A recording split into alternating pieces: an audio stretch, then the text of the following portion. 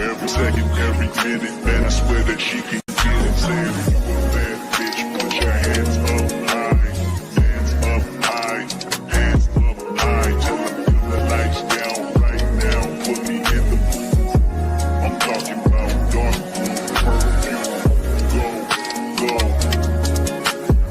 I recognize your fragrance, hold up, you ain't never gotta say shit, and I know your taste is a little bit, high maintenance, everybody else basic, you live life on an everyday basis, with poetic justice, poetic justice. If I told you that a flower bloomed in a dark room, would you trust it? I mean, I write poems in these songs, dedicated to you, and you're in the mood for empathy, there's blood in my pen, better yet with your friends and them, I really wanna know you all, I really wanna show you off. Pour up plenty of champagne, cold nights when you curse this name. You called up your girlfriends and your girl in that little bitty range. I heard that she wanna go and party.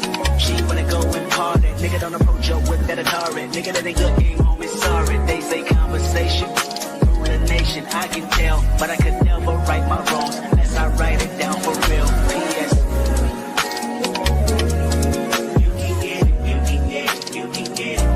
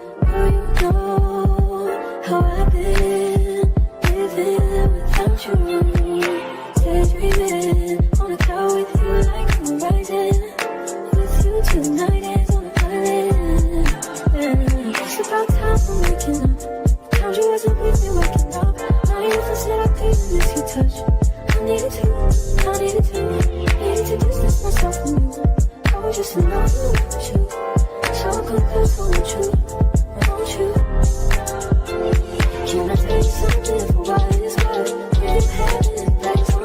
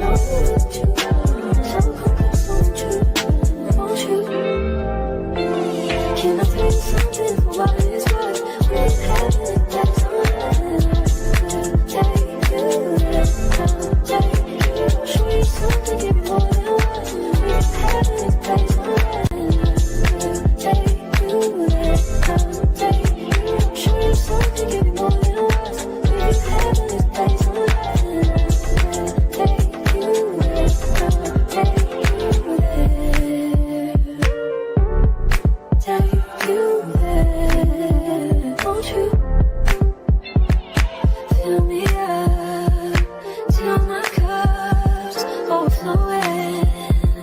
I'm so anxious just to feel the silence. It's so quiet, but I hear you saying to me, baby, it's about time we're making enough time. The times you wasn't really working out. Now you never said I couldn't let you touch. I need you, I need you, need to distance myself from you. I was just in love with you, so confess won't you? Can I tell you something for what it is worth? We had it, that's all show you something, give me more than words. We had it, that's all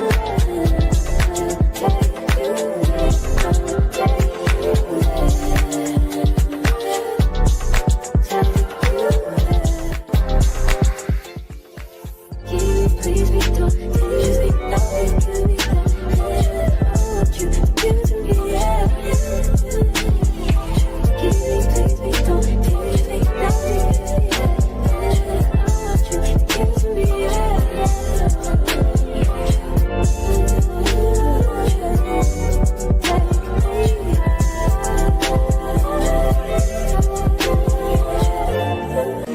Every second, every minute, man, I swear that she can get it. Saying if you a bad bitch, put your hands up high, hands up high, hands up high. Tell them dim the lights down right now, put me in the mood. I'm talking about dark perfume, go, go. I recognize your fragrance. Hold up, you ain't never gotta say shit. And I know your taste is a little bit high maintenance. Everybody else basic. You live life on an everyday basis with poetic justice. Poetic justice. If I told you that a flower bloomed in a dark room, would you trust it? I mean, I write poems in these songs dedicated to you. When you're in the mood for empathy, there's blood in my pen. Better yet, with your friends and them. I really wanna know you all. I really wanna show you off. Fuck God, pour up plenty of champagne. Cold nights when you curse this name. You called up your girlfriends and y'all curled in that little bitty range. I heard that she wanna go and party. She wanna go and party. Nigga, don't approach her with that Atari. Nigga, that ain't good game, homie. Sorry, they say conversation rule the nation. I can tell, but I could never right my wrongs unless I write it down for real. P.S.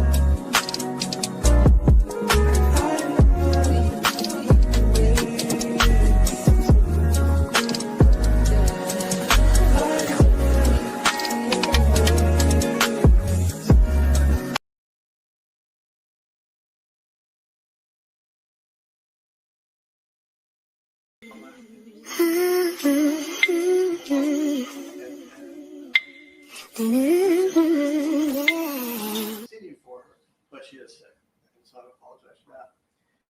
This is the last time, the last opportunity I'll have to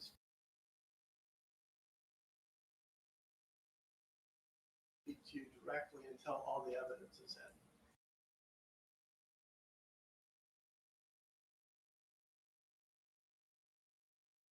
This is my chance to tell you what I believe the evidence will be. Now, what I say and what counsel has said today are like promises. We're predicting, we're promising you what we're going to show. And at the end of the trial, I want you to remember the promises, because at the end of the trial, I'm going to ask you who kept their promises and who didn't.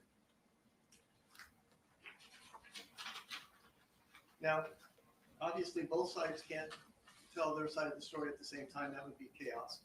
So in our system, the person who filed the lawsuit gets to go first. You've heard many times today that it's very important that you keep an open mind, that you hear both sides of the story before, both sides of the evidence, both sides' documents, before you make a decision or come to any conclusions. It is only way, the only way, to be fair to both sides, that you hear all of the evidence and not just jump to conclusions. Now, this is what we expect the evidence will show. First, Cardi is a loving mother to 3 young children and a devoted daughter and sister in a tight-knit family. She came from a very humble beginning. She is a successful recording artist now, but she was born in poverty in New York City's Washington Heights. She worked very hard to get where she is. In 2015, she joined the cast of a reality show called Love and Hip Hop New York. And from there, she all of a sudden got all these followers. And that ended up with her becoming a Grammy Award-winning, critically acclaimed recording artist. Now, second, the evidence will show that in late February 2018, Cardi was about 4 months pregnant with her first child, excuse me. It was early in her pregnancy. She came out to Los Angeles for work, basically, related to the NBA event. And she asked a friend, or she asked someone to recommend a gynecologist. She wanted to just check. And so she made an appointment, or an appointment was made for her, to see a gynecologist at a medical building in Beverly Hills. They took special steps to make sure this was private. The appointment was on a Saturday afternoon. The doctor, the gynecologist, had arranged for his staff to leave early.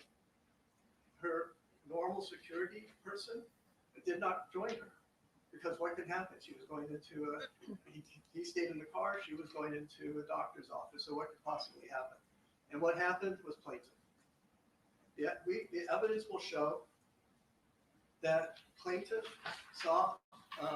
had her phone to her ear when the elevator opened, as Cardi was trying to make her way to her doctor's office. She was a patient. And the plaintiff stated out loud, "Wow, that was Cardi B." Cardi turned around and saw the plaintiff holding up her phone, filming or photographing her. And Cardi said, "Why are you doing that? Why do you think you can photograph me?" Just steps away from my doctor's office, and the evidence will show that plaintiff's response was a belligerent "because I can." Now, you will hear evidence that plaintiff continued to follow Cardi as Cardi tried to get to her doctor's office. Evidence that plaintiff continued to yell at Cardi. That when people from the doctor's office came out and told plaintiffs to stop, saying, "You're a security guard, what are you doing?" That plaintiff continued. And when someone intervened and got between them, plaintiff started taking swings at Cardi B. As Cardi B backed up and backed up, Cardi B was, facing someone, with all respect, who testified and admitted that she was 240, 250 pounds, wearing black military boots, hovering over Cardi, yelling and screaming at her and taking swings at her, trying to get to her beyond the person who was trying to intervene, trying to calm things down. Now, I don't take any pleasure in saying this, but there will be evidence that it was plaintiff who yelled, "I will fuck your shit up." That's when someone intervened and dragged plaintiff to an elevator and said, "You have to leave. You have to leave." You will hear Cardi's testimony that she both feared for her unborn baby. This was her first pregnancy, and a very large woman was advancing towards her, and she was utterly confused that a security guard would be her attacker. Importantly, plaintiff has repeatedly changed her story over the last 7 years. You will hear evidence that, under oath, she stated in what is called discovery, Cardi beat her about the head and body. Under oath, she said that. You will hear evidence that plaintiff stated, Cardi scratched plaintiff's nose. You will hear evidence that the story then changed, that Cardi instead scratched plaintiff's cheek, and you will hear evidence that plaintiff also said Cardi never touched her. That is the evidence that you will hear. And to put it mildly, we expect the evidence will establish that plaintiff is not telling the truth. Now, there's been this allegation that that Cardi got plaintiff fired. But we expect. Objection, Your Honor. we'll discuss this issue. Sustained claims was withdrawn. I apologize. The claim was withdrawn. Oh. Well, that's nice. I didn't know that. So there is no employment claim? Okay. You've been very patient. The case just got smaller, but we still have a lot of evidence to put on. And I thank you for your patience and thank you for keeping an open mind and waiting until you hear both sides. Thank you. Okay, thank you, counsel. All right, we're going to begin with the presentation of evidence at this point in time. Does plaintiff have a witness to call? Yes, Your Honor. Plaintiff calls Imani Ellis to stand as our first witness. Thank you.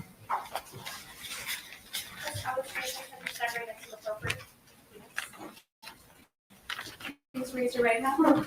Do you solemnly state that the testimony you may give in the cause now pending before this court shall be the truth, the whole truth, and nothing but the truth, so help you God? Yes. Thank you. May I please have you state and spell your first and last name for the record? Yes, my name is Imani Ellis. Last name is Ellis. Your first name, please. Imani, yes, Emani. Perfect. Thank you. You may take a seat. Please watch your step.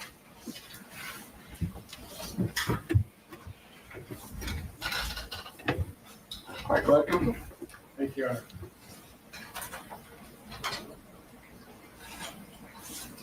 Good afternoon, Ms. Ellis.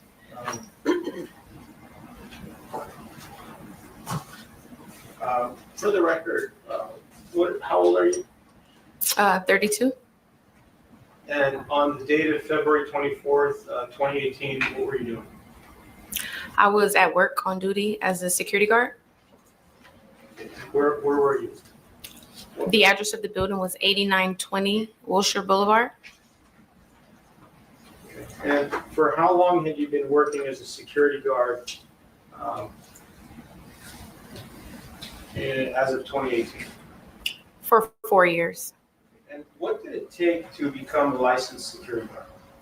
You have to get fingerprinted and it's sent to the state of California for approval. And do you have any criminal record? No, Could you become a security guard if you have a criminal record? no, Have you ever assaulted and battered anybody in your lifetime? no. Were you using your telephone to take photographs of the defendant when you saw her exit the elevator? No. So if you could just tell us in your own words, when you got to the 5th floor, you were doing your rounds, and you saw Cardi B, what did you say? I said something along the lines of, that looks like Cardi B, or wow, that's Cardi B. Were you talking to anybody at that time? No. For sure. Yes.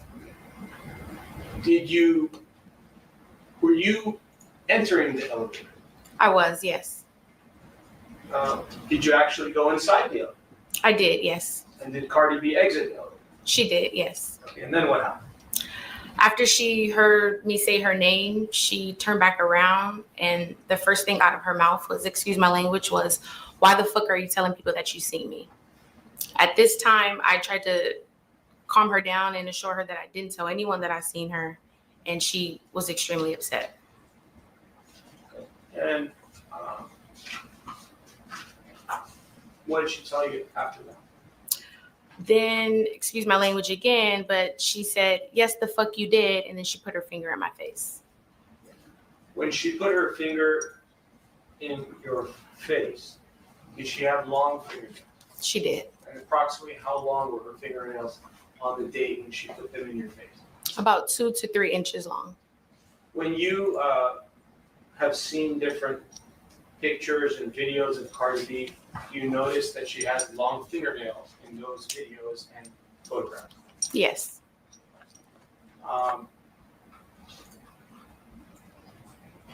When you saw her today, did you notice that her fingernails were very short? Yes. Does she usually wear them that short? Objection? Leading. It's also lacks foundation sustained. Have you seen, well, strike that. For how long, were you a fan of Cardi B before this incident? I was. What kind of fan were you? I enjoyed her music. I was interested in going to a concert. I didn't have any problem with her. Did you ever go to see her in concert? I had tickets to go to see her, but I never went after this incident. And when were you supposed to go see her in concert? I'm not sure of the date. It was sometime in 2018. And you're very close with your grandmother, Diane Schmidt, is that correct? Correct. How old is your grandmother? She's 79. Does she have information about this incident objection? Assistant.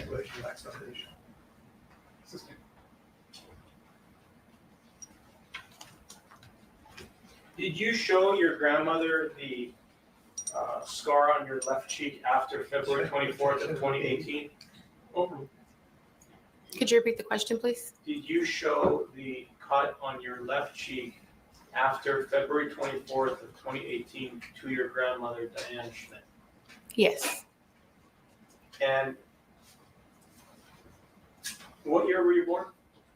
1992. And how many brothers and sisters do you have? I'm the oldest of 5. And your grandmother has seen you regularly from birth up to the present time? Yes. And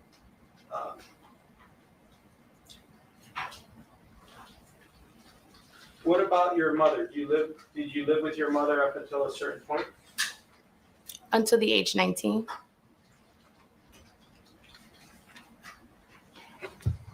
Did you sustain any, well, straight then. Let me take you a little bit back to the so, when you were at the building and Cardi B exited the elevator on February 24th, 2018, what were the words that she used that were so hurtful? She used a lot of words. And again, excuse my language, but she was like, fuck you, you fat ass bitch. That's why I'm going to beat your ass. I'm going to get you fired. Nigga this, nigga that, bitch ass nigga. That's why you do security. Ah, that's why you do security. Ah, she was sticking her tongue out. She was flailing her arms up and down. She was jumping up and down. Body shaming me. I mean, racial slurs, just a lot. And did she spit on you? She did. Did her spit actually land on your body? It did. Why did you exit the elevator to speak with her after she said what she said?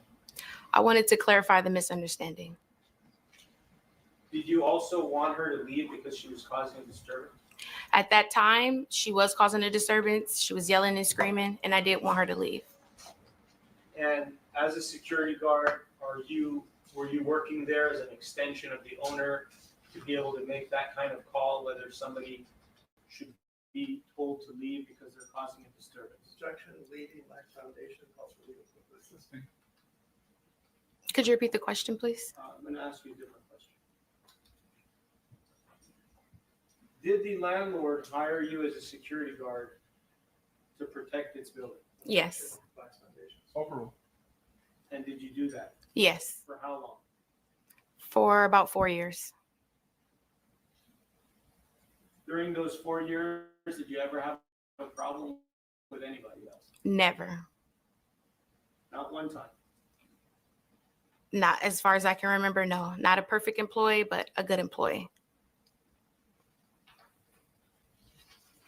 Did the defendant take a swing at you? She did. When she took a swing at you, it didn't hit your body, right? No. Did the defendant use her fingernails to cut your face? She did. As a result of the cut to your face, did you have to see 2 different plastic surgeons? Yes, Did you undergo plastic surgery? I did.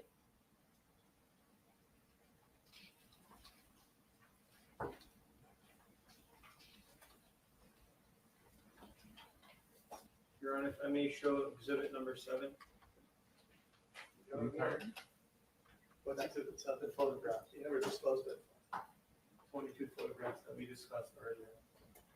I'm gonna let him show the photographs. For the record, What's that? I'm sorry, for the record, Oh, can you just identify it by number? Yes, Page sir. number? Would it be okay to get one of those books?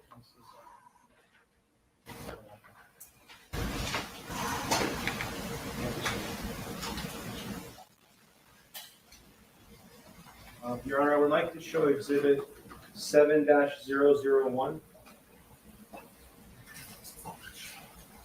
Understanding you're objecting to their admission, do you want them to lay foundation, or are we going to stipulate foundation?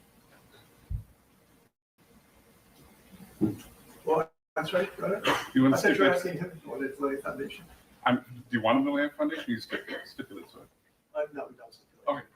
Then why don't you show the photograph to your client first to identify what it is? Yes, Your Honor. If you can look into that notebook on your right, there'll be a number 7.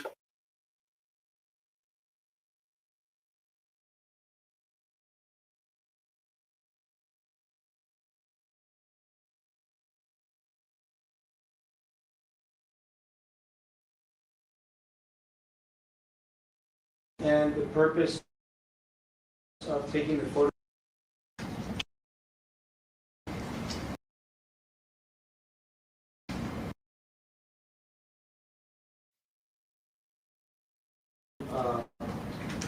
Go to the building and accompany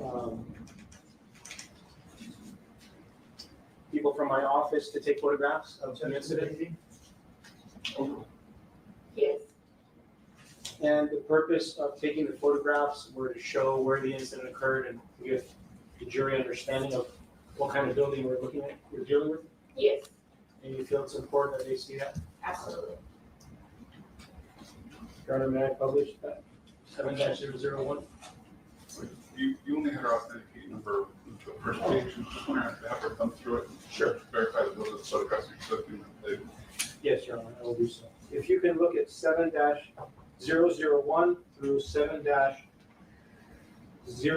if you can look at all those photographs. Are those photographs of the building where you worked on February 24th, 2018? Yes, And if you look towards the end, 7-022, is that the area where the incident took place? one second. Yes,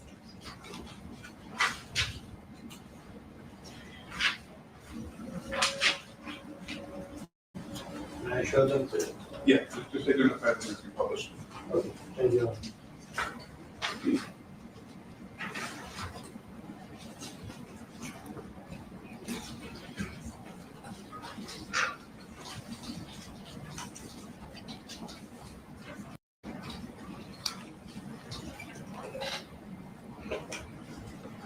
Okay, I'm just going to show exhibit 7-001.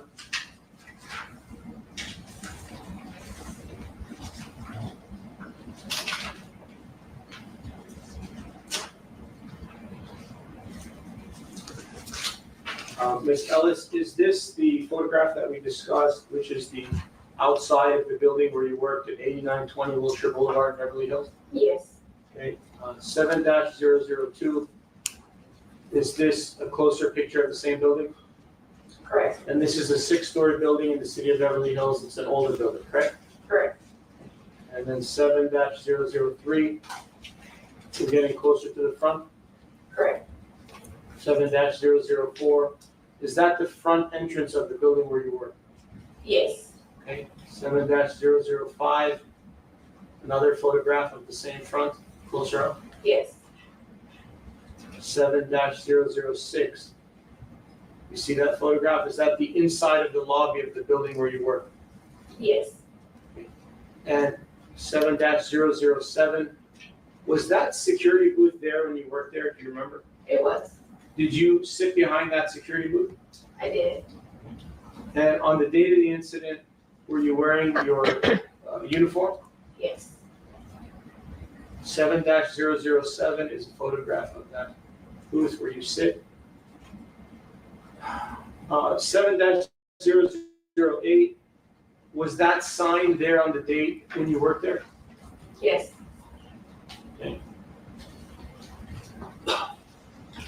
7-009, these are the elevators that guests and visitors of the building would take to get upstairs, is that correct?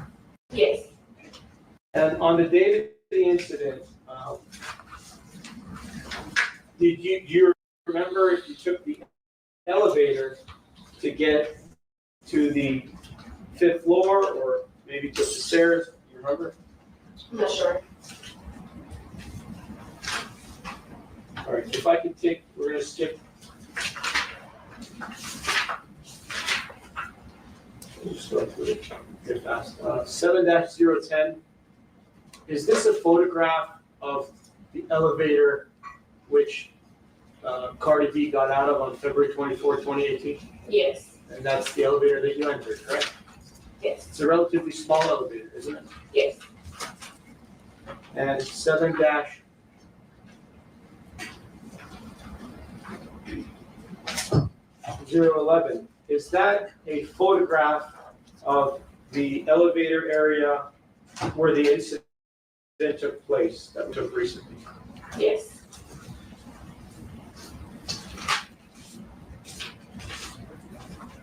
On the, and obviously on, well, sorry, on the day of the incident, you were there, it was Saturday, correct? Yes.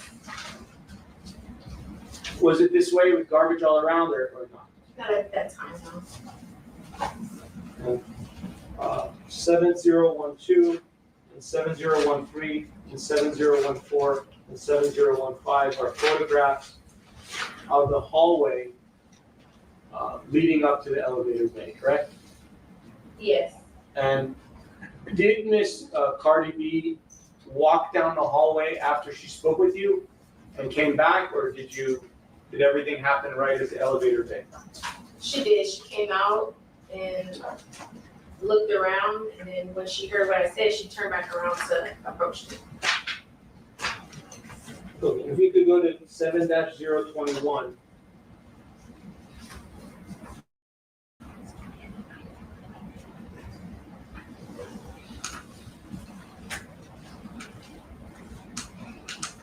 This is where the entire incident took place, correct? Yes.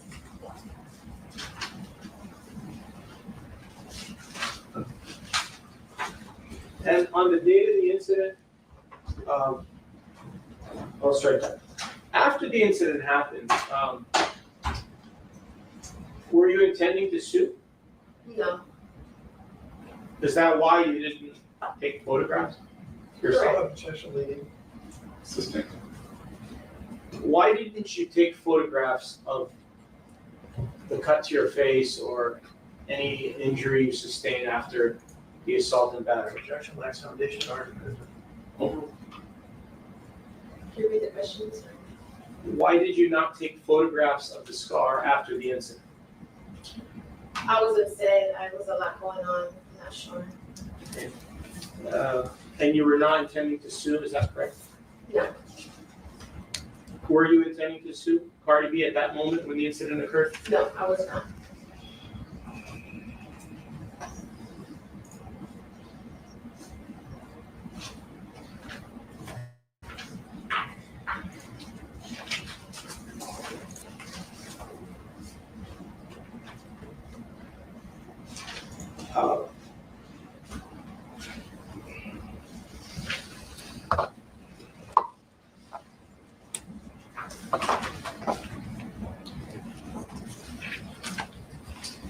In addition to being a security guard, did you have interest in criminal justice? Yes. What were the classes that you took or were going to take? I got my bachelor's degree in criminal justice administration. And after this incident, did you continue in that path? I chose a different career field. What is your current career at this time? I work in social services. What do you do? Who do you work with? I work with low-income families to access resources.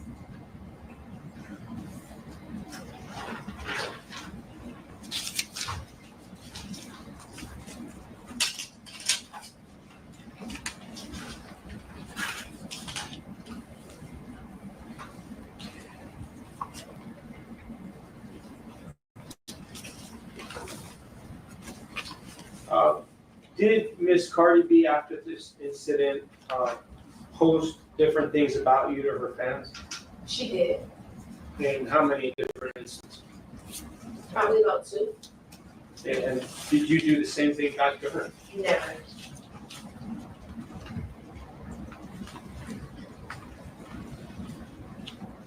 After the incident, did you seek medical treatment from a psychologist, Nicole McKenzie?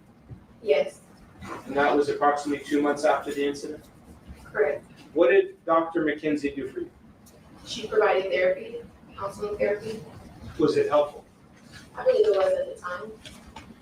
Before the incident, did you ever have any type of psychological or psychiatric medical treatment? Can I answer? Okay. Something happened with my sister and a neighbor. My family was given therapy on behalf of that. That was all my trauma. And how long ago was that before the incident? Over 10, 15 years ago, before the incident. So approximately what year was that? I'm not sure. And was there a gap between the completion of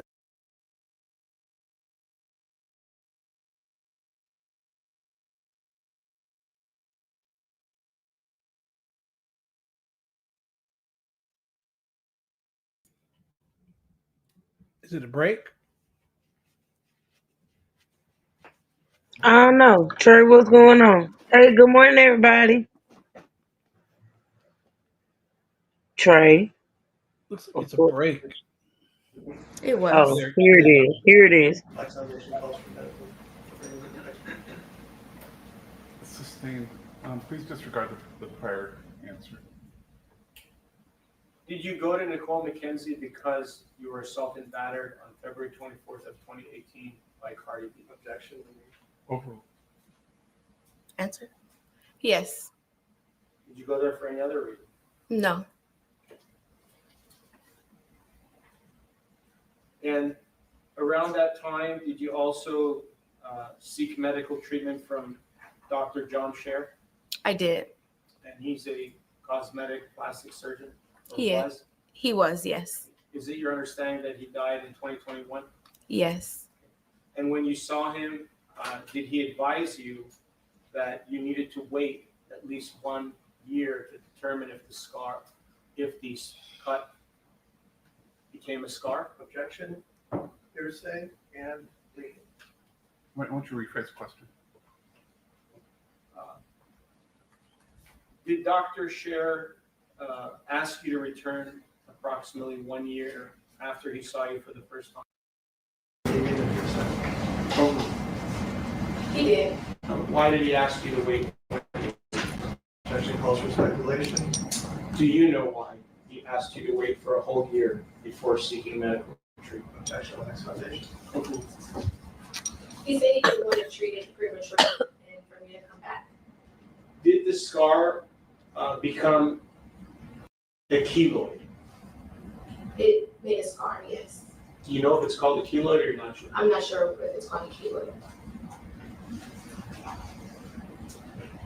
Before the incident of February 24th, 2018, did you have any scars to your left cheek? Never. Did you have any scars anywhere on your face? Never. At some point, well, straight. Do you remember the pandemic in April of 2020? I do. You remember that there was a period of time where elective medical treatment was not allowed? Yes. What about the cost of the treatment? Could you afford to pay $15,000, $20,000 to get plastic surgery to your face? No. Did Dr. Mulliken agree to treat you on a lean basis? He did. And when you got medical treatment on a lean basis, is it your understanding that regardless of the outcome of the case, you still owe Dr. Mulliken the fees for the treatment that he did? Is that your understanding? Yes. Did you also see a pain management doctor for one visit? I did.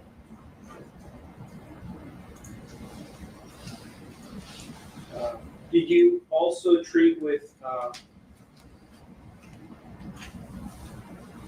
different psychologists, including Alex Avila and other psychologists on October 8th, 22 through July 2nd of 23? Objection, it's a violation of order granting the motion in limine. I'm sorry, can you repeat the question? Did you seek treatment from psychologists, including Alex Avila and other psychologists from October 8th, 22 through July 2nd of 23? Same objection. Overruled. Correct, yes. And for that psychological treatment, did Dr. Avila's office agree to treat you on a leave basis? They did, yes. For Nicole McKenzie, did you, would the medical bills totaling $5,087 from her office for medical treatment that you received related to this incident? Objection.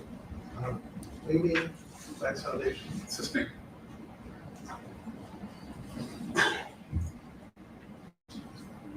Is it your understanding that your total medical bills related to this incident are $36,000? You need to start with the foundation. You need to establish what she knows and how she knows.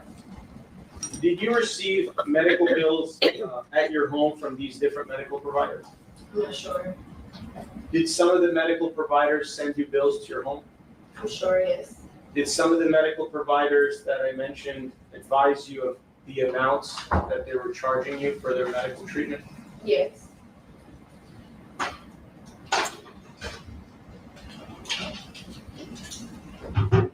Was the medical treatment that you received from these medical providers beneficial to you? It was.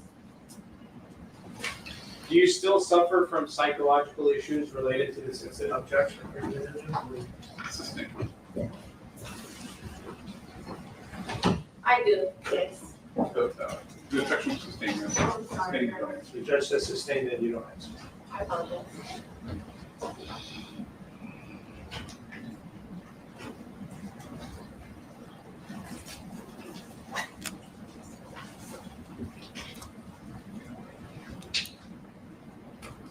How often, since this incident, February 24th of 2018, how often do you see your grandmother, Diane Schmidt? Objection, otherwise. Overruled. Once a month And where does she live? in Las Vegas. And she's here today to testify on your behalf. She is. Do you know how old your grandmother is? 79.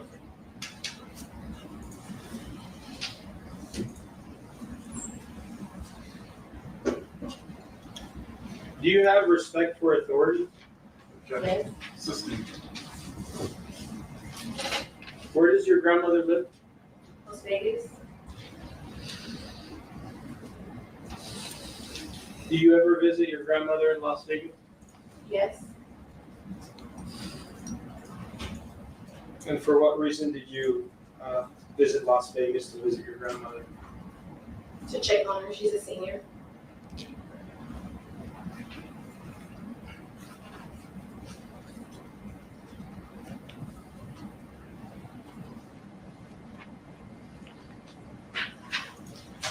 Do you take any medication or drugs? No. Do you drink alcohol regularly? No.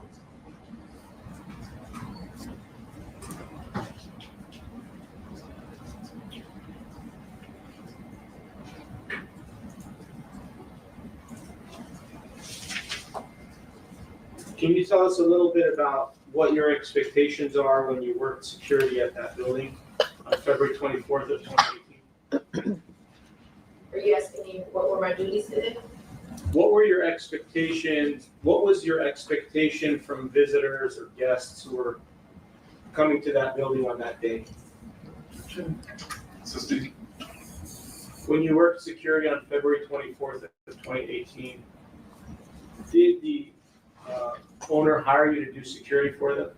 Yes. And why did they hire you? Objection, culture, speculation, Max Foundation. Assistant.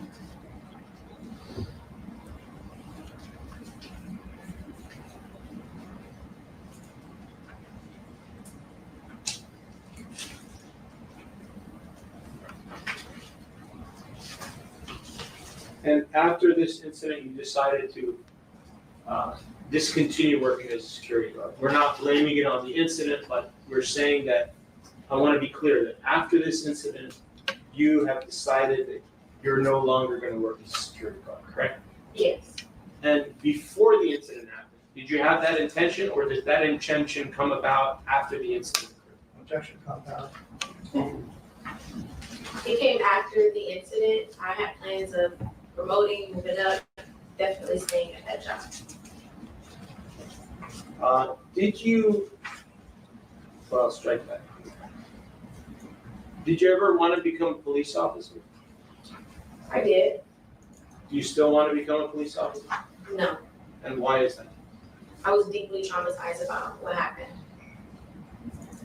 Can you tell me a little bit more about your trauma that you suffered from this incident? Yes. I deal with anxiety, deal with depression. I have post-traumatic stress. I have a scar on my face. I deal with insomnia, things like that. Do you believe that the incident, well, strike that. Are you single at this time? I am. Were you single at the time of the incident? I'm not sure. Do you believe that this incident has an effect on your future ability to have a partner? Objection, Max Foundation, calls for expert testimony. Assistant.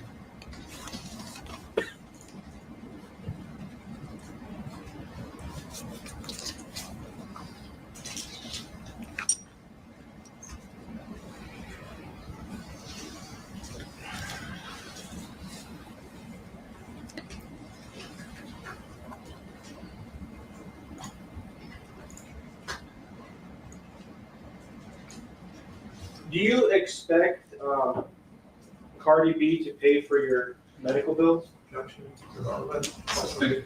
Sorry.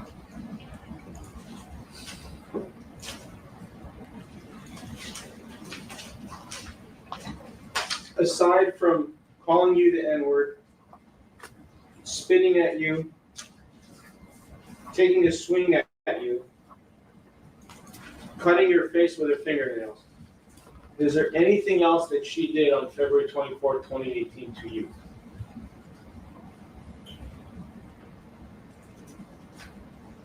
I mean, the whole incident was super traumatizing for me. She did a lot that day. Did she ever apologize for what she did? Never, Did you want her to apologize? of course. Thank you. Thank you, Your Honor. All right, cross examine.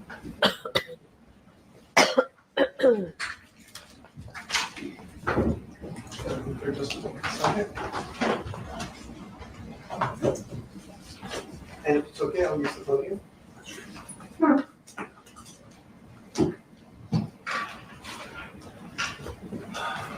With a slight adjustment.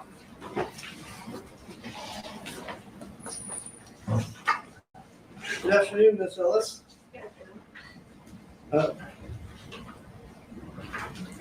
Your lawyer showed you photos of the building that you were working on at as a security guard in February 2018. Do you know the name of the building? I don't know the name. Was it Beverly Hills Medical Center? It could have been, yes. Yeah, it was a medical facility, right? Yes.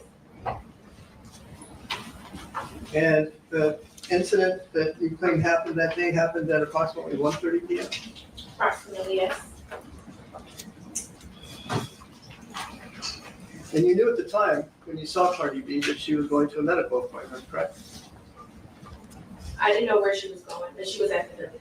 And you understood that she was going to a medical appointment, right? She was going to an appointment, yes. And it was a medical building, right?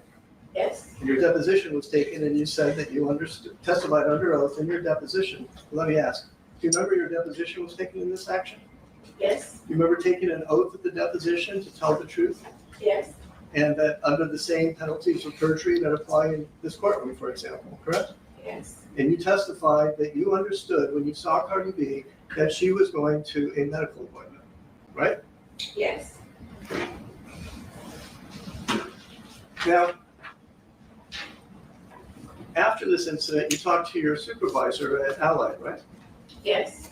And she told you to submit a incident report, correct? Yes.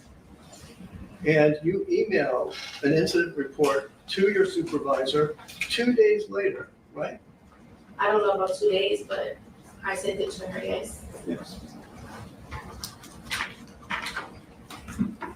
And it was by email. I'm not sure how she received it. Your Honor, if we may, I'd like to show the witness the incident report that she did not produce in discovery. I want to refresh your recollection. I would object to that based on authenticity. It's not her document. I think we did it, refresh your recollection. Over with.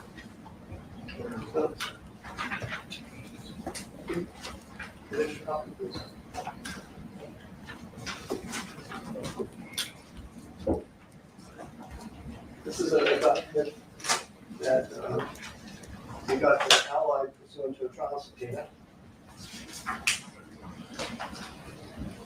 And it's not in the book. So let me provide a copy. Should I hand it to the clerk? You can push. I'm sorry? Oh, thank you, Ron. Let's make sure. There we go. Does that refresh your memory that you sent an email to your supervisor on February 26, 2018? Okay, Do you recall that now? I don't, but I'm looking at what you gave me. And that's your email address, right? Yes. And it's addressed to your supervisor, Jassa, Yes. and it's dated February 24, 2018? Oh, I apologize, it's dated February 26, 2018, and the subject is 224-18 incident report. You see that? I see it, yes. Yes.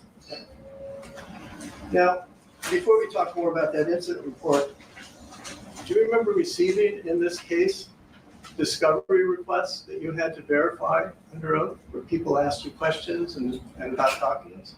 I'm not sure.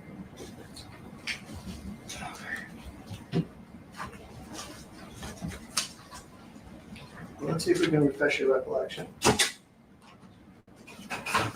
With. Bear with me.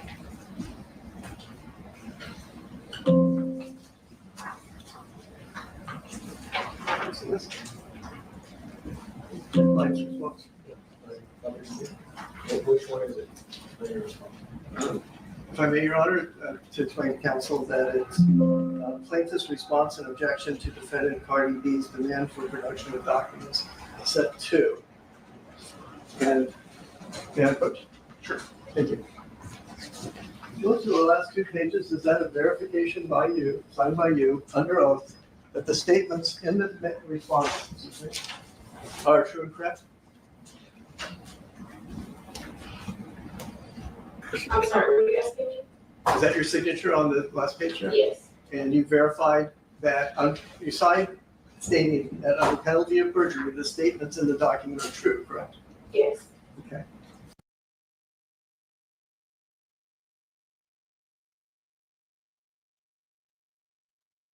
I'm not sure. Well, please look at it. If you could please look at pages 5 and 6. The plaintiff has no emails related to this lawsuit.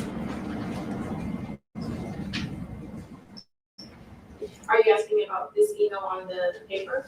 I'm asking you about the response. You made a discovery in this case stating it under oath. You have no emails that relate to this incident. Is that Well, that's correct? correct. I don't have access to this email anymore. Okay, so you're, well, okay.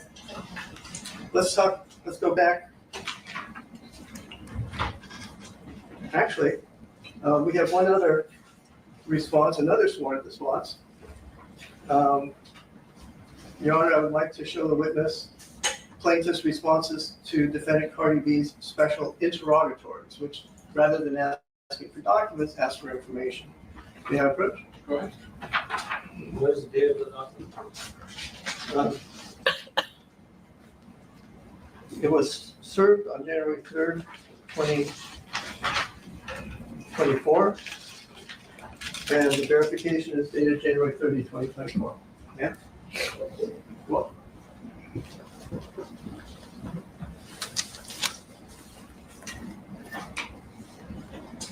And that's your signature at the last page, verified under oath that the statements in the document are true and correct? My signature, yes. Okay, and you understood that you were verifying under oath that the statements in that document were correct? Yes. And in that document as well, you said you had no emails related to this incident, this lawsuit, right? I'm not sure if I said that in this document, but Could you please look at pages 4 to 5? In fact, you say it 5 times. If memory serves, it's in bold.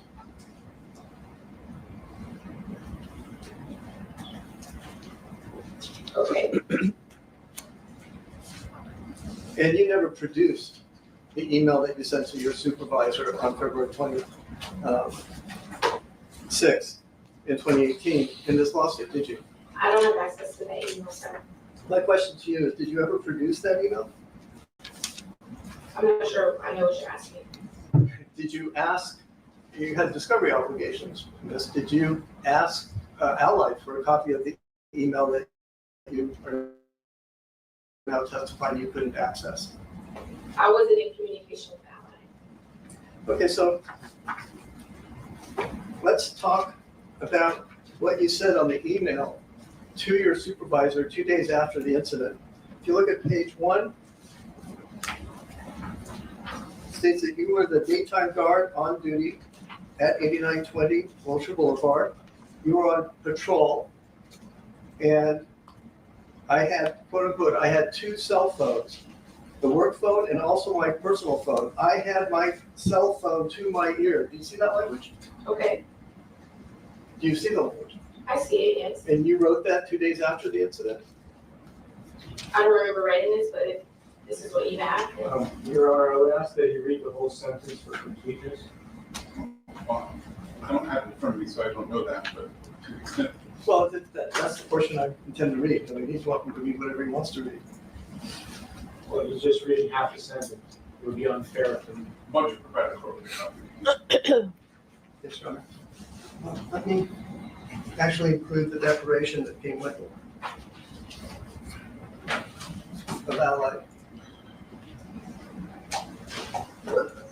Sorry.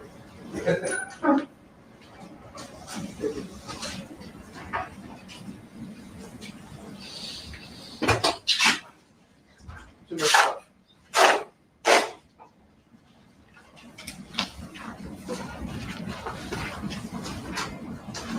We'll talk about the first paragraph.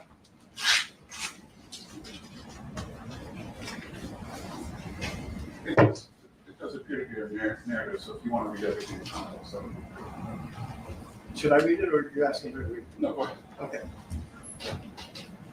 And just that sentence, Your Honor? Just read it. Whatever it is, make sure it's in context. Okay, thank you. Again, the context is that you state in this that you are a daytime guard on duty at 8920 Wilshire Boulevard.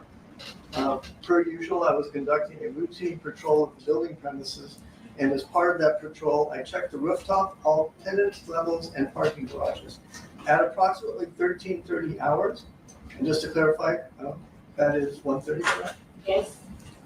I was finishing a patrol on the 5th floor of the building. In my hand, I had 2 cell phones, the AUS work phone, and I also had my personal cell phone. I held my cell phone to my ear, checking my voicemail because my mother is recovering from cancer and is in chemotherapy, so sometimes I don't get the calls and have to check the voicemails. Do you remember that? I'm reading it with you, yes. And are you telling me you have no recollection of this 2-page email detailing the event that you've sued over? I remember writing an incident report and sending it over. Well, Do you recall also that you produced in this case your T-Mobile cell phone records, correct? Yes. And if I could, I believe that's something we can display because it is an exhibit. Can you share, Your Honor, may I ask if they can share the exhibit number, please? So why don't we, just to move things along, why don't we take our afternoon break now? Ladies and gentlemen, we're gonna take an afternoon break. Since we have a couple things to discuss and I need to give the court reporter some time off, why don't we resume back at 3:15? In the meantime, please do not discuss the case with anyone, including other jurors. Don't call me please or do any research about the case. We will see you at 3:15.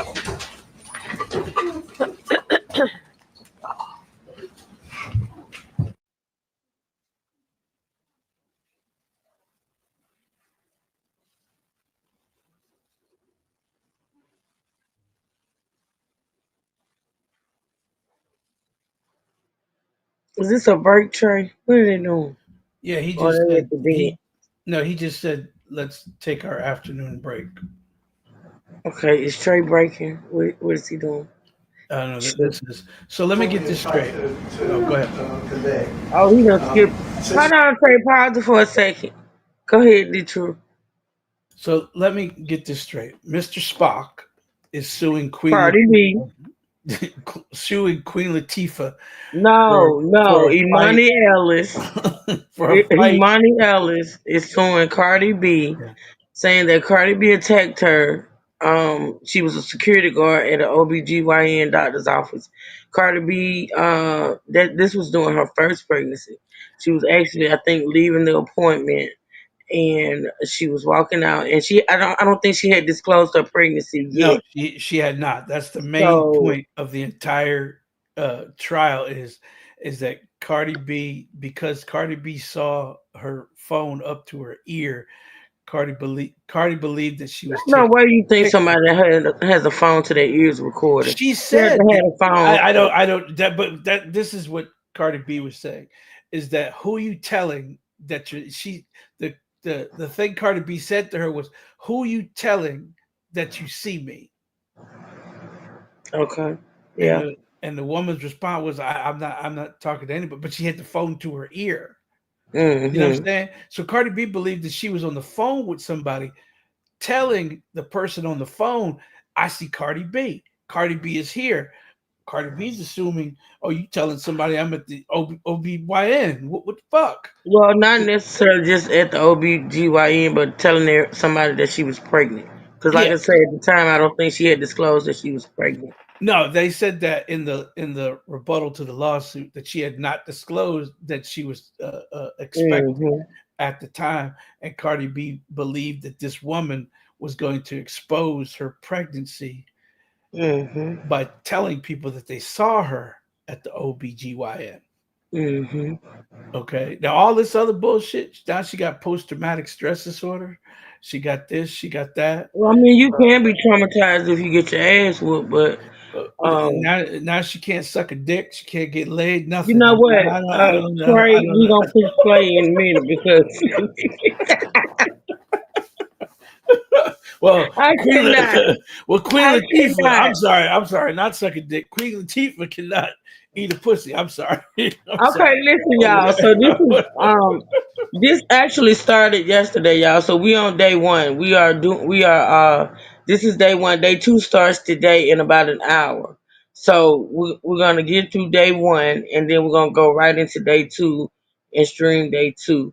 But yeah, It's mighty funny that they have not disclosed the amount she is seeking, other than $25,000 in a civil suit and this medical. is the civil suit. Yes, but she's not disclosing how much money she wants.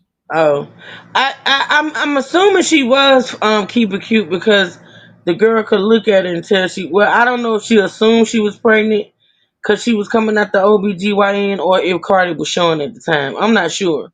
Well, it'd be interesting to see where her doctor office is, and if she exits the elevator, is she right there by the OBGYN? I don't know, but they showed the elevator, but I'm not sure about that. because that's They very. gonna determine the amount in the second trial. They done broke it up into 2 parts. Oh yeah, because all they're showing is 25,000 in a civil penalty and medical bills. Yeah, she got to get through this part first, and if necessary, they'll go to the second trial, and she specify how much she want. So you know why this trial took so long to come to court? Because Cardi B got long money. Well, Wow. it's negotiation back and forth. Cardi B claiming that there is no substantial. They probably Cardi spent B claiming she wasn't the aggressor. yeah. Well, she probably spent most of the time trying to prove that the person trying to prove that all of this happened and this and that. So it could go back for years. But again, remember this happened during COVID. Everything was pushed back. Mm. So it could have been right after that. This went on the docket and just sat for a long time because the lawyers. I don't know why Cardi ain't just put this girl a check and be done. I know. With it. Cardi she could have threw a couple that's all she want. That's all she wants is a little checky check. Cause Cardi gonna end up winning and getting her lawyer fees paid because her money longer. Well, again, that's true, Fonberry. That's true. That's why I said Cardi could have been showing at the time. I don't know which one was it though, but I'm not because I'm not in that girl's head. I don't know if she. She Latino. She definitely was showing. Yeah. She could be. It could have been the stall tactics. Because remember, if your lawyer thinks that hey, they're just going to settle if I keep stalling it, then they're going to throw back a number. But Cardi had the money. She could have threw her a couple $100,000 and she'd have been on her way. But Cardi is also very stubborn. Sure is. So she may also very ghetto. Yeah, well, yeah, she is very good, but she may have just said, you know what, fuck this, I'm tired of this shit. Because a lot of them think if I don't fight this, I'm gonna have about 100 other fucking lawsuits every time I turn around. Somebody gonna say I did something to him, blah blah blah, and they just do it on principle sometimes because they're just tired of the lawsuits. Just I mean, it's costing her money. I'm sure she got it though, but I'm just saying, like, it's probably costing more than what she could have threw at the girl. I just throw her a damn. Well, yeah, but again, if you pay somebody off, how many others are gonna come out? If they find out that you're just paying people off, I think there's a lot of frivolous shit going around as far as the courts. I don't think. And they're hoping, and most of them are just 9 out of 10 is like they just gonna pay you. They just get like every time somebody falls in Walmart, there's a lawyer right behind them. Hey, we're gonna sue because they know that Walmart's could just pay, just give you some money just to go away. And these celebrities would be like, I'm tired of, just like all the ones that get blackmailed and everything else. They're like, I'm tired of this shit. Why the hell every time I turn around, somebody's slipping me a picture talking about I saw you? What the hell? I need $50,000. So they get tired of it eventually. And I think because remember, she's been sued a couple other times. Hell, that woman that she threw the microphone at, that threw water at her, sued her for that. They just and they won't throw these cases out. I don't understand. But you know, too, with as much as I look at the crazies and say the crazies are crazy, the entertainers are crazy too as well. Because if you know that if you look at somebody long enough, they're gonna sue you because you're an entertainer. They know you got the money. Exactly. Why put yourself in that situation? Exactly. So I'm just saying. Here we go, y'all. To work with this gentleman to get his exhibits and to finish the exhibit, the joint exhibit list. We have filed a memorandum with the declaration that shows me in August repeatedly asking. Okay, let's fast forward. We have not. Maybe there's a lack of meeting at your friend. Do you have all their documents yet? At 8:45, he handed it to me today. Okay. And we previously produced the documents and produced them as trial exhibits by service at 11:47 on Friday, which disputes happened, but I haven't put this service. Okay. And if I made my comment, would like to add something. Sure. I just want to be clear that on Wednesday, I was moving my son to college and got a message from plaintiff's counsel that the court wanted us to make change to the documents. He did not respond, as Peter said, this is detailed in something you filed with the court, letter after letter after letter, he did not respond to. He already filed his documents to the court on Tuesday when he's leaving me voicemail saying, the court is telling us we have to make changes to the documents and submit them. The documents that were filed were not filed with my knowledge and consent. He was leaving voicemail saying we have to get the documents filed while he already filed the documents. Yeah, I just wanted you to know, I'm those are not our about documents. exhibits. Do you have you got their exhibits this morning? We got their exhibit book this morning. Okay. Art. Sorry, but we're trying to not trip over a wire. And I apologize for that, Your Honor. It almost killed me.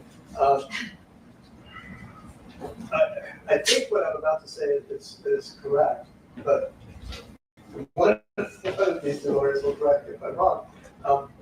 We initially, before the final trial status conference, filed what we had and explained that we had not heard from counsel. Counsel, the court admonished everyone to cooperate. We identified 3 remaining open issues and repeatedly asked him to identify the documents. He has these for his exhibits, he had these generic references to medical records, things like that. We asked him, and he was asking us for authenticity, and we said, give us the documents so we know what we're stipulating to. We did not get a response to any of those questions. He then unilaterally, as we got closer to the, he unilaterally last week filed these trial documents, which we understood he was saying us to review pursuant to what Ms. Moore just said, and found out only on Saturday they didn't actually file them. Yesterday, to at least show our side of it, because he doesn't include everything that we put in, filed our own unjoint and jury instructions and everything.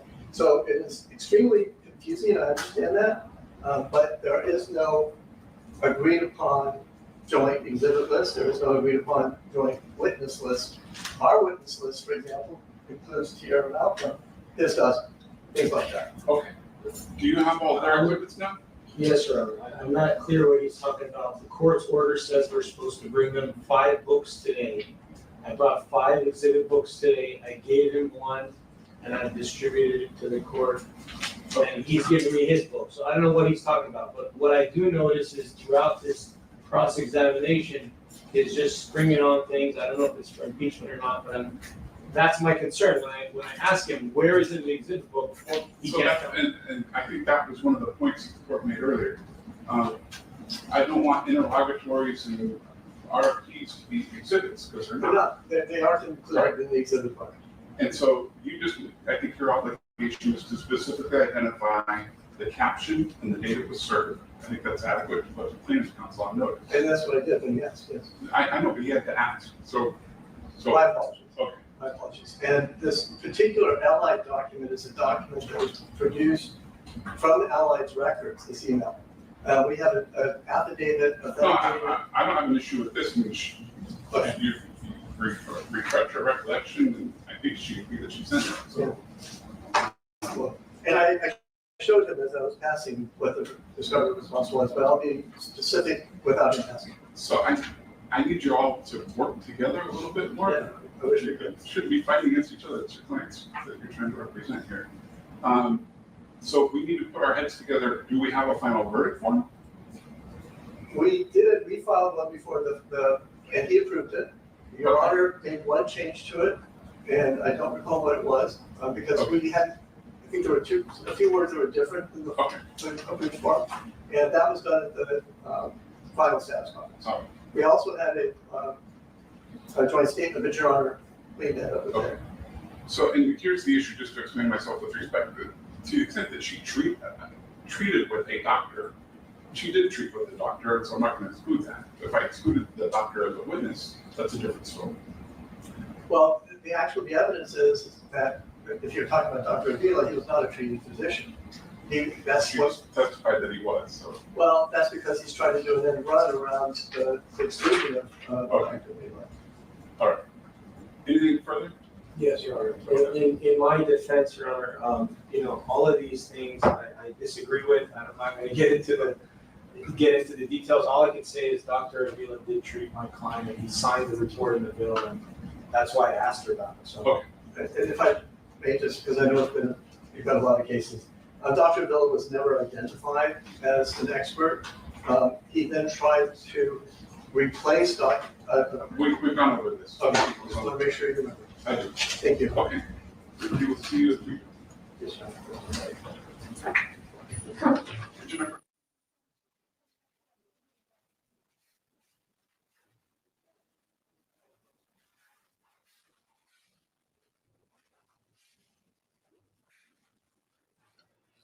Funberry, you hadn't looked at Cardi B in that courtroom. You hadn't seen her.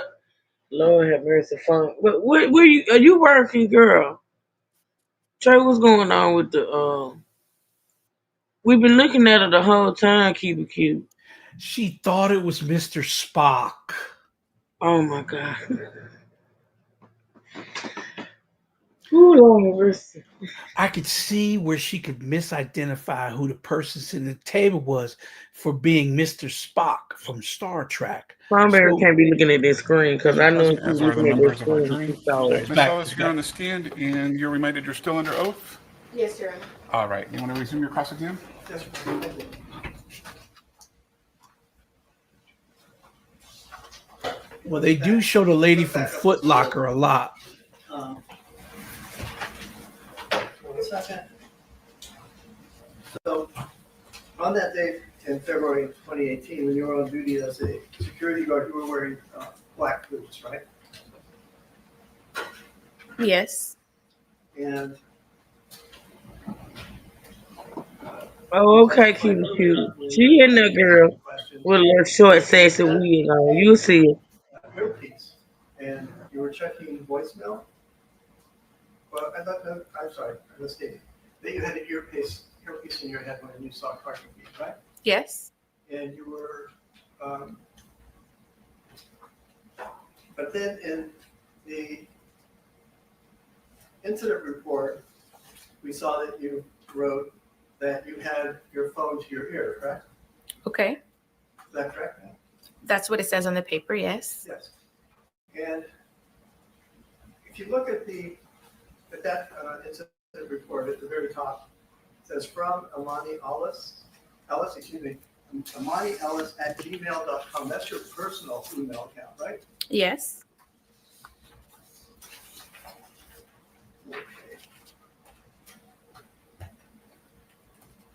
And is doing incident reports a normal practice in the security guard business? When something happens, yes. In fact, you do daily activity reports as a security guard? Yes. So the reports are very important, right? Yes. And in the incident report, when you were reporting back to your supervisor, you said that you were checking your voicemail, right? That's what the email says. The email that bears your name, right? Reporting on the incident that you have sued over. Okay. Is that correct? Yes. Okay. If we could turn in the blue book to file exhibit 200.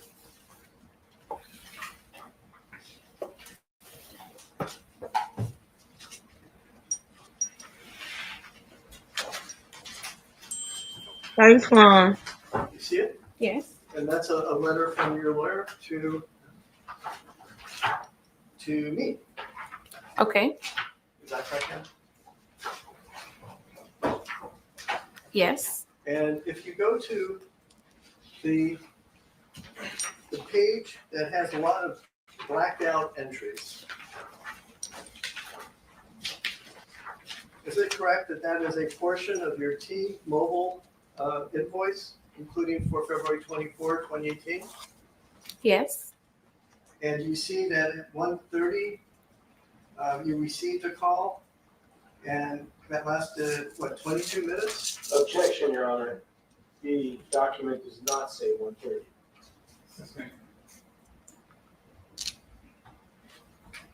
well, maybe my glasses are, I need to get a new prescription.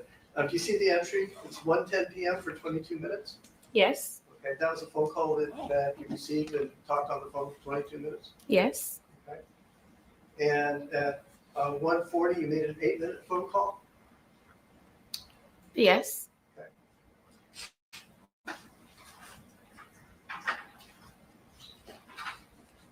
And whose phone number is that?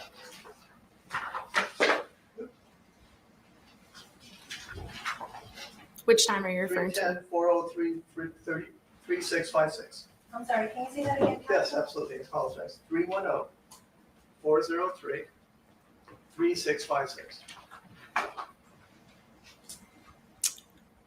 I don't know who the number belongs to, but it's probably a family member of mine. Is that Nicholas Jackson's phone number? Probably yes.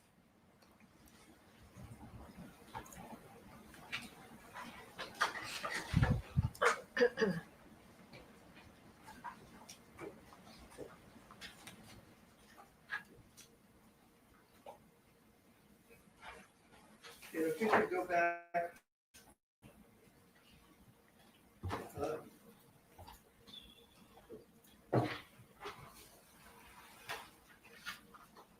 And you testified that you said, when you saw Cardi B, you said something to the effect of, wow, that was Cardi B.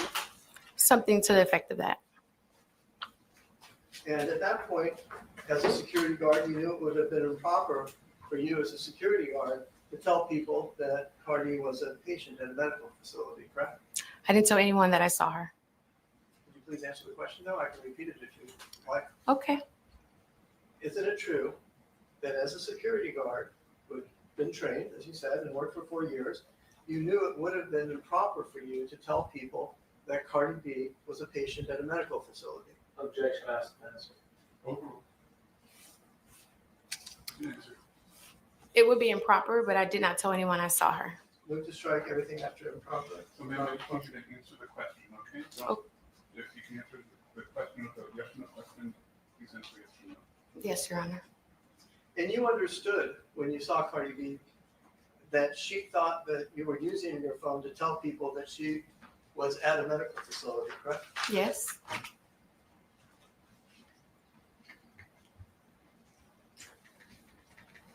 And as I understand it, you denied that you used your cell phone to photograph or film Cardi B on that day. Is that correct? That's not true. I didn't record her or film her.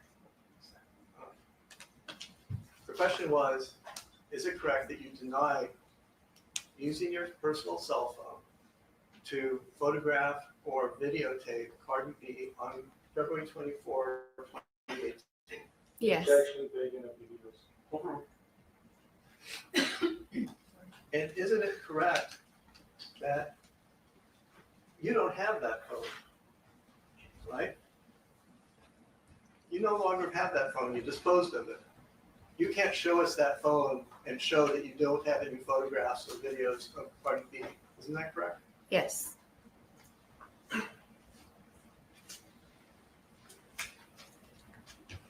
And rather than simply leaving, you stepped out of the elevator and told Cardi B to repeat what she said. Say it again. Isn't that what you did? No. Well, if you look at the incident report,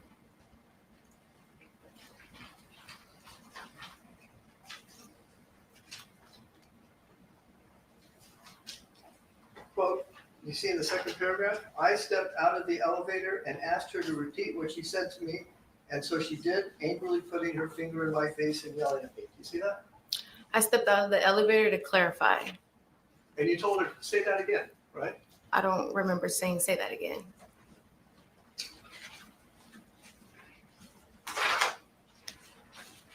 And your testimony was that you and Cardi B yelled at each other for 30 seconds? She yelled at me. My voice was firm because I was upset. Are you denying that you testified at your deposition and stated to Dr. McKenzie that you were yelling and cursing at Cardi B? I'm not denying it. I just wanted to clarify.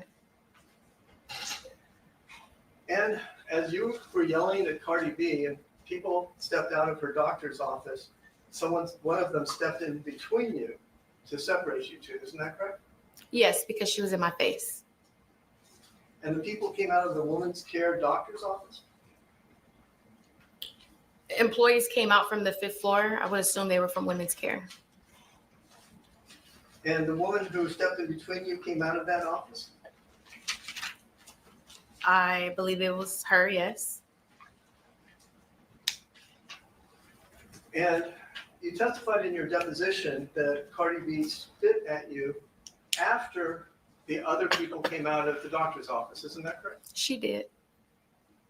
Move to strike as non-responsive. And if Why don't you just clarify the question? you testified at your deposition under oath, you said at that point that Cardi B spit at you after the other people came to intervene in the argument, isn't that correct? Yes. And yet in the report, you state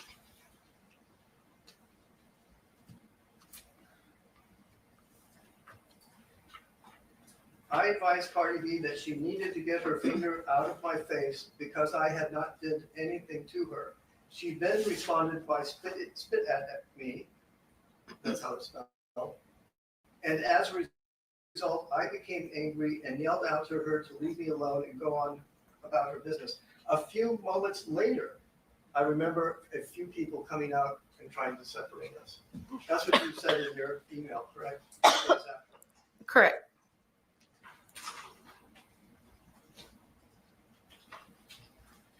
And you stated in your incident report that Cardi B's nails were 3 inches long that day. They were. Your Honor, if we could ask for an admonition for the witness to answer the questions I'm asking. Yeah, so please just focus on the question and answer the question as asked. Yes, Your Honor.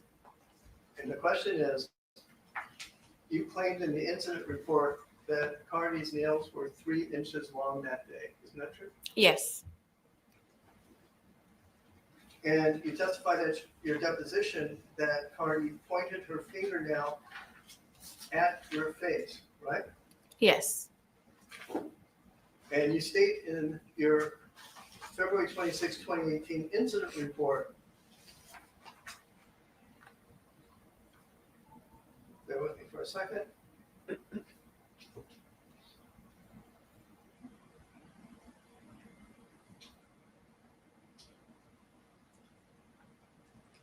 I'm sorry, I have a marked copy of this one and I didn't bring it with me. You state in your incident report that she scratched you on your nose, right? Objection misstates the testimony of witness. Well, it's contrary to the, sorry, Your Honor. Overruled.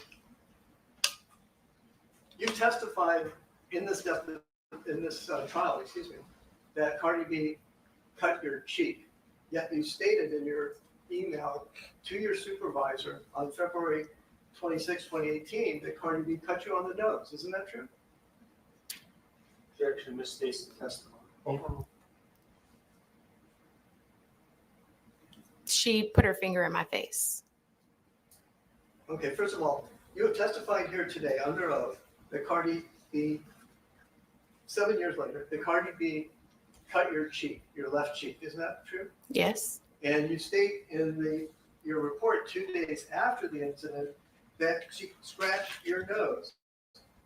Quote unquote, third paragraph. At this time, she continued to yell at me and point her 3-inch acrylic fingernails into my face, scratching my nose. You see that? Yes, but into my face. Move to strike out everything after yes. Overruled. Motion's denied.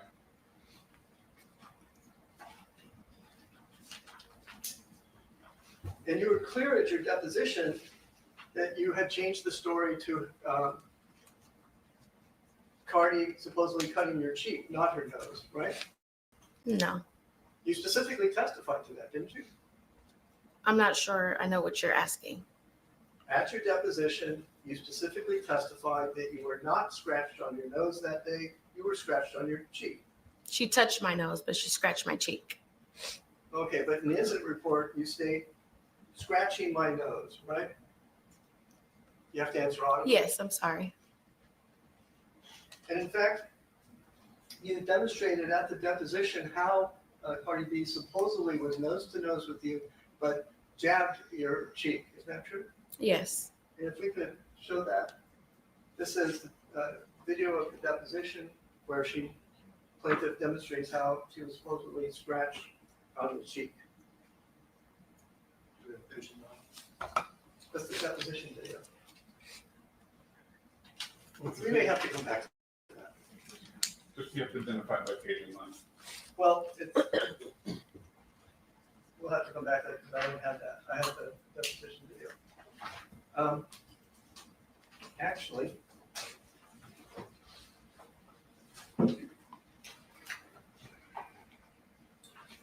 well, I don't want to blow things up. We'll do that a little bit later. And you admitted at your deposition that there is no scar on your nose, right? I'm not sure. Well, we can play that back for you if you like. But did you testify at your deposition that there is no scar on your nose? I'm not sure. We're working on that. And in your response, your verified response to the written discovery that was served on you in this case, and specifically the special interrogatory, interrogatories number 1, 3, 5, 7, 9, 11, 14, 25, 26, 27, and 28, that Cardi beat you about the head, face, and body. Is that what you did? I'm objecting because I don't have the number of special rod. He's talking about the set and the date. I haven't used it yet. When he's asking her about, I want to know what he's talking about. Why don't you break it down? I'm sorry, Ron? Why don't you break it down to the specifics? Sure. Interrogatory. Well, in light of counsel's objection, I can show the witness. It might be faster if you just read the interrogatory and the response.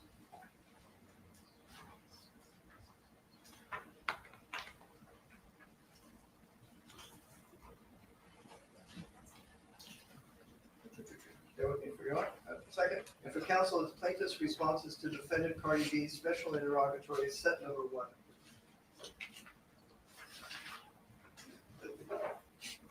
Is that the 2022? Yes, sir. August 9, 22?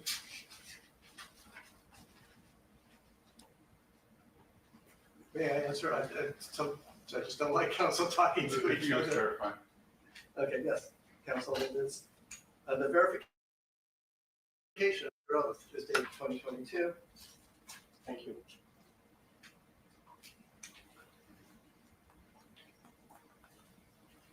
And if I can direct you to interrogatory number 1 at page 4. And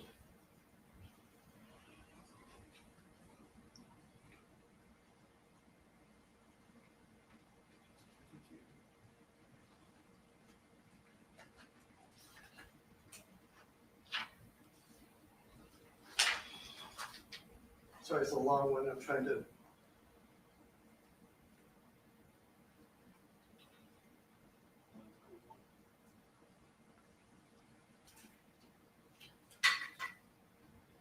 I mean, I don't want to hold this up, so I'm going to have to go back to this.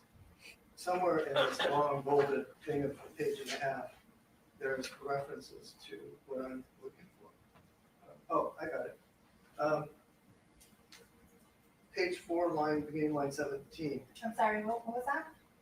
At page 4, line 17 of plaintiff's sworn response to Cardi B's special interrogatory set number 1, the interrogatory, the response states, and among other things, in specific, on or about February 24, 2018, plaintiff was lawfully working as a security guard on or near the premises of the subject property when defendant Bacalus Marlenas Almanzar assaulted and battered plaintiff by violently, unlawfully, intentionally, suddenly, and maliciously striking her about the head, face, and body. Do you recall swear into that under oath? Yes. And we can go back to the way you demonstrated this alleged assault on your cheek at your deposition. If we could please play the video associated with 55 minutes, 9 seconds to 56 minutes, 6 seconds. Is there a question and answer? Oh, those are pages and lines, I'm sorry. Page 55, line 9 to page 56, line 6. Any objection? No, Your Honor. Go ahead. When Cardi put a finger in your face, where in your face was it? She struck me on my nose and on my cheek. She wears her nails very long, very bedazzled, very sharp. So yes, And you said it made contact with your nose? yes, and my face. And so 2 times she touched you? Yes, so she was like this, When you say like this, she put her finger pointing, yes, so like this, pointing her finger at my face, yes. and it touched your nose? Yes, What part of your nose? whatever part of the nose that the nail landed on, yes. Oh, I mean, is it the bottom, the middle, the top? I'm not sure. And which cheek did she touch? My left cheek. Thank you. Do you remember giving that testimony? Yes. And if you need a moment, you can look at the incident report, but isn't it correct that in the incident report, you made no claim that Cardi struck you about the head and body?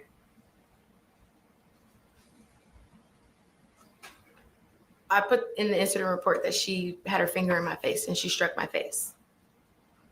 She cut your nose, right? Isn't that what you put in the incident report? That she scratched your nose?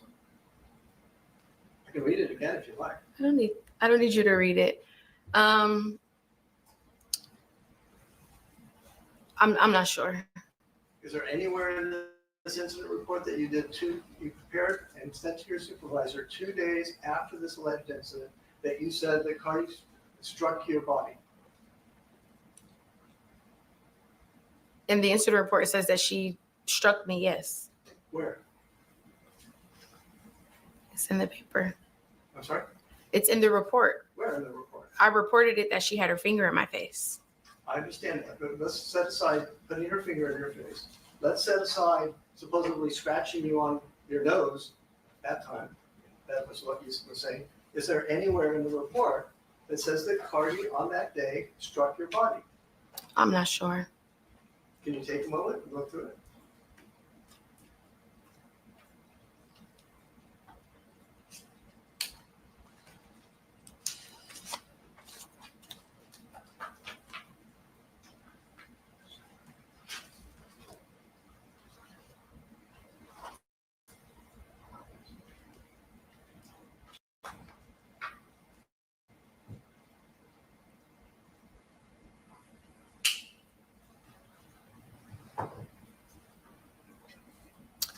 As I'm reading it, I reported that she put her 3-inch fingernails into my face. So that's what I remember reporting. Well, let's be accurate. I mean, truth is important and accuracy is important. This report that you did 2 days after the incident claims that she put her 3-inch fingernails in your face and scratched you on the nose, right? Yes. Okay, so let's talk about immediately after the accident. Well, Your Honor, I'm going to object. You said in the face, but the document says into the face. There's a difference. Why don't you clarify the question? In the incident report, the only scratch that you report is a scratch on your nose that you supposedly suffered that day, correct? I'm not sure. Do you need another moment to look at this? I reported that she touched my face with her finger, sir. Ma'am, the question is, in your incident report, you told your supervisor 2 days afterwards that you suffered a scratch on your nose and no other scratches were mentioned, correct? Okay. What does okay mean? You agree? I don't agree with what you're saying, but I'm saying okay for the purposes of your question. Yeah, I'm not quite sure what that means, but let's move on. after the incident, you don't even know if there was any blood, right? It broke the skin. Please, ma'am, this, answer the question I'm asking. You testified at your deposition that you did not know if the alleged scratch, this time on your cheek, even bled. Isn't that true? Correct. And you didn't go to a doctor that day for this alleged assault and battery, did you? I saw a medical doctor, but not at the day of the incident. Okay, again, let's focus on the questions I'm asking you. You allege that you were assaulted, battered, beaten up, scratched somewhere, sometimes on the nose, sometimes on the cheek, and you went home and took a nap, right?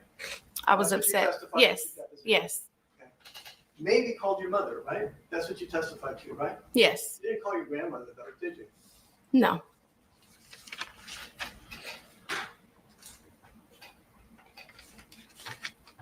You never even put a Band-Aid on this alleged scratch, wherever it was, did you? Objection calls for speculation. Overruled. No.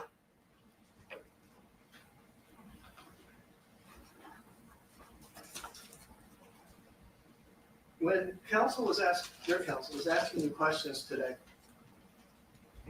he said that he basically elicited testimony from you that since you didn't think you were going to sue, you didn't take any pictures of your alleged injury in February 2018. Isn't that what you testified to? Yes. At your deposition, though, you testified you took pictures that day, and you can't find them. They disappeared somehow. Do you remember that? I'm not sure. Okay, so I would like to have our technician, well, first of all, let's start at page 69, lines 18 to 20. Any objection?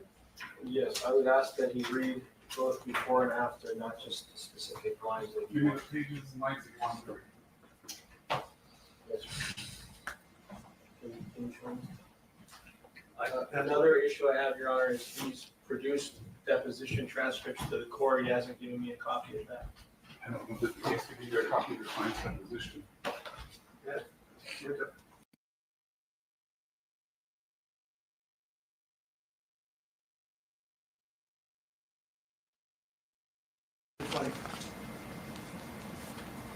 I don't see any objections, so go ahead.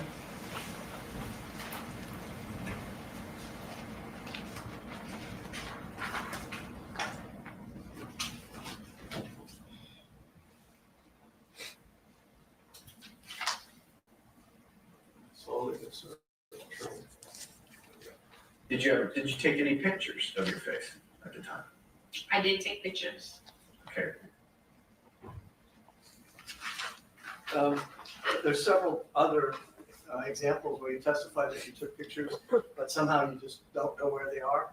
You took pictures of the cut, that you supposedly suffered after this, or during this alleged assault. And you took pictures way back in 2018, but somehow can't find them. Is that what you testified to? Yes.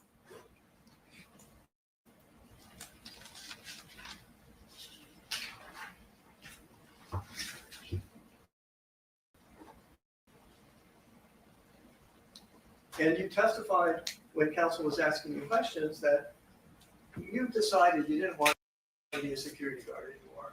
Isn't that true? Yes. In fact, you were fired. Isn't that true? Objection, Your Honor. We discussed this at length. Overruled. Isn't that the truth? You were actually fired by Allied for acting unprofessionally as a security guard. Isn't that true? Same objection. Overruled. Yes.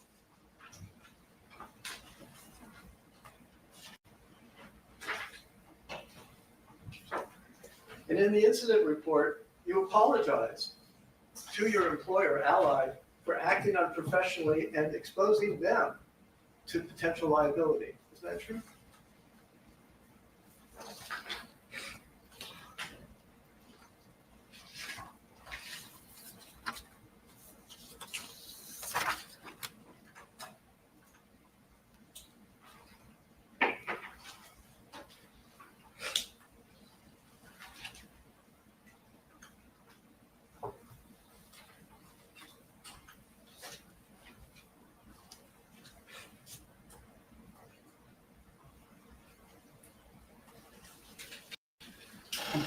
Was there an answer? I'm sorry? Was there an answer? No, I guess we need a report, but if it helps, maybe I can direct you to the second page. Yes.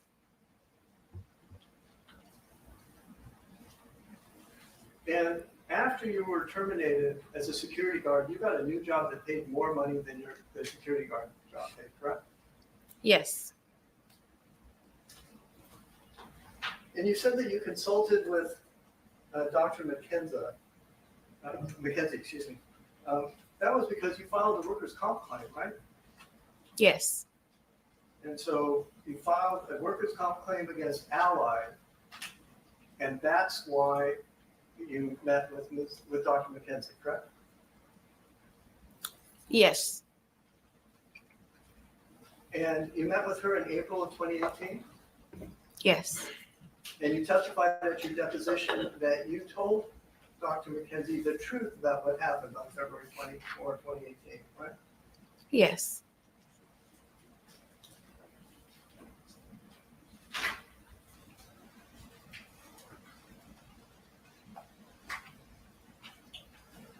Okay.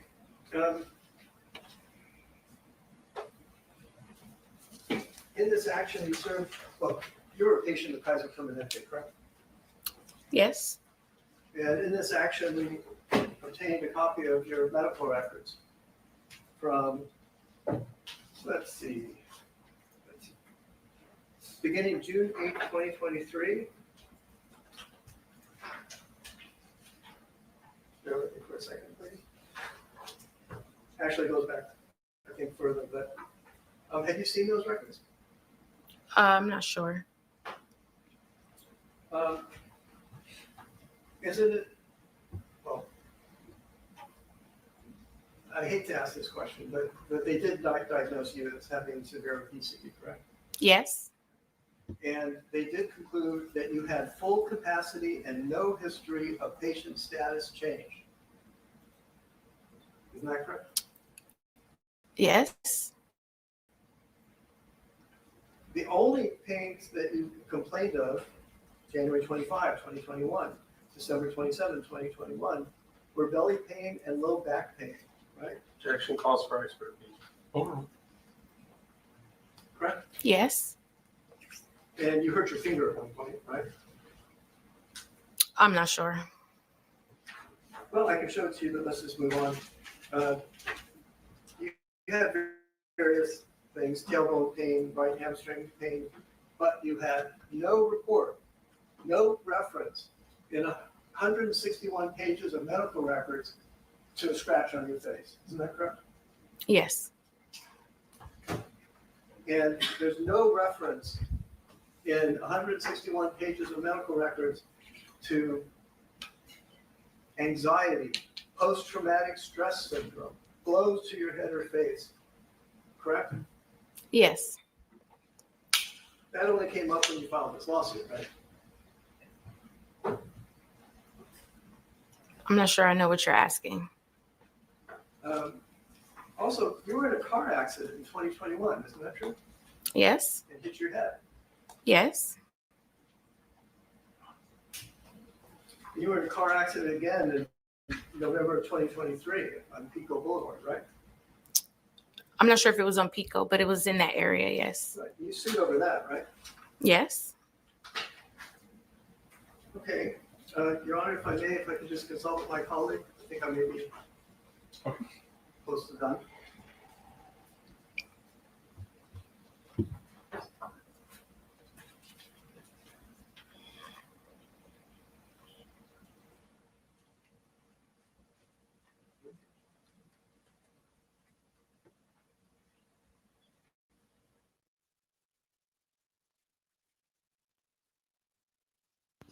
Yeah, boy, I know they think. I bet they was talking about cutting each other and everything during that fight. Both of them Dominican or whatever the fuck they is.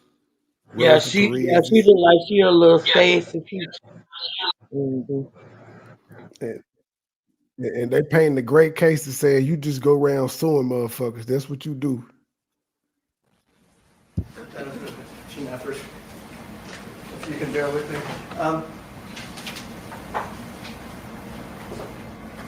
We talked about how you told Dr. McKenzie the truth about what happened, right? Yes. And you told her that Cardi B almost scratched you. Isn't that true? I'm not sure saying almost.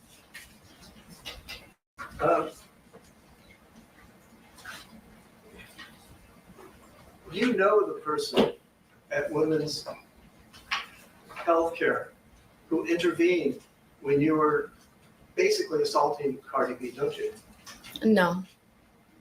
Well, isn't it true that 3 weeks after that event, you called up Tiara Malcolm, the receptionist, who put her body in between yours and Cardi B's and took your blows? You called her up to try and get her to help you in this case. Isn't that true? I'm not sure.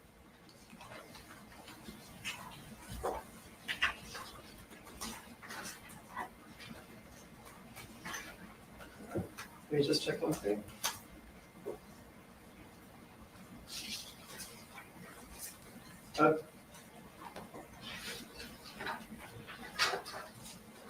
Sorry, I want to be sure.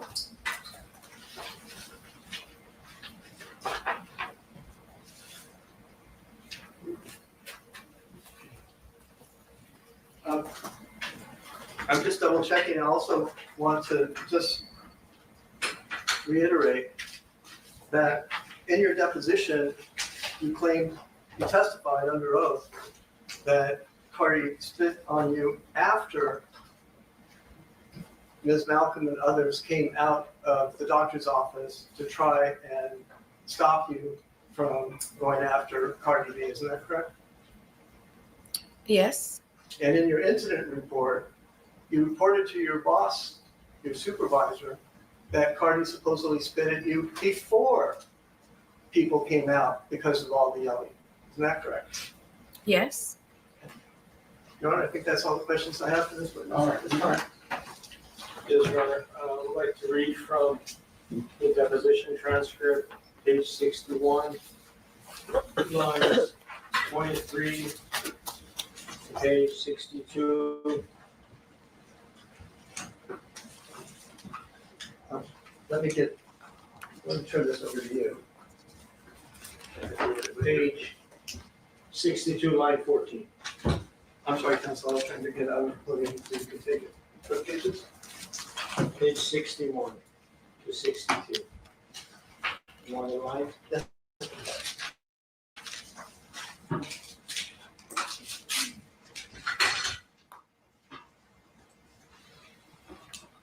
Line 23 on page 61 through lines 14 on page 62. Any objection?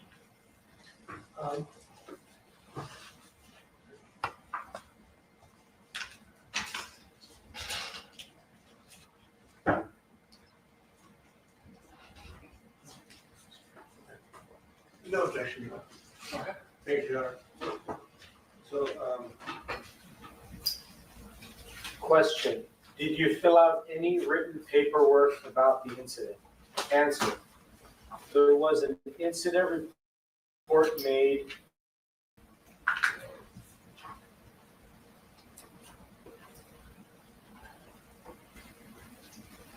for that day, yes. Question, when you say there was an incident report, is that something you completed? Answer, yes. Question, when did you prepare the incident? Answer, I'm not sure. Part of what Jasmine wanted me to do was write an incident report. I'm not sure how long after it was done. Question, okay, when you say an incident report, is that something where you send an email or is it a pre-printed form that you complete? Answer, normally it's a pre-printed form. We didn't have those forms at the location that I was at, so she did ask me to type it up. Do you remember at your deposition, a different attorney asked you questions about this incident? Yes. And you did tell that attorney that you made an incident report, correct? Yes. And that's the 2-page email that counsel asked you about? Yes. And in your incident report, on paragraph 3, it states that at this time, she continued to yell at me and point her 3-inch acrylic fingernails into my face, scratching my nose. I advised Cardi B that she needed to get her finger out of my face because I had not did anything to her. So, when you wrote this incident report, you estimated that the fingernails were 3 inches long? Yes. And when you said that the fingernails went into your face, what did you mean by that? I meant when she was going like this, her nail touched my cheek, touched my nose. Did it actually cut your cheek? Yes. Did it cut your nose? No.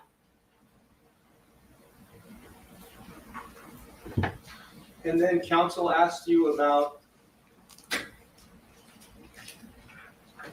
the T-Mobile bill. You testified that this incident occurred at 1:30 p.m., correct? Approximately, yes. And the T-Mobile bill shows phone calls at 1:10 p.m. and 1:40 p.m., correct? Yes. You were not making any phone calls at the time of the incident, correct? Objection. I can withdraw the question. Did you make any telephone calls at the time of the incident on February 24th, 2018? No. Did you make a phone call 10 minutes after the incident on February 24th, 2018? Yes. The phone number 424-219-2078. Whose phone number is that? I believe it was my mom.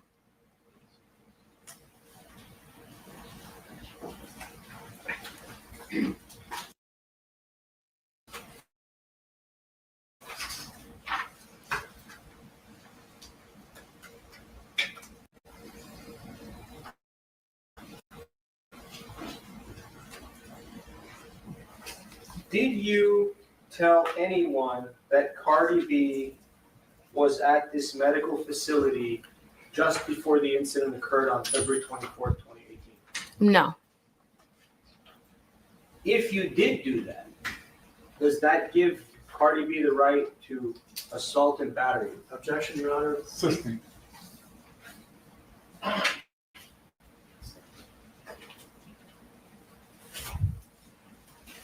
Your Honor, if the court may take judicial notice of the complaint in this case, I'm not sure for what purpose.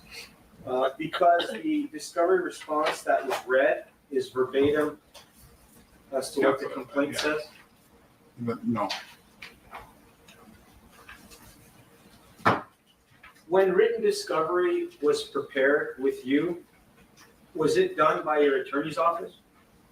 Yes. Do you know what written discovery is? Yes. What does the word form interrogatory mean? Do you know? No. Do you know what the word special interrogatory means? No. Do you know request for admission? No. Do you know demand for production of documents? No. These are discovery questions that are prepared with your attorney? Yes.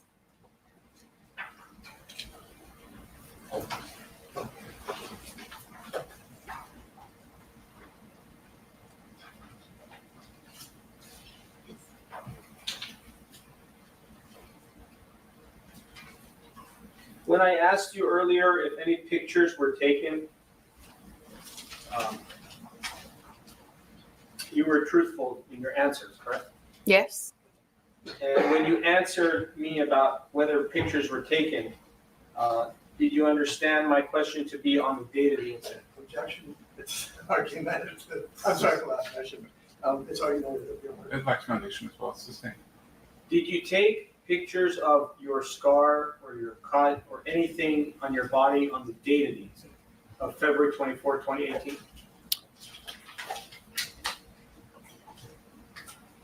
I'm not sure. Did you at some point later on take photographs?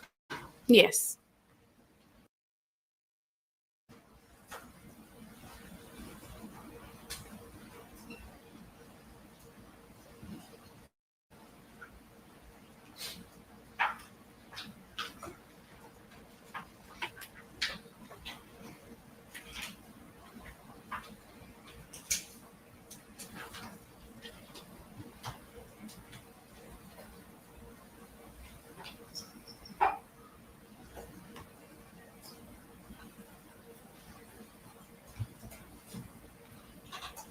when you treated with Dr. McKinsey for your claim, whether it was for a work comp claim or not, were you in need of psychological care? Yes. And her treatment was helpful to you? Yes. No further questions. Recross? Yes, Your Honor, just briefly.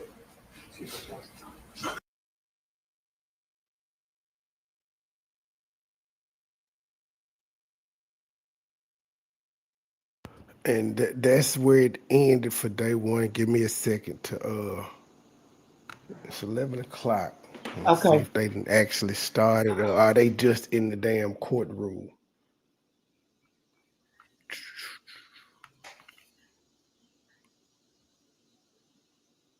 Sound like this lady lying. Or that's part of the reason you dragged the trial out too, because you ain't gonna remember some Mm-hmm. shit that happened 7 years ago. Yeah. And it just seemed like you're lying. Nah, they ain't started yet. They got niggas Yeah. waiting. I Oh, guess we okay. part of them niggas waiting, huh? Oh, yeah. We're going to wait, y'all. It should be starting in a minute, though. That's what time they had the schedule for. Did you, if you want to say something while we breaking? You know, this whole thing, of course, the doctor has pictures. He's not just going to cut on you and do things without taking pictures. There's a before and an after picture that a doctor takes. So if anyone has had plastic surgery, would know that they take pictures prior to doing anything.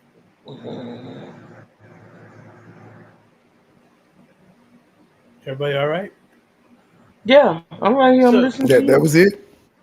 You're no, normally long-winded. That was it. I thought I heard I thought I heard somebody snore. I'm like, what the fuck? But Snore. yeah, Now, what? When you just hearing somebody typing in a mic? What the hell is going on with you? no, we're talking about in the chat. It sounded like somebody was taping a box or something. But I think that was in the In the court. chat? No, in the on In the the courtroom? yeah, in the audio. You It didn't was hear probably like the the tape. microphones in the corner. Yeah. You know, and as far as me being long-winded, I explain things. I want to make sure people Now, understand. it's a good thing sometimes. It's a good thing. Like for right now, we waiting on the trial to start. Talk your shit. But again, yeah, it's been 7 years. It's That's a understand, damn you know. good. That girl But done had about 5 babies since this shit happened. well, and no boyfriend. I don't know how she had babies. She had no boyfriend. But the thing is That that girl was married when she had them babies. She had him out. She had him out with her husband, her ex-husband. okay, Cardi B was married when she had them children. What the hell? she only got 2, right? Don't she only got 2? You know it You was know, I was Mexican being women make you do it sarcastic. the right way. Okay. Crazy. I was like, damn, she done pushed them watermelons out quick. But you know, my thing is that this is just kind of the stepping stone. When they get to the whole part of being spit on and screamed at and stuff, see, her mistake was not going to the hospital. Cause she got just a little ass, she got her ass tapped, and they wasn't requiring all that. She just wanna. Some people just do too much. Well, again, you know, you talking about I ain't want to sue nobody. You know, she put her fingers in my face, blah blah blah. Were the police called? Did she go to jail? Did Cardi go to jail? I don't think so. Trey? So how are you saying the I woman don't think assaulted so. you? My God. I See what I think be talking about? This is what I was talking about when I said people skip criminal and go straight to civil. Yeah, it's See, like why? that's what I'm trying to say. Why is it that you didn't call the cops? If it was Exactly. so traumatizing, Exactly. why is it Why you ain't press charges? exactly? Because she called 411 pain. That's why. Well, The regardless.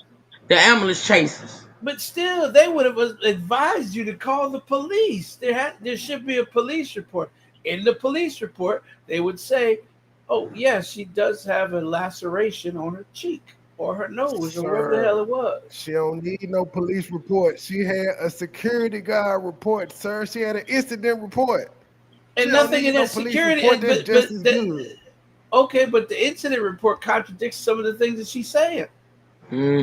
See, it's Cause 7 years. she's The lies lying she or told she back. forgot. See, it's been 7 years. The lies she told back then, she can't recall. I don't recall. I don't You know, recall. leaving out the part that you were fired is pretty big. I mean, that's a big difference from I don't want to do this anymore. Of course she got fired. She got to fighting at the workhouse. They don't give Well, a fuck if you was right or wrong. You fired. well, Especially if you the damn security. How the security fighting this shit? well, I mean, It's ratchet.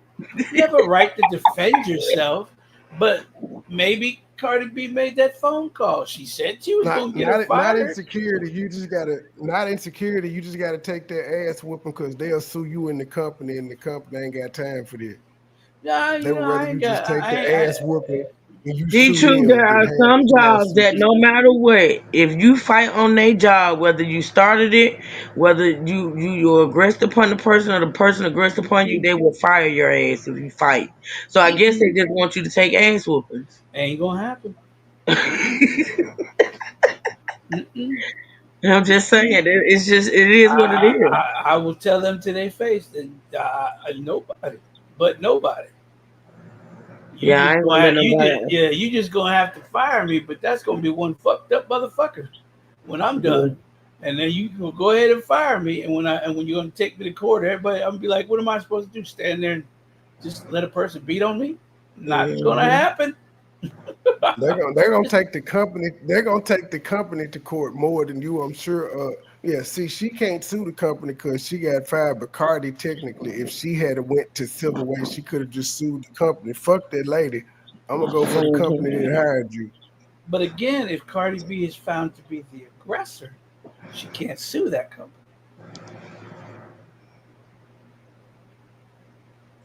Well, my I think girl Cardi talked her shit, and then security The girl guy talked her kept, shit back because but both of them listen, she Latino. kept saying, "I didn't tell anyone I saw you," or she said, "I didn't tell anyone," but yet you were on the phone. If you on the phone and you holler out, "Hey, ain't that Cardi B?" Yeah, why? Why did you say it out Then loud? you telling it whoever on the phone that you just saw Cardi B. And that's the first thing as a prosecutor or defense lawyer for Cardi, I'd have said, why did you feel the need to say it out loud?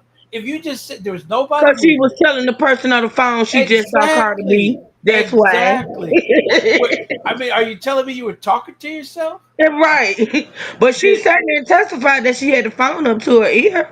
She was on the phone. yes. So And so who? whoever was on the phone, she was basically telling that person she had just saw Cardi B. That person Yes. on the phone, 9 times out of 10, know what she were. Come on now, let's get into detail. This is why I don't believe it when she said she wasn't intentionally telling somebody she had just saw Cardi. Now, whether she was telling the person, whether she outright said she was pregnant or not, I don't know. I don't know about that, but Well, I'm just saying, what made you blurt out? Oh shit, there go Cardi B. because she saw Cardi B and was Yeah. shocked and shocked and Well, she needs to sell that to the jury. Yeah, I was just shocked that I saw Cardi B with a bump in her belly and a booty hanging out the back, and I was just shocked because she, maybe it just surprised her. I don't know, but the fact that you said it out loud enough for Cardi B to hear I you. don't. This another thing I thought about. I don't know how it works with security people and working in medical facilities. I do know that whether it's a doctor's office, a hospital, a prime med, or anything like that, if you are an employee at that facility, you can't tell people. You can't break patient confidentiality, right? You can't tell somebody, whoever walks in that place, you can't tell people that that person was there or had been there. Now I don't know if that works with security and people of that nature. I don't know how that works, but maybe that's why she got fired because maybe she wasn't supposed to even say or tell anybody that Cardi was there. I don't know.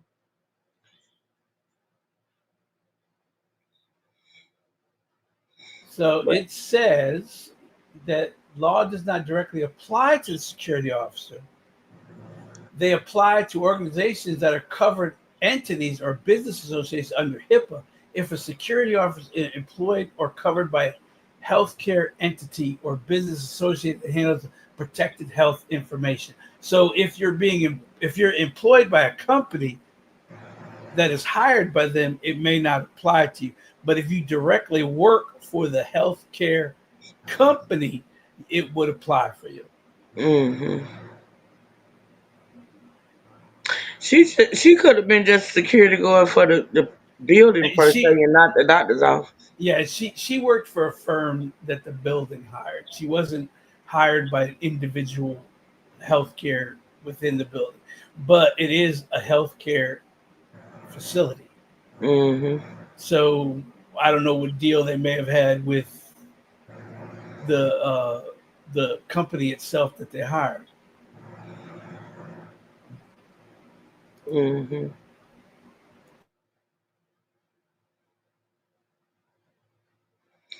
Well, y'all, we waiting on day 2 to start. That was actually day 1 for those that don't know. So right now we're just waiting for day 2 to get started, and we're gonna stream it live. Y'all got any questions in the chat? Yeah. How y'all doing today, ladies? I know y'all was like, "True, how we skip?" Now let me say this while I got the chance. So the whole ratchet TV content that we was covering over here, I was gonna put that on pause until after this ended because we're gonna be streaming this. But I decided that depending on what time we get off over here, I'm probably gonna go over to the T channel and continue to listen to that interview because I am intrigued. I want to hear the rest of the damn interview, and y'all know I hadn't listened to it without y'all, so I'm thinking about it. But I got to see how long this is gonna take today, cause yeah. And why they starting so late, Trey? Why they starting at 11 o'clock? Court usually starts at what, 9? He don't know. They starting pretty late, if you ask me. Shit, they starting at lunchtime.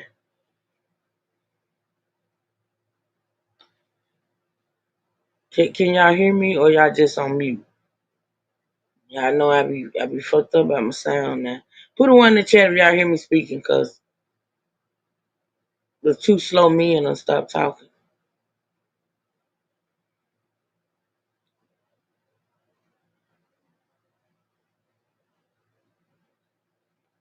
I don't even see. Okay, there you go. Thank you, Positive. I'm gonna say I don't even see nobody putting no 1 in the chat. I was like, wait a minute, am I muted? What the hell? All right, y'all.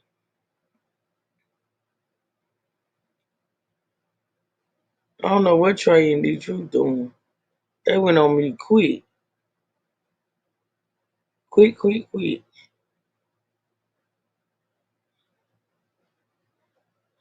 Since I've been working, can you give me a 30-second recap? Sure. So Cardi B is being sued. This stems back to 2018. Cardi B was pregnant at the time with her first baby. She was at the doctor's office, the OBGYN. Excuse me. And upon positive. So upon leaving, this woman, Ebony Ellis, she was a security guard at the building. And when she saw Cardi B, she yelled out, "Is that Cardi B?" or something to that nature. But at the time, she was on the phone talking to somebody. So I guess Cardi B assumed she was telling somebody that, she was at the doctor's office and that she was pregnant. Well, at the time, Cardi had not disclosed to the public that she was pregnant. So they basically got into an altercation. Now, the woman said Cardi aggressed on her. Cardi said the woman says Cardi aggressed on her. Cardi says the woman aggressed on her. But they got into a fight, and the woman is suing for damages. The thing about it is, what behooves me is that she ain't called the police. She got her ass whooped, but she ain't called the police. She went straight for the civil, which is what they all do. That's why I say, as any type of celebrity, any type of person with money, they know they prone to be sued. I don't see how they put themselves in these situations. I mean, my thing is, you can cuss the bitch out and say, "Look, quit telling my business," but you ain't got to fight her. You know they gonna sue you.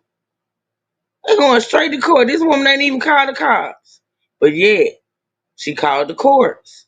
I'm just saying. I'm just saying. I wouldn't give you that if I was, you know what I'm saying, if I was a celebrity. I ain't finna give you no reason to be suing me. But hell, Cardi done bust bitches over the head with bottles in the club and shit, so she don't care. Hey, me B. Hey, girl. Cardi just don't care, baby. You can take the girl out the hood, but you can't take the hood out the girl. All that money she got, she around here fighting like she's still in the hood. I'm just saying. How many fights this girl done been in? That's the first thing she should have done. Yeah. Yeah, but yeah, you don't call the cops, but you call the lawyers and shit. Child. Like I say, Cardi may feel like she could win this one because I don't understand why she didn't just cut the girl a check.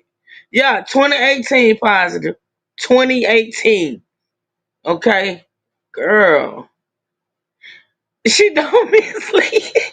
And I like Cardi B. I ain't gonna even tell you no word lie. I like Cardi B on Love and Hip Hop when her teeth were fucked up. I wanted her to beat that little girlfriend. Y'all remember she had that little friend or manager, whatever that dude was, and he had a girlfriend. I think him and Cardi ended up messing around. But yeah, I thank you, True. Sometimes people ask to get popped. But yes, Cardi should behave like she had something.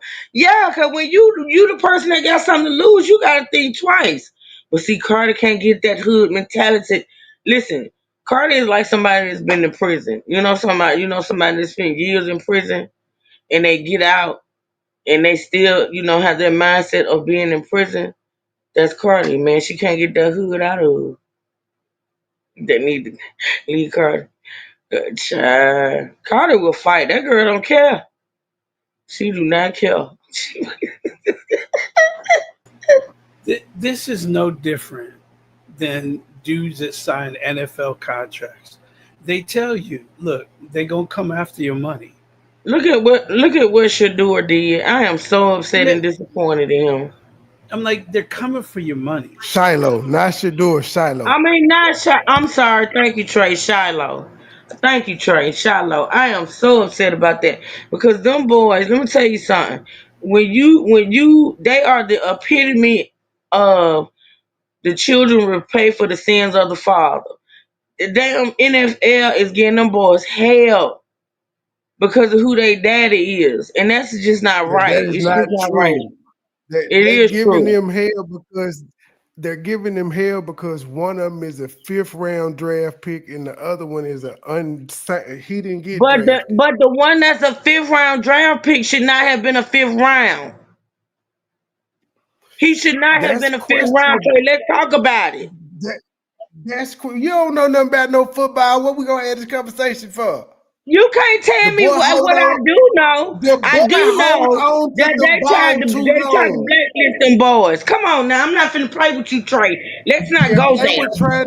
If they were trying to blacklist them, both of them would have been undrafted. Why was Shador Sanders picked in the 5th round? Why? Because he holds on to the ball too long. He don't step up in the pocket. He don't throw the ball as quickly as he's supposed to. He try to be Superman on every play. Oh, Lord. And if you draft a person like that in the 1st round and he fail, you probably gonna get fired as the coach and as the GM. But as the 5th round draft pick, he can surprise people. No expectations. But no, he grinding just like any other 5th round draft pick. Most 5th round draft picks got cut. He was good enough to make the final roster. But most of the people that got drafted in the 5th round this year have been cut already. Somebody tell Candy in the chat to catch up. Y'all tell Candy Corn to catch up. Trey, I think we should take Sister Mary Terry to a Titans game. I ain't gonna A talk Titan about game, an Titan. Alabama game, any kind of game. Yeah, I, you can't sir, I have been to an Alabama game and an Auburn game. Don't do me. you don't you can't sit through. Well, you got all 15 this years football ago. knowledge.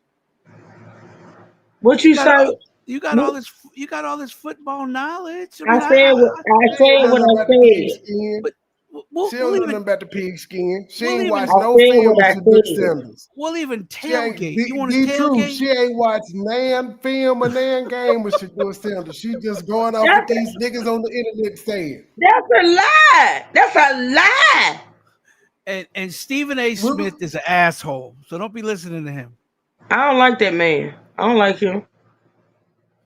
I don't like him. He's a. I don't want to say what I We could say. tailgate and everything. I've tailgated for Shiloh years, and so y'all Shiloh gonna stop. Roll motherfucking tire, you Shiloh, and he you didn't get ain't cut. Also, Shiloh didn't get cut because of that punch. Shiloh would have been like the second backup for the position that he was playing at, and they ain't got room for that. But what teams like that end up doing is signing them to the practice squad, letting them still get reps, and if somebody get injured, he'll be able to come up. He's just like any other nigga that got undrafted. You got to be really, really spectacular. Make the official roster, but that doesn't mean they still can't sign him and he can't be an NFL player just on the practice and scout team. Mm-hmm. His brother was good enough to actually making the 53-man roster. He gonna be on the opening day roster.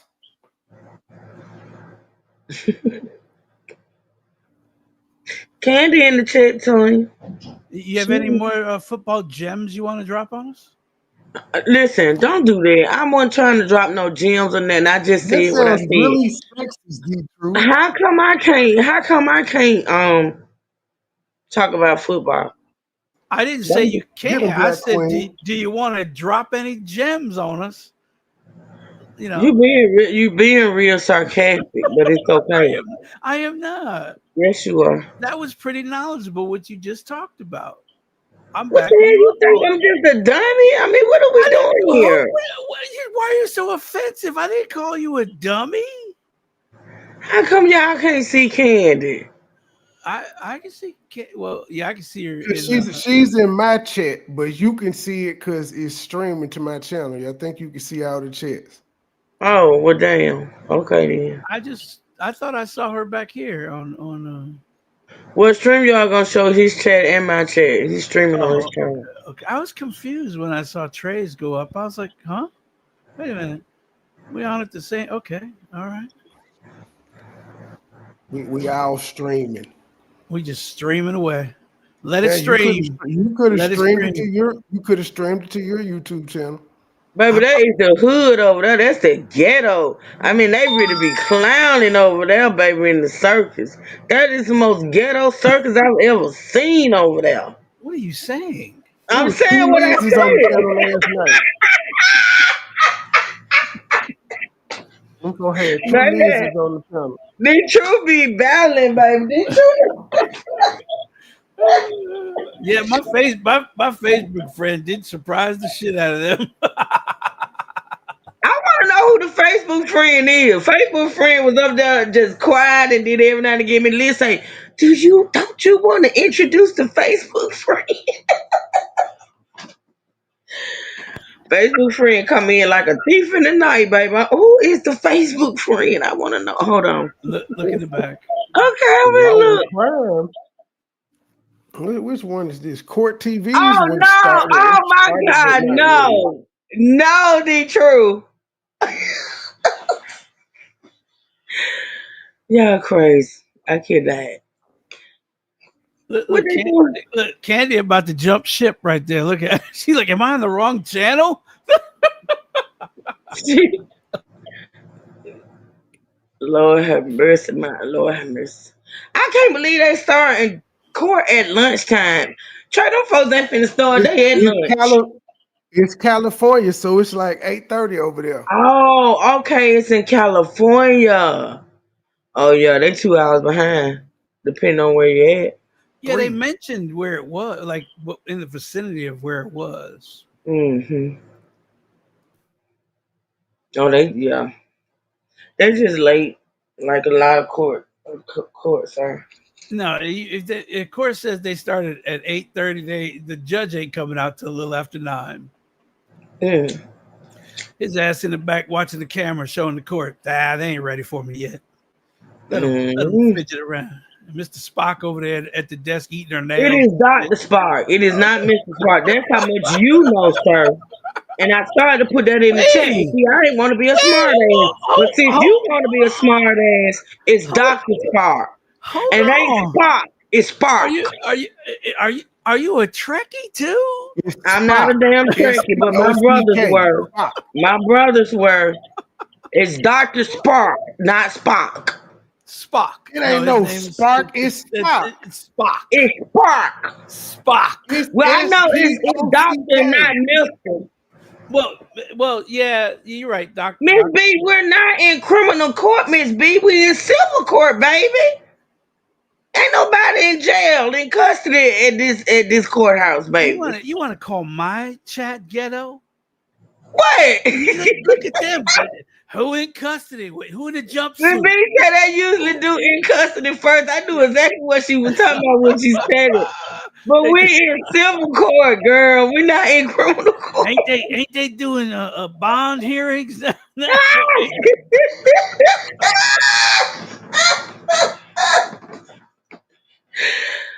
I thought it's Spock, Tanya, but it's Dr. Spock. I thought it was Dr. Spock, not Mr. Spock. Y'all know truth had Spock.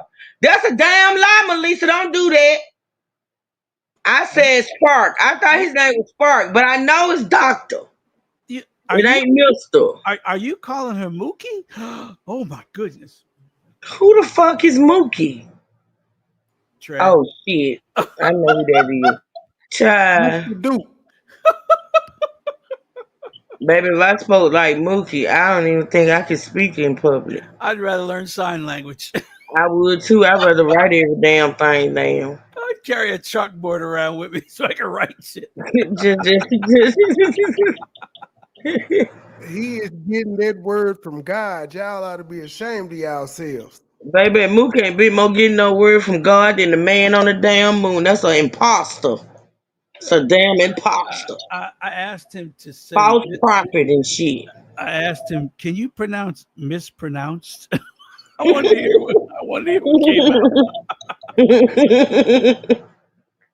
Y'all talk, I'm going to get me another water. Court is just draining. I'll be back. You know, Trey, yesterday when she said she was going to get a water, I could have swore she said, I'm going to get another 40. You a lie. You a whole damn lie. She probably did.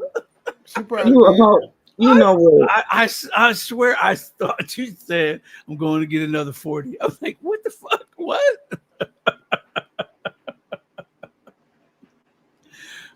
But I was mistaken. People in chat corrected me. Look, damn, even Fawn jumped on her. It's Spock, not Spark.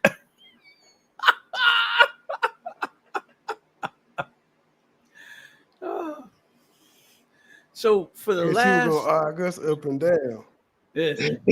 for the last 20 years, you thought his name was Mr. Spark? Doctor. You thought his name was Dr. Spark. So every time the movie would come on, we go, oh, that's Dr. Spark. That's how much attention I paid. I said my brothers were Trekkies, not me. But I do know it was Doctor, not Mr. Damn it. The truth, just you know what? Eat a cracker. Hey, say what was the Asian nobody guy? corrected you. Yeah, nobody corrected. It wasn't that damn serious. Cause I ain't never talked about it and shit. I ain't want to watch it. But my brothers watched it. What was the Asian guy's name? I don't know. Don't ask me. I don't know. Oh, hold on. I think I knew his name. But damn, I can't. Ooh, I forgot. Come on, take a guess.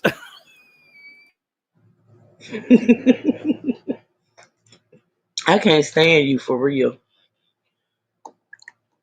Just like you claim I was going to get malt liquor yesterday in the middle of the damn day. I didn't say what kind it was.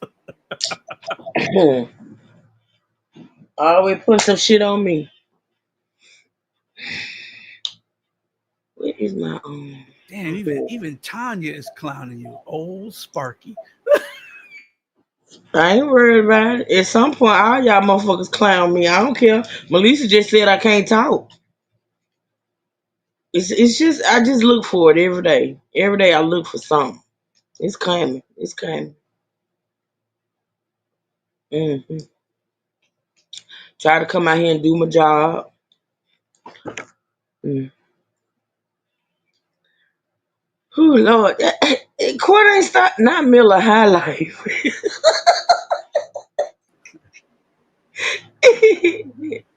I thought it might have been Coors. I don't know who the hell you think I am, but I don't own a boat, sir. I don't drink Coors. What's the other Pabst Blue Ribbon? I don't know what the hell that is. That would be for you, not me. You do candy, thank you, girl. I didn't mean it like that. My God, today. I don't know how anyone else would. Colt 45. There you go. I don't know how anyone else would take what you Thank said. you, Tanya. Thank you, girl. I know, and y'all tell me all the time because of my country twang, y'all be misinterpreting what I be saying, but I can't help it. But how do you misinterpret what Melissa said? How do you misinterpret water with malt liquor? I don't know. I don't know how I heard Exactly. that. So hush. But I heard. Hush. No, but You did not hear me say I'm going to get a 40. Do you believe that Melissa just didn't mean it the way she said it? Melissa kind of perturbed with me. She gonna be that way till she get her Kool-Aid. Well, I'm just saying, how else would you take that she can't pronounce words? How else would you take that? I don't understand. Does it have another meaning? Positive, you did not hear me say I'm going to get a 40. Positive, stop it. Now, I swear I heard that. I was like, no, you didn't. I You did. lying. I questioned myself. I even asked the people in the chat. I said, "What? Did she say she's going to get a 40?" And the people were like, and the people paused for a little bit, and then they said, "No, she said water." I go, "Oh, okay, water. Oh, okay." I heard 40. See how you do? And then Melissa said, "I heard it too." I was See like, that? There she go again. That's Melissa. Positive said she thought I said I'm going to get another shot. My God, today. Positive, it was morning time. Positive. Damn. That's bad. See, it's only now she's trying to clean it up and say it's only some words you can't pronounce. See, look at her. Some words, not all words. Okay, we got the ceiling now. Yeah, we got the ceiling now. Okay. Who is on the camera? I want to know. They should allow us to be able to talk to the people that control the camera. Why do I only see Queen Latifah's chin half the time? Because we on the streaming app. Oh, okay. That could be probably because they're far back in the courtroom and they're zooming in. They're probably. I'm trying to figure out how the hell this case will take 2 weeks. I don't see this going on 2 weeks. Yeah, I see her giving up soon. I don't think she can take much more of this cross-examination. I mean, after her, how many more witnesses are they gonna have that this shit gonna take 2 weeks? Well, I don't understand. Her doctor's dead. Yeah, damn. You know what? That's a shame. Yeah, her doctor's dead. Yeah. Well, that's what happens when your doctor's 82 years old and he's still practicing. He's gonna die. He could die at any time. Stop it, please. Stop it. He calling the girl Imani Ellis Queen Latifah. Keep it cute. The Foot Locker worker. That's oh God, Jesus. That woman said she's in social services. I wanted to say that while the thing was going on, while you sitting up there talking about that woman work at Foot Locker. Did you not hear her say she worked in social services, sir? Why she got a Foot Locker uniform on? I don't know. I don't know why she looked like she going to work at Foot Locker. That's not a Foot Locker shirt. No, it's not. It's just stripes like the Foot Locker shirt. And why would she wear her work Sunday's best? I don't understand. But did someone should tell her stripes are not good on camera? Oh my God. Well- That woman trying to get her some money. She ain't worried about this shit. Fawn, in my defense, you can only see her chin and the way her hair is cut. She looks like she's in Set It Off. No, she don't look like she just set it off. Because the Queen Latifah set it off didn't look like that. The Queen Latifah set it off looked like Cleo with the braids, the cornrows. No, she looked like, what's that movie where she thought she was dying? She but may look wasn't like she dying? on Living Single. Not set it off. Well, that too, but there was another movie with her and LL Cool J. That's Holiday, something Holiday or something. She thought she was dying and she went and spent all her money and Yeah. found out she wasn't dying. Yeah, that. Yeah, that was a good movie. I kind of like that movie. That was a good movie. Mm-hmm. I'm just saying, but at the distance that the camera is, and only showing her lower jaw, and then the hair coming down, and the Foot Locker shirt, I thought it was Queen Latifah up there. You ain't thought that was no damn queen like you know what? And then when they showed the side view of Cardi B, I thought Mr. Spock was or Dr. Spock. I'm sorry, Doctor. I thought Dr. Spock was sitting there at the damn defense table.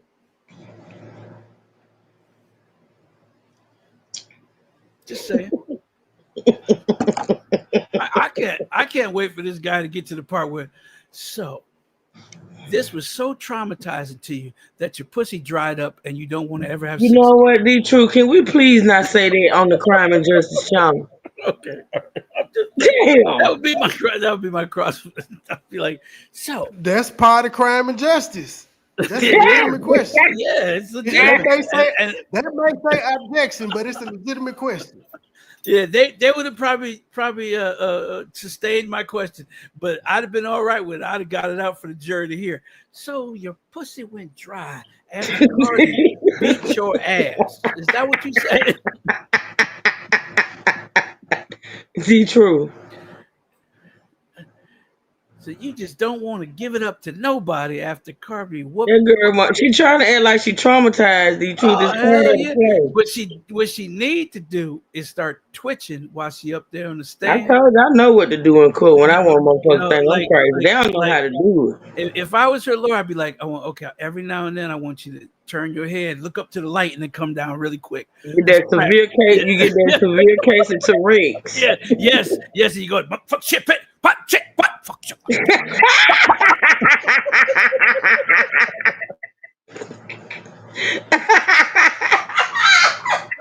get that?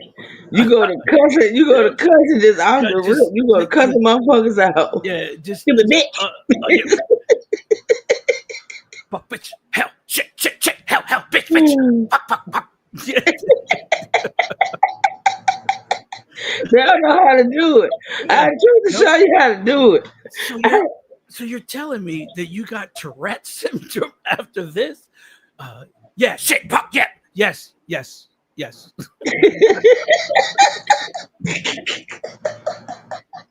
Go to twitching and shit. Just twitching, looking up at the light, twisting and shit. And then your lawyer would jump up and say, Your Honor, give her a minute. This is part of the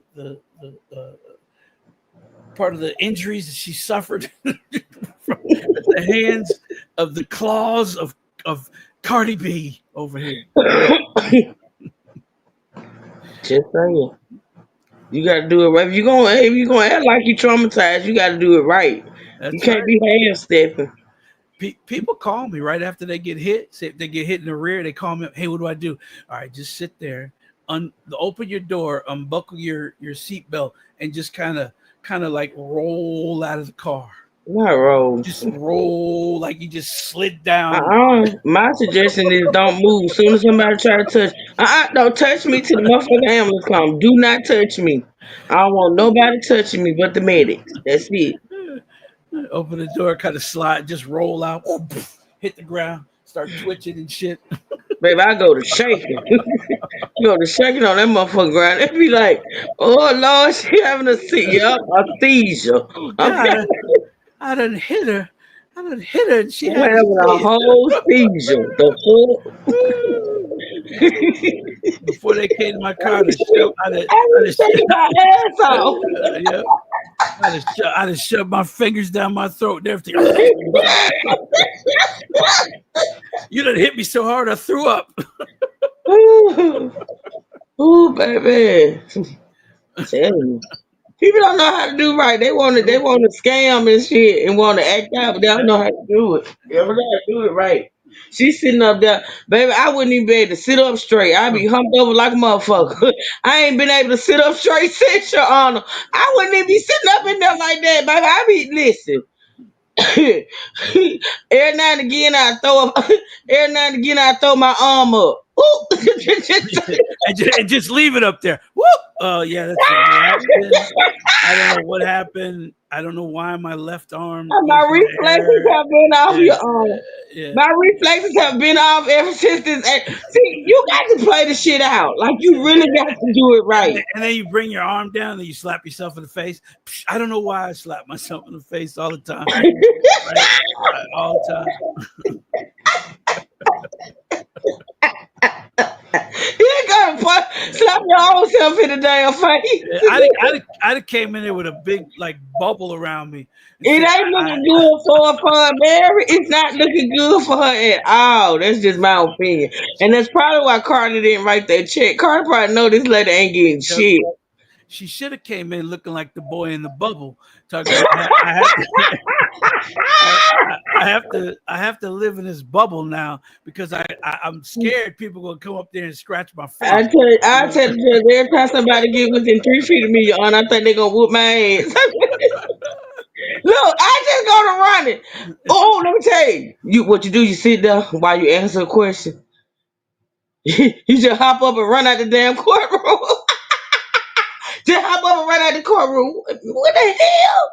See, they don't know how to do it, D-Truth. They don't know how to do it. They need me to tell them. They don't. They don't. They need me to tell them, baby. I promise you, I put on a damn show. They'll be like, give her some money right now. Just cut her check right now. I would jump up on the stand and be like, and shake my ass at the jury. I don't know why I do this, but it just makes me do it. I think Cardi B caused me to make me shake my ass at people because that's what she does all the time. I don't know why, but I do it all the time now. But you know what? So then she said she had a car accident right after this. So I tell the judge, the reason why I had that accident, Your Honor, because a Cardi B song came on the radio. And I was traumatized. Yeah, and I ran over 4 people on the sidewalk. I just Your Honor, I can't. The song came on the radio, and I just lost it. Yeah, I just lost it.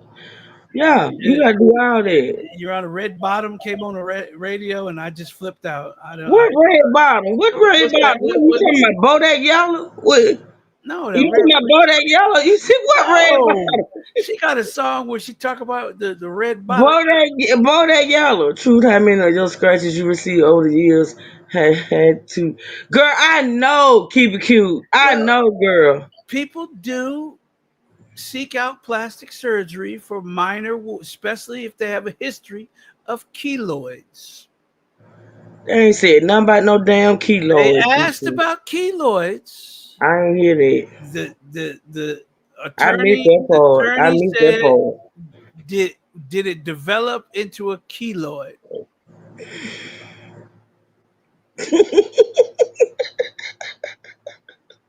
This shit is this is what I be talking about, wasting the court's time and money on bullshit like this. This is ridiculous to me, honestly.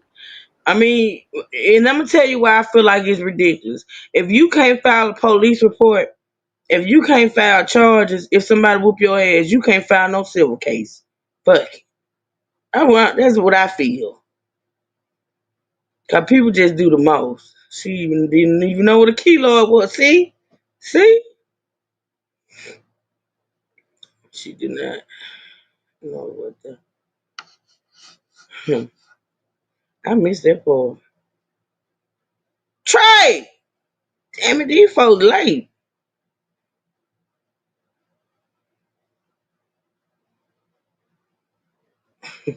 According to her, it was not just a scratch. It was deeper. Of course. Because she's trying to get some meaning. Yes, and Cardi B had them big chicken hooks as fingers. But you know what? This is the thing. Those nails don't scratch like that. Those low acrylic nails, they don't scratch like that. They don't. They dull, actually.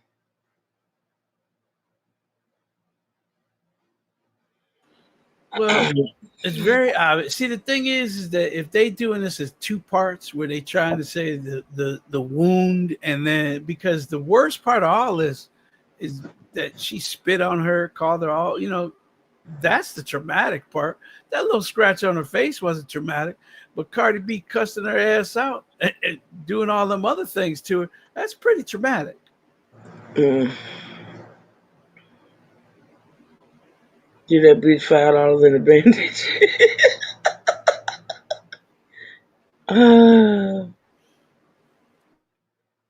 Bottom line is that girl got her ass whooped. Any other person other than Cardi B that had whooped somebody's ass in that nature wouldn't have got sued.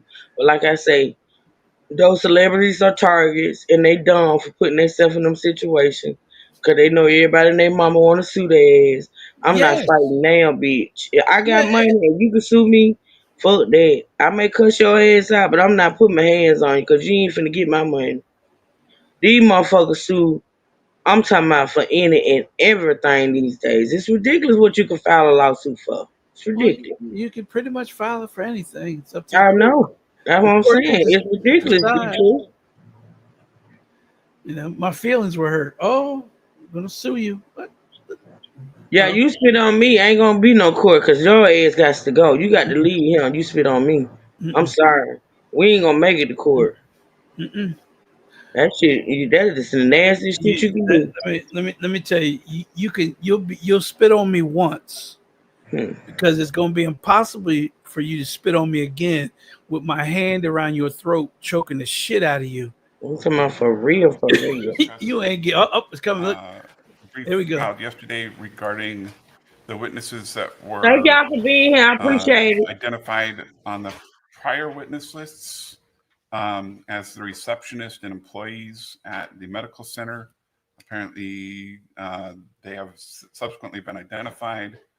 I think one of them was identified on a previous witness list, and one was most recently identified as soon as, Friday?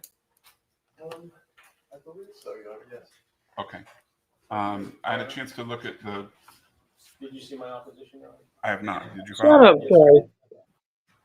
I gave it to the clerk this morning. It was filed early this morning. You asked me to brief it, and I spent the time to do that. And I wish to be heard. Okay, go ahead. So, Your Honor, discovery was served on the defendant in 2022. Exhibit 1 are the form interrogatories which were served on for prior counsel September 30th of 2022. Prior counsel asked me for extensions several times so they could get the information that I wanted. And they finally responded on January 17th of 2023. If the court goes to Exhibit 2 on page Cardi Marilyn Monroe today, y'all. She Marilyn Monroe. Ain't that her with that wig on? Look. 21 of the responses, it says there's responding party incorporates by reference preliminary statement and general objection set forth above, subject to and without waiving. Yeah, girl, she blonde today. Responding party responds as follows. Responding party may be contacted through defendant's counsel. Imani Ellis may be contacted through plaintiff's counsel. Unknown staff employees at Cedars-Sinai Medical Center, including at least 2 such persons who intervened during the incident, discoveries continue. This incident did not happen at Cedars-Sinai Medical Center. Cedars-Sinai Medical Center is 2 miles away from this office building. This was, in my opinion, either grossly negligent on the part of counsel for the defendant, or, as I've argued in my brief, an intentional way of hiding who these witnesses are I can't see how the defendant would go to a doctor and not know the doctor's name, or at least do whatever it takes to get the doctor's name. It's really not that hard. When she went to this doctor, she could have found out his name and disclosed it in discovery. Okay, so your point's taken on the defendant likely knowing the name of her own doctor. What about the receptionist? All right, so the receptionist, also the issue with the receptionist would be that either her attorney or herself can call and say that, doctor, who's the receptionist that was there that day? Again, she's the patient, they would have to tell her. And I would like to also add, Your Honor, I did Exhibit 3, question number 15.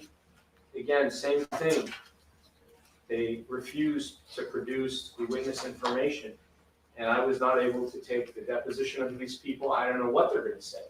It's highly prejudicial. It goes against the Discovery Act, and it should not be allowed. And they're arguing that I shouldn't be able to bring my witnesses. They're making the same argument that I'm making. So it would only seem fair that if the court's gonna exclude mine, the court should exclude theirs. Okay. So there's a hearsay statement in the defendant's brief, and I'm acknowledging that it's hearsay, but they contend that the witnesses both testify or both said that they had been contacted by you, and you're just saying that that's not true. So, yeah, that's not true. I never contacted them, not in 28, I never went to the building. Even though it's across the street from my office, I did not go there till a few days ago to take 22 pictures. I took it on a Friday night, maybe around 6 or 7 p.m. Went back one more time to take a couple more pictures. But I But never, the client testified she took the pictures. no, I took the pictures with her together. We were together. Okay. I did not go back. I did not know about the doctor. I did take a picture of the doctor's sign after they, a month ago or a couple weeks ago, told me there's this doctor. But this is not the way to do the work. This is not the way to do business here. You have to disclose who the doctor is. It's her treating doctor. It's as if plaintiff would not disclose her treating doctor. It's the equivalent of that. And then isn't it fair to say that the receptionist was identified in prior witness lists? Never identified. It just says random person. There's not even a name there. So I would say this, Your Honor, I don't know what the doctor's gonna testify to. He may just say, I was in my office and I heard a disturbance outside.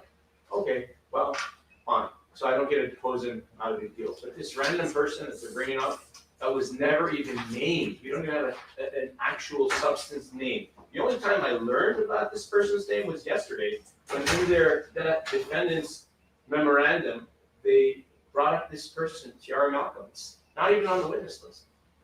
I don't even know who she is. So in the middle of the trial, when I'm not able to depose this person and do nothing with her, they're just gonna randomly throw out this person, well, let's bring this person into trial. It's not fair, Your Honor. All right, hear from the defense. Yes, Your Honor. Thank you. First of all, regarding Cedars-Sinai, Dr. Finke was associated and affiliated with Cedars-Sinai. The building is Medical Center of Beverly Hills, and that's the reason for the reference to Cedars-Sinai. Second, I'm going to start with the prejudice argument, which is that they didn't know who these people were. Actually, plaintiff testified yesterday that within a few weeks of this February 2018 incident, she called Ms. Malcolm. She worked in the building. She knew Ms. Malcolm. She knew Dr. Finke, who came out, and they didn't identify them. They knew them and they didn't identify them. So to say that, well, he's been prejudiced because he didn't take their depositions, she's known since 2018 who the doctor was and who Tiara was. You said there was testimony yesterday or in her deposition? Yesterday. Okay. Yesterday, I specifically asked her, did you contact Tiara Malcolm? And she said yes. I disagree with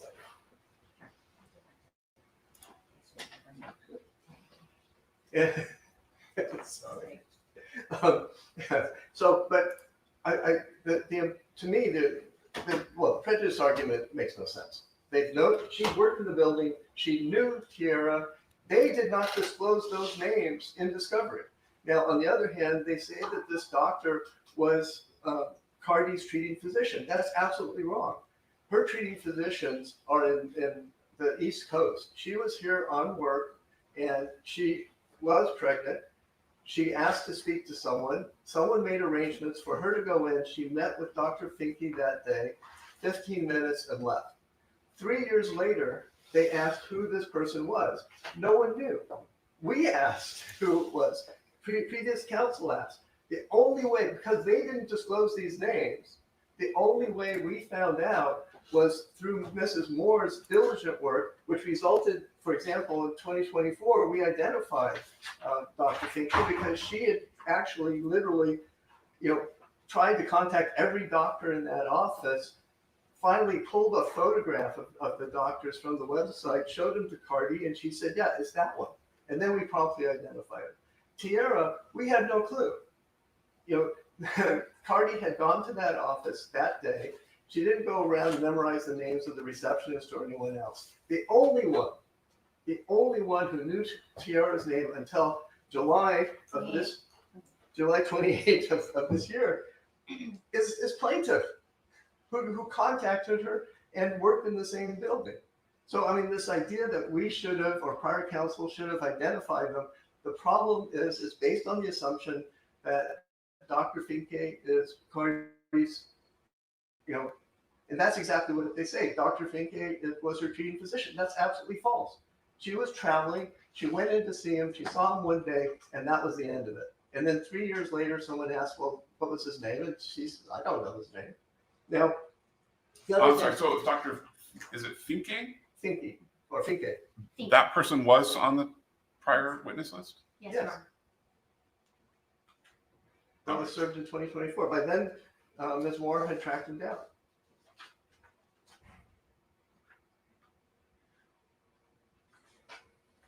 So, Mr. John Fazza, can you respond to that?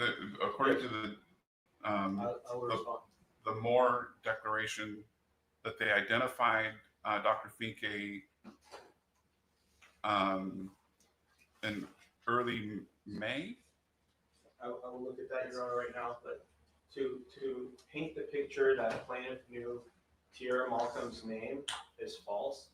To paint a picture that you go to a doctor's office and you're not their patient is also false. It would be an impossibility for that to occur. And I'm sure Dr. Finke will testify that Cardi B is his patient, Your Honor. Dr. Finke, I can make an offer of proof, will testify that he met her that day, saw her that day. They had minimal contact, 15 minutes, and have never heard from her again until we contacted him and added him to the witness list. I also would note Dr. Finke will testify that counsel went into his office multiple times, including by not only going through the reception area, but going to the back door, asking everyone there, do you know anything about this incident? Do you know anything about this incident? Repeatedly tried to contact Dr. Finke over the last 4 or 5 years. That's what Dr. Finke will testify if he's called upon to do so. Okay, so let me do this. We got the jury's getting checked in. Do you have a rough from yesterday regarding that testimony? I think we have a actually final, I believe, and so I'm not sure we have it with us, but we will submit it. Okay, I want to see the testimony, and so we'll resume the argument on this issue because we weren't planning on calling them today, correct? Depends on what. Yeah, That's fine. But because we're here now, I want to add a sentence. Okay. Okay, because it's about me. Okay. I'm declaring under penalty of perjury, I did not go into his doctor's office. Okay. That is an absolute lie and false. Okay. And I don't think that's right. Could I say one last thing? Sure. Okay. This whole case is about, even by her own testimony, an altercation, an argument when two people came out of the doctor's office. When that was all that prior counsel knew and that party knew, that's what she stated in the interrogatory response in January of 2022. That witnesses included two people who came out and separated them. The only person who knew that was plaintiff, and she failed to disclose. Okay, all right. I think we're still checking in our witnesses. Jurors. Is she checking them in now?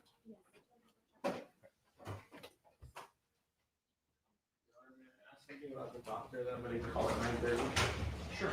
So he does have a CV, and I know that the other side may say that I can't even introduce the CV, because they won't even let me do anything. So I wanna know if they're gonna object to producing the CV to the doctor to review and to have it admitted as evidence. And it's a hearsay document, right? It's exhibit number 9. It's the doctor's CV and rate sheet, and it is, I'm gonna ask him about it, I'll lay a foundation. But I believe that it should be seen by the jury because it has all of his credentials, and the court limited my time to 1 hour. If that's the case, then I have to go through 22 pages of CV, that takes 2 hours, Your Honor. I can't do it in 1 hour unless he's gonna stipulate. I don't understand this. We wouldn't plan on objecting to a CD other than, I guess it's hearsay, but if he wants to offer it, he can offer it. I mean, No, this so is I not mean, an issue so raised. I'll just say, my practice is if the parties stipulate to admitting CVs, I'll admit them. If the parties don't, then usually it's hearsay, and I'm not gonna admit it. I will tell you that, to me, it doesn't really matter. Most of the time when I've seen it admitted, it's been in med mal cases. In other cases, the doctor can explain what his training education is. So it's up to you. Your Honor, I will make this offer that both sides can have their doctor's CVs admitted into evidence. It'd be Rosenberg for them and Mulliken for me. I'm willing to do that, so we don't have to waste the jury's time on this. I expect that we anticipate doing what Your Honor described, saying that the witness can testify to what he did. If that makes counsel happy, then a reciprocal stipulation that CVs can be submitted. Okay, great. It's fine. Thank you, Your Honor. All right, are we ready? Yes, Your Honor. All right, you ready? All right, you wanna bring in the jury?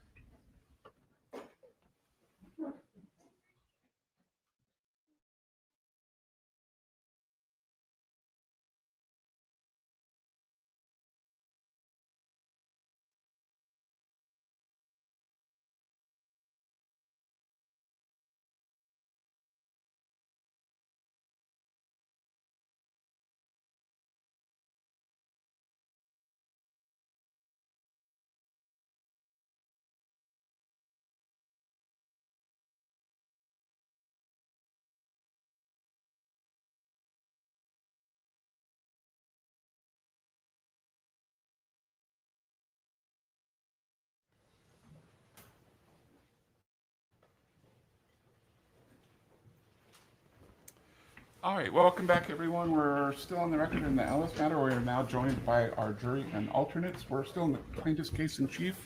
And does plaintiff have another witness to call? Yes, Your Honor. Plaintiff will be calling Brent Mulliken, MD. Can I get him real quick? Your Honor? Sure.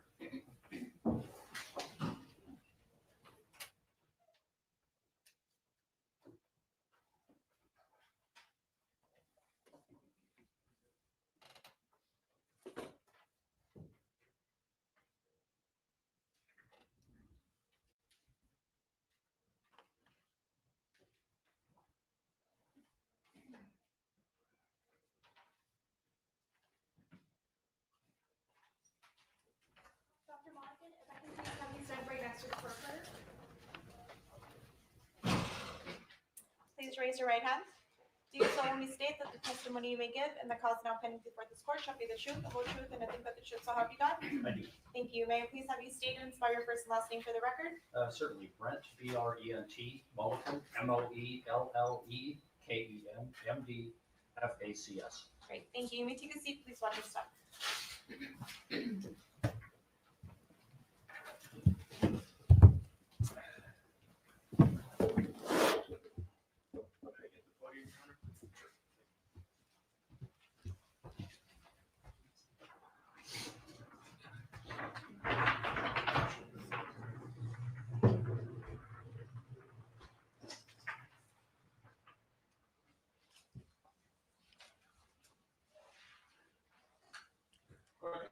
Thank you, Your Honor.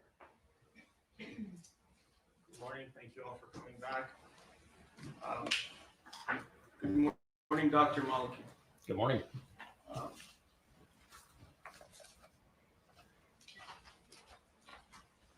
Were you the treating doctor for Imani Ellis, who's sitting to my right here today?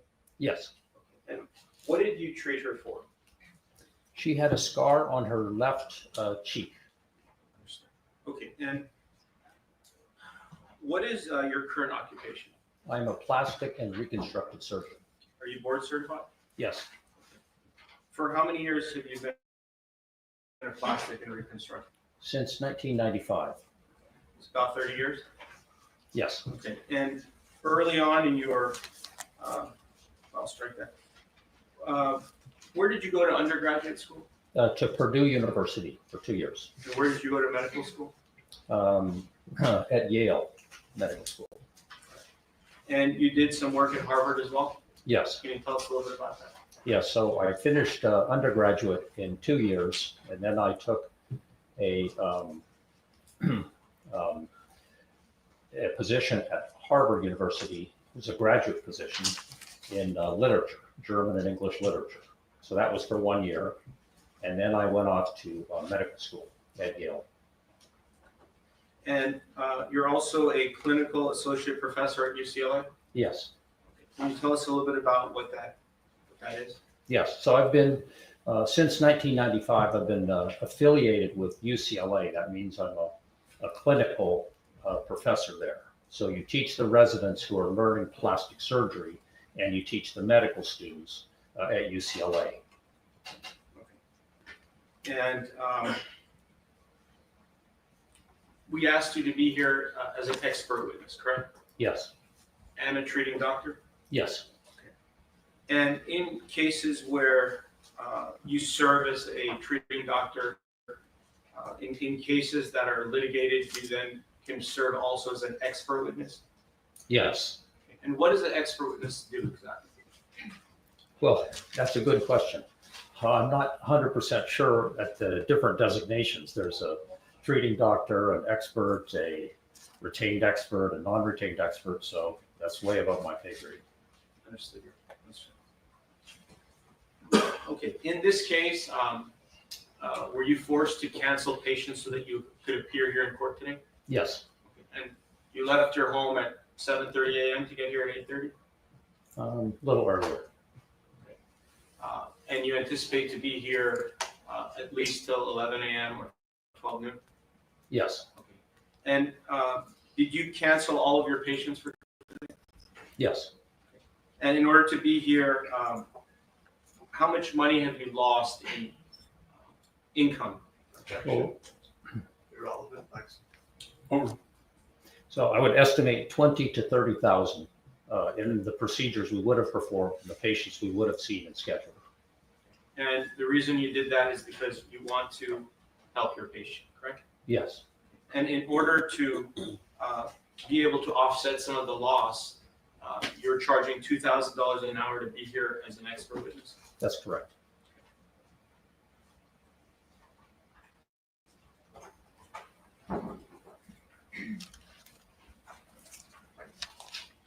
And when you serve as an expert witness, you tend to serve as an expert more for the plaintiff, more for the defense, or is there some percentage that you could tell us? It's roughly 50-50. So I'm retained by defense firms and by plaintiff firms equally. Is it your understanding that in this case, the defense chose not to designate an expert? Is that your understanding? Objection calls for hearsay, lacks foundation. Do you know of any other plastic surgeon that's rendered any opinion in this case besides Objection, lacks yourself? foundation. Sustained.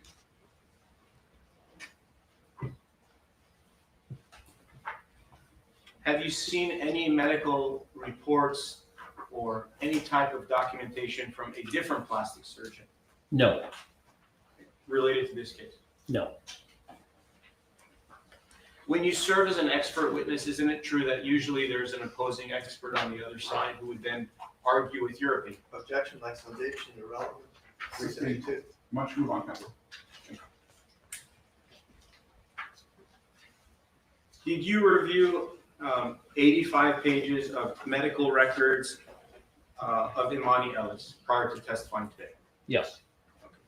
And if you were to look at your exhibit book that's in front of you, the one on your right, If you can go to Exhibit 1-004.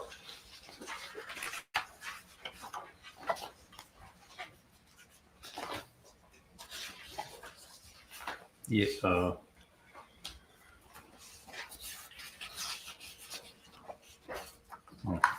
At the bottom corner, it'll say Exhibit 1-001, and then 2, 3, and 4. I think the exhibits are over here. May I approach, Your Honor? Go ahead. Yes, yeah, so it's actually.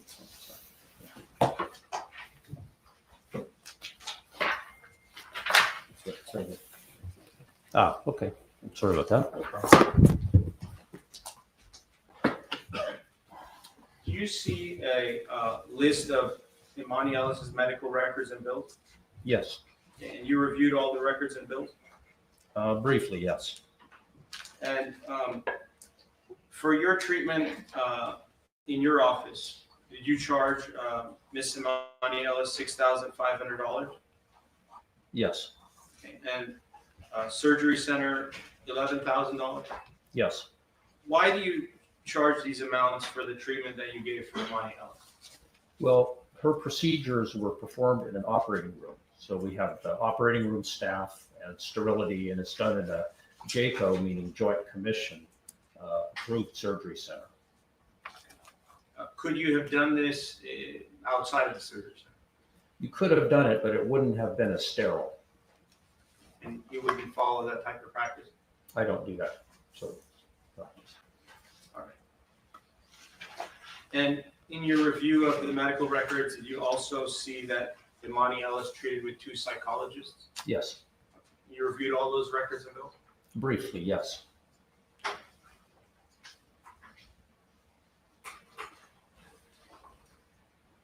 If we can just go to Exhibit 9, which is your CV. I just wanted to go over your CV a little bit.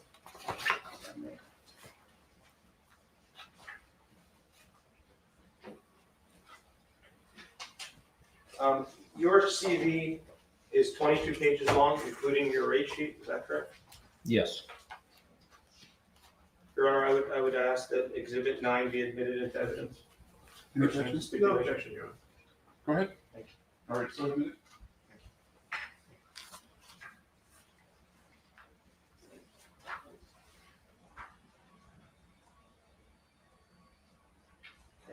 This is the first page of your CV, correct? yes, Okay, and this explains all of your, you have 2 different offices? I do. Why do you have 2 offices? There's just one in Beverly Hills and one in Santa Barbara. So, yeah. Okay.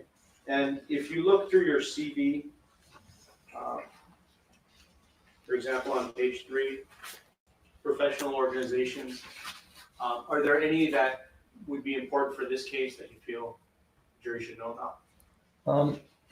Well, I became board certified in general surgery and trauma surgery before doing my training in plastic surgery. So I then became board certified in plastic and reconstructive surgery. And I've done 2 additional fellowships, one in aesthetic surgery and one in microsurgery. So that's 10 years of residency after 4 years of medical school. And on page 4, you have hospital affiliations. Can you tell us your affiliations with these 2 hospitals? Yes, so I'm currently an attending at UCLA Medical Center. And previously, I was an attending at Cedars-Sinai Hospital, but I gave up those privileges, and now I'm exclusively at UCLA. Then on page 5, you have some other information such as being a super doctor. What is a super doctor? Well, a super doctor is 5% of the doctors in a community are chosen by their peers.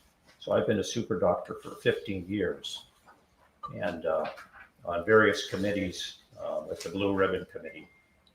So I'm proud of those awards. Do you do any charity work? I do. Can you tell us a little bit about your charity work? Student enrollment, 352. Excuse me.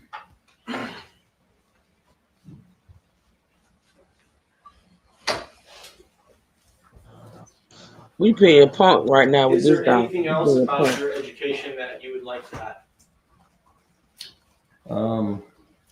Well, I'm in clinical practice, so I'm a practicing plastic and reconstructive surgeon. But I teach at UCLA. So I'm a clinical professor at UCLA. So that means just a teaching position. Okay, then, you teach other medical residents? Yes, medical residents, medical students, and usually plastic surgery residents. So they've completed their training and they're in their last few years of training. So those are the doctors that I spend most time with. Now I want to go to this case and ask you some more information about this case. Do you remember seeing this patient, Imani Ellis, in your practice? Yes, And when she came to your office for medical treatment, did she provide a history to you?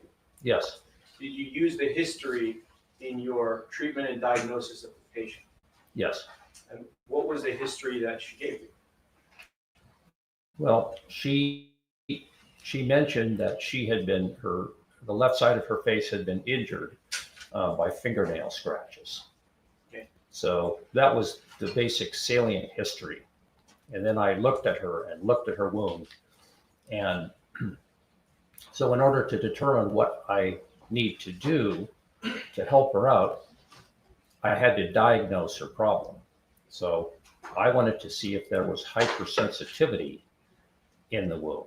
Hypersensitivity means, for example, if you have a splinter underneath your skin, it may not show much, but you can feel the splinter under your skin because it's hypersensitive. So I noticed that she had a focus of hypersensitivity on her face.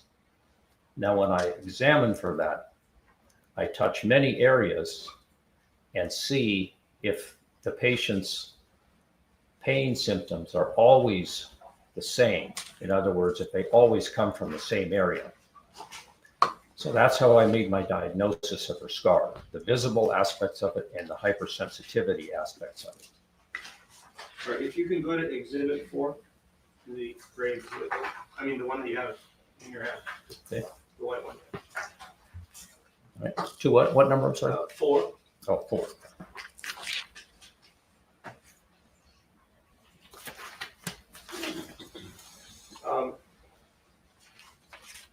In your medical evaluation of the patient, you saw her for the first time on November 4th, 2022.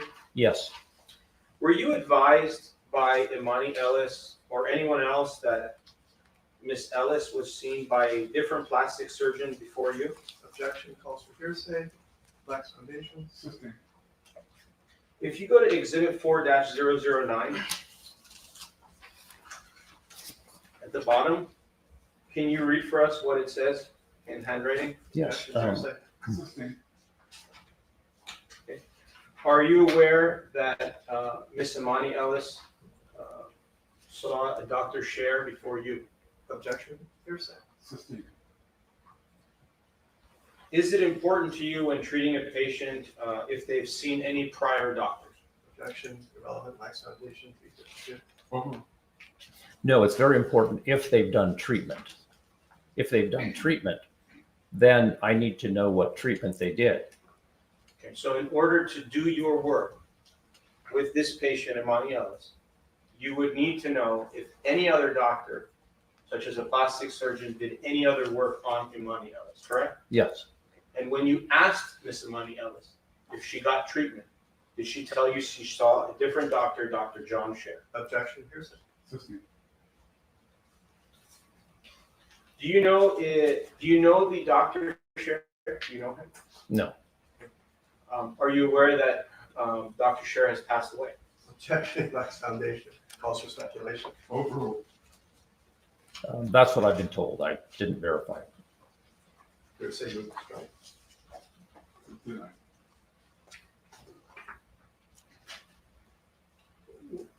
For a patient such as Imani Ellis, the kind of injury that she sustained, is it true that if Imani Ellis had came to you within a couple of months after the incident, that you would advise Imani Ellis to wait 1 to 2 years to determine if the cut would become a scar?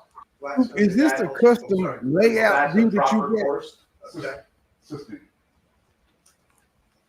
For a patient like Imani Ellis who sustained a cut, how long should she wait before getting plastic So surgery? counsel, Sister Tina why don't you Clarence. establish that there are different treatments, what type of cut it was, how deep the cut was, whether it was likely to scar, what he knows about the scar, establish some foundation before you ask him opinions. Okay, yeah, thank you.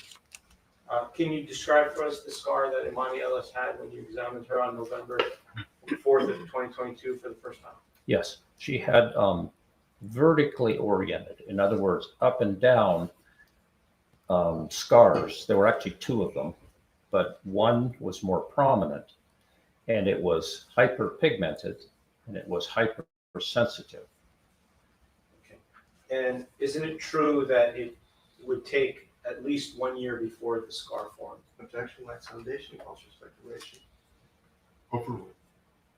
No, scars can form quickly. Sometimes it takes a long time for them to form. Do you believe it was correct for Imani Ellis to wait before obtaining the medical treatment that she received in your office? Objection, lacks foundation, calls for speculation. Assistant. And the type of medical treatment that you performed, isn't it true that during the pandemic, which started in April of 2022 for at least several months and years, there was limited availability for patients to receive plastic surgery? That's very true.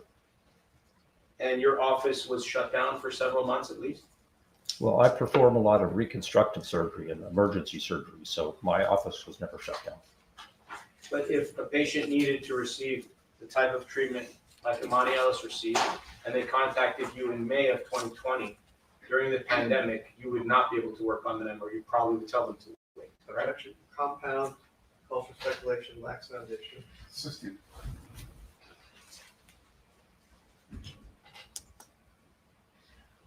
Isn't it true that a scar such as Imani Ellis's, when she came to you in 2022, the scar would basically never have gone away unless you performed some type of medical treatment, correct? Objection, leading, calls for speculation, lacks foundation. Assistant.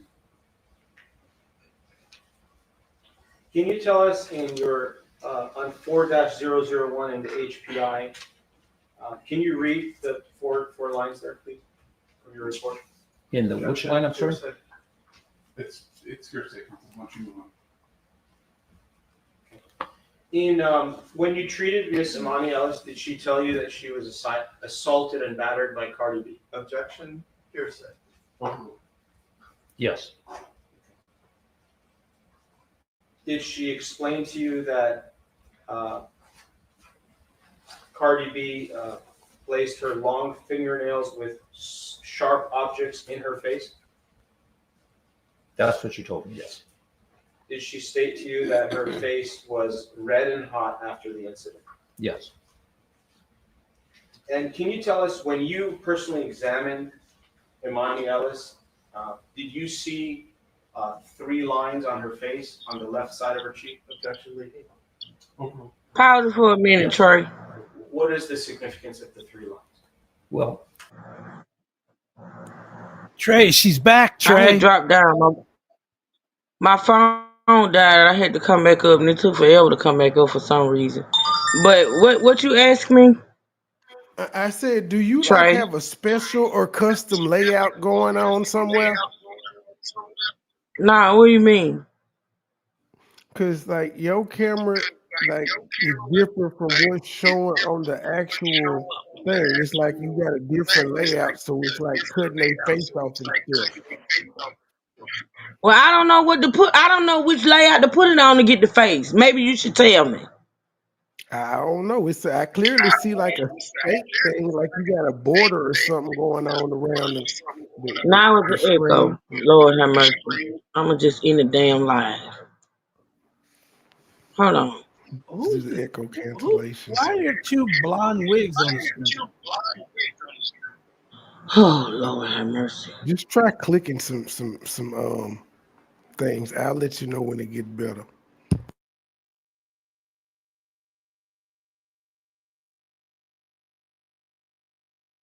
What I can't even tell what let me see.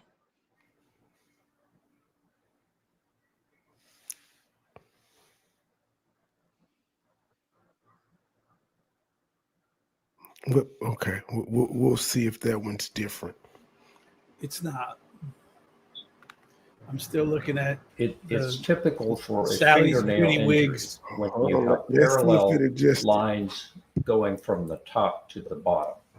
So that's Y'all let me know if the vertically echo is gone in the down chat. rather than horizontally. Yeah, I think the So echo's gone. So Well, now we typically can that's see how, Cardi B's whole head. fingernail We were only seeing half. We're behind Is a it few your seconds, so I expert gotta wait till opinion, the camera goes on him to that see Imani Ellis if he's getting everything. sustained an injury to her left cheek from fingernails? Objection, DD. Yeah, now you can see sorry? everybody. It's a snake. Oh.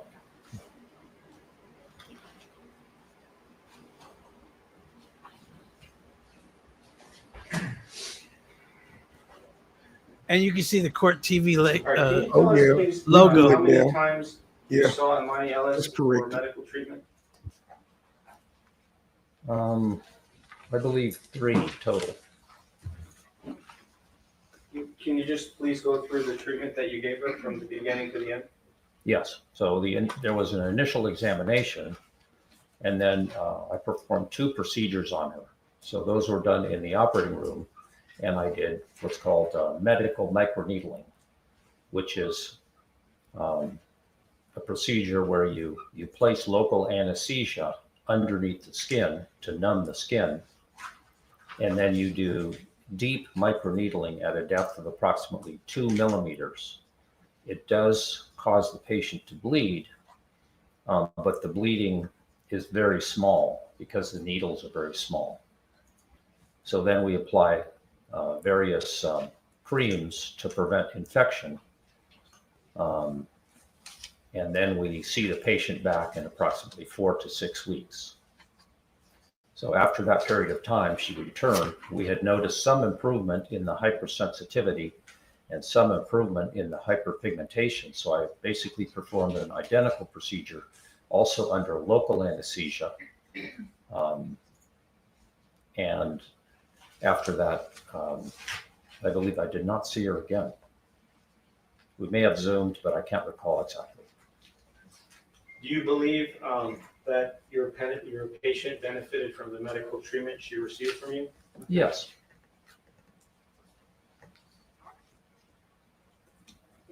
And you're familiar with the billing procedures and charges from your office and other medical providers such as plastic surgeons and surgery centers and the like? Yes. Is it part of your practice to review the medical bills for your office and other types of medical providers? Well, it's a part of my, Objection compound and hearsay. Okay. That's the one word. so it's my function as a medical director of a surgery center, which I've been for 25 years, to know the fees that are charged at the various institutions like UCLA or Cedar or in similar institutions in the community. And when you examined Imani Ellis on November 4th of 2022, you performed an examination, you wrote a 4-page report, you reviewed medical records and medical bills, you spoke with the patient for how long approximately? Well, we maybe spent 45 minutes total with her, but that includes the assistant going in, asking the questions, and then she transcribes it to an iPad, and then I go in the room, I do the examination, I record the results of my examination, and then correct anything on the iPad that I want to add to. And to write the report of 4 pages, review all the medical records, review all the documents, see the patient, everything. That one day on November 4th of 22, you charged $1,500, is that correct? That's correct. And if you were to make that same examination and go through all those steps today, you would actually be charging $2,500, correct? You can, That's correct. the fee has gone up because of inflation and the cost of medical care. Just- You can, Yeah, that's what it costs. So you have to. all right. And the medical procedures that you did on February 20th of 23 and March 20th of 23, the two procedures, each one you charge $2,500, is that correct? That's correct. And the same procedures today, what would you charge? Well, it would be approximately 6,500. If you notice in my initial report, that's the amount I quoted, but for some reason it was billed at 2,500. So that was an error, but it is what it is. So then in fact, the $2,500 charge should have been $6,500 Correct. twice. That's what it costs to perform surgery in a surgery center. And approximately how long does it take from the time the patient comes into the office, gets prepared for surgery, and is sent home for each of the two surgical procedures you did? Well, approximately 2 to 3 hours. And the surgery center has to be booked for a certain period of time? Yes. And you got to prepare it, do the procedure, clean it, make sure it's good. How long does all that take? How much time do you book the surgery center for Ms. Imani Ellis on those? Well, the 2 to 3 hours would not include the technicians, the surgical tech preparing the equipment or the cleanup. That would just be the 2 or 3 hours would be the time from the time the patient arrives, fills out the paperwork, the consents are given. We again talk about the risks and benefits of the procedure. We put on topical anesthesia. We let that work. We take them to the operating room. We put on, we induce local anesthesia with injections. We do the procedure. We watch her postoperatively to make sure she doesn't have any allergic reactions or trouble with her skin. And then we make sure she's dressed properly, has postoperative instructions, and then she's discharged. And there's obviously different types of skin that you deal with in your practice, correct? Yes. There's lighter skin, darker skin, rough skin, soft skin. Can you just tell us a little bit of the difference in procedures that you would do to the different types of skin? Yes. So there's a grading scheme from 1 to 5, and 1 would be a patient with very delicate skin. For example, a redhead who might have very delicate skin and would not tan at all. It would just burn. So that would be Fitzpatrick 1. And then Fitzpatrick 3 might be Asian patients, Hispanic patients, patients of mixed race, and then up to Fitzpatrick 5, which would be black skin. So depending on the coloration of the skin, that determines what lasers you can use, what procedures you can use in a safe manner. Okay, and what, on that scale, what is Imani Ellis? 5. 5, okay. Is there a difference, for example, if you take photographs of a patient with 5 on the Fitzpatrick scale, if you take photographs of their skin versus someone with a 1? Yes, in general, in black patients, the lesions are less visible just because of the coloration. And when you examined Imani Ellis for the first time on November 4th of 22, did you, with your own eyes and your equipment, you saw the scars, right? Yes. And how many scars did you see? Well, I saw one main one. That's the one I recorded. But I saw other things that were, differences in the skin, differences in the pores, an adjacent scrape mark. I saw those things as well. But the main thing was that there was one main scar. That was the hypersensitive one.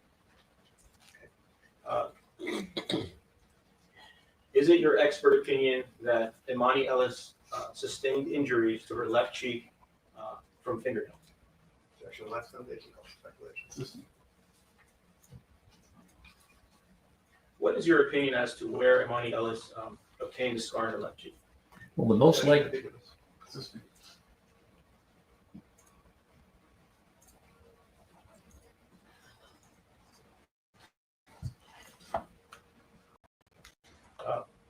What was the size of the scar? Did you measure it? yes, it was approximately 2 centimeters that I noted. That was the main scar. Can you tell us approximately how long is 2 centimeters in inches? Yes, so an inch is 2.5 centimeters, so it's a little less than an inch.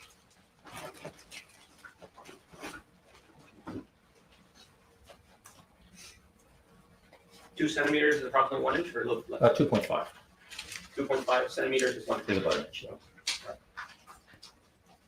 Why was it? Why was hypersensitivity important in this case? Well, hypersensitivity is a very unpleasant sensation, and it's often associated with scars. So my job is not just to make the scar look better, but it is to reduce the hypersensitivity. That's in some respects the most important thing is to reduce the hypersensitivity in the scar.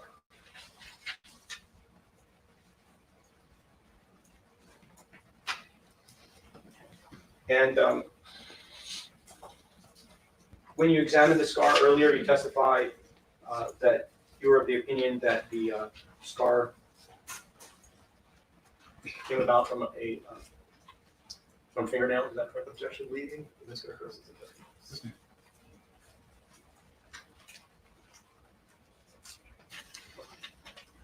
What is your expert opinion as to where the scar came from on Imani Ellis's left cheek? Well, based on the direction of the scars, based on the fact that there were 2 to 3 scars that were parallel, and they were vertically oriented, in other words, up to down, based on the fact that the central scar was the deepest, based on the fact that the central scar started the highest. This is a pattern that is most closely associated with fingernails because the middle finger is longer than the index finger and the ring finger. So when the fingers are drawn down, the middle finger causes the deepest scrape, and the other scars cause a lesser deep scar.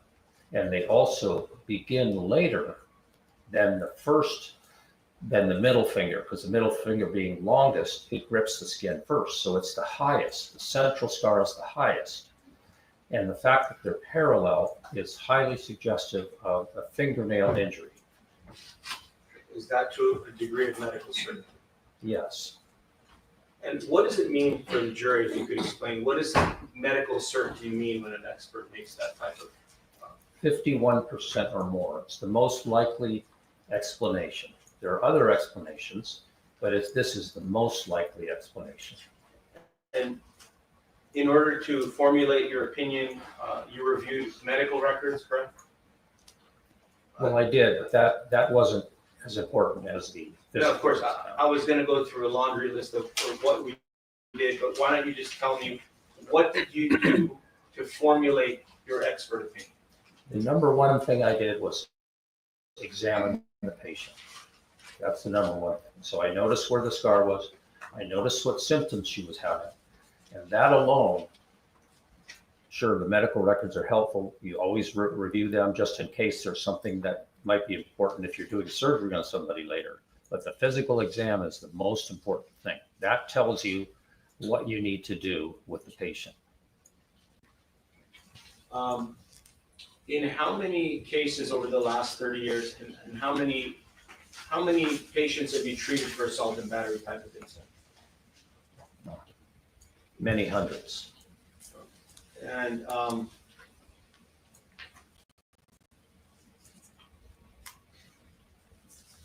is there an emotional component that goes along with this type of injury? Objection, outside the scope of this designation, vaccination, culture speculation. Assistant.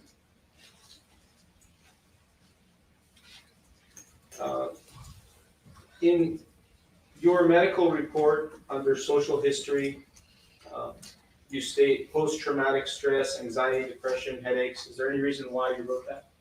Well, that's information that the patient gave us. It's not a diagnosis I made, it's the information that the patient gave us. And future prognosis, it says I would anticipate a 50% improvement in the scar. Was that, did the treatment you provide produce a 50% or more improvement? I believe it did. Was your patient happy with the medical treatment that you can answer? Oh, I can answer. Well, she expressed satisfaction with her procedure to me. I'd been very upfront with her that her likely outcome was that the scar would be better, but not gone.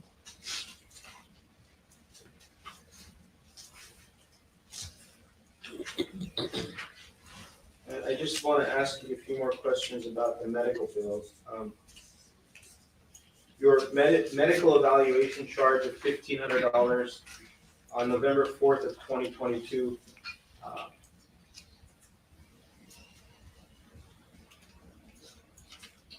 You reviewed that bill, correct? Yes. Do you believe that the medical treatments on November 4th of 2022 in your office were reasonable and medically necessary? Yes, Do you believe that the medical treatments in your office on November 4th of 2022 were related to this incident of February 24th of 2018? Objection calls for speculation, lacks foundation, outside the scope of this designation. Assistant.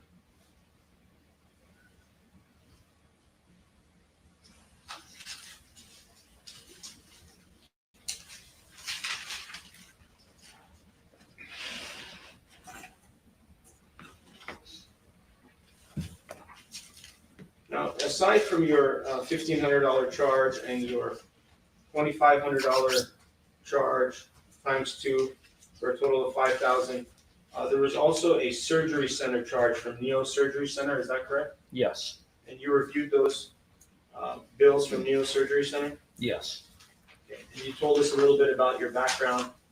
Are the charges of $5,500 for each time you treated Imani Ellis in the surgery center, are those reasonable yes, and medically necessary?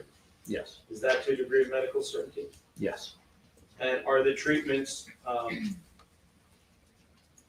at Neo Surgery Center related to this incident of 2/24/18? yes. I Objection. believe so. Again, outside the scope of this designation. Thank you.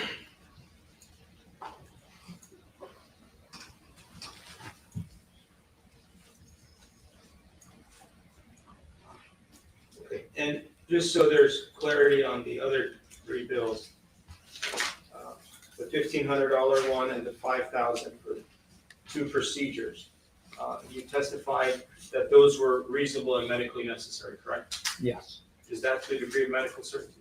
yes,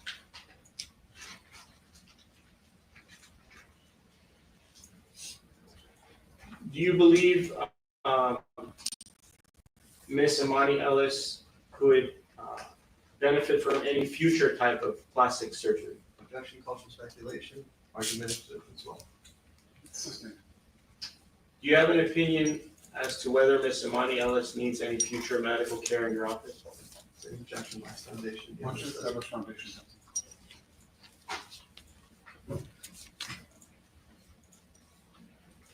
In reviewing all the records and bills from the past that you've seen, and diagnosing the patient and seeing the patient, do you have an opinion as to whether Miss Imani Ellis needs future medical care? Objection, lacks foundation, calls for speculation. Assistant.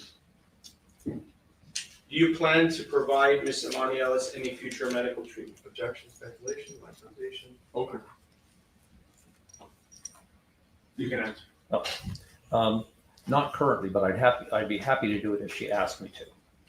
What would you be happy to do if she asked you? Probably more medical micro. I'll sustain the objection and please describe it, what the response was. Can you tell us a little bit about what future medical care you would want to provide to this patient? Objection, lacks foundation. Establish foundation that there's any basis for him to form an opinion that she needs any future care. Is there any basis for you to form an opinion that you need future medical care? Objection, lacks foundation, calls for speculation. Overall. Yes, Can you tell us about that, please? she still has scarring. And what could she get, what could she benefit from? She could, Objection, calls for speculation, lacks foundation. Open. she could benefit from some more medical microneedling. How many more treatments? Objection, calls for speculation, lacks foundation. Assistant. If she received one more procedure, what would the cost be for the entire process, which would include your charges and the surgery center charges? Objection, lacks foundation. Open. Well, it'd be approximately $6,500 for the professional fee and then $9,500 for the surgery center fee. So does that mean that the surgery center cost has also gone up recently? Yes, So is that approximately 15,000? approximately. And how much better do you believe the scar would be if she received that treatment you just told us about? Objection, lacks foundation. Calls for speculation. Assisting. Do you have an opinion as to what benefit the treatment would give Miss Imani Ellis if she had one more microneedling procedure in your office? Objection, that's not an issue. Overruled. I would estimate she would have an additional 15 to 20% improvement. Is there any way to get to as close as you can to 100%? Objection calls for speculation, Life Foundation.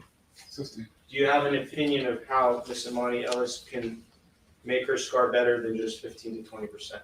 Well, she will never, Assisting. I can give us out some foundation. Witness knows the answer.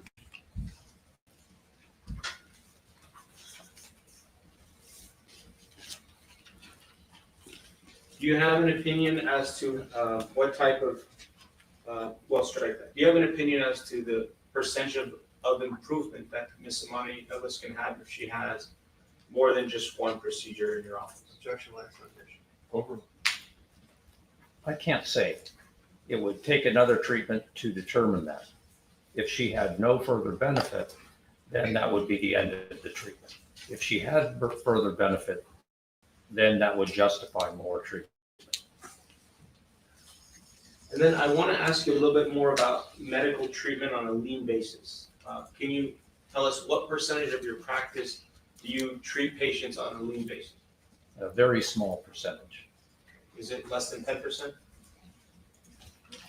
Probably, yes. I don't know the exact number, but probably yes. Most of your patients pay out of pocket themselves out of they pay cash or credit card, correct? Objection, Levy.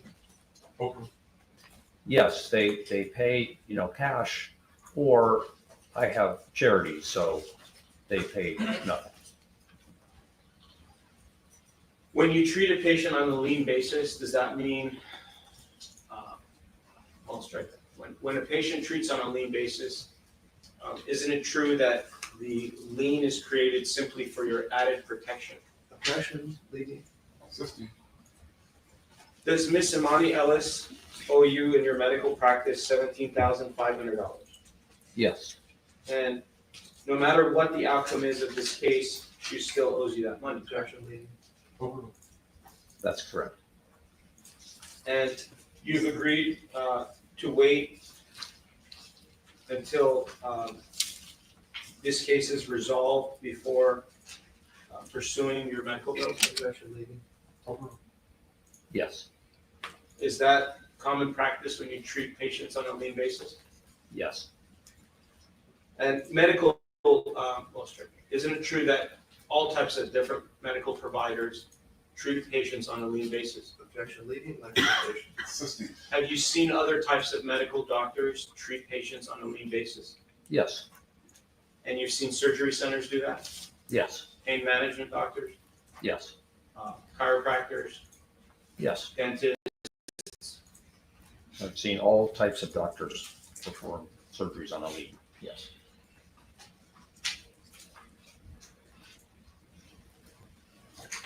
If you can go to exhibit number 5, please, in your book.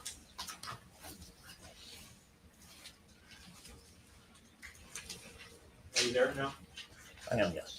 Do you see a report from a Dr. Norman for treatment on July 23 of 25? Yes, Did you review this report and bill? I did.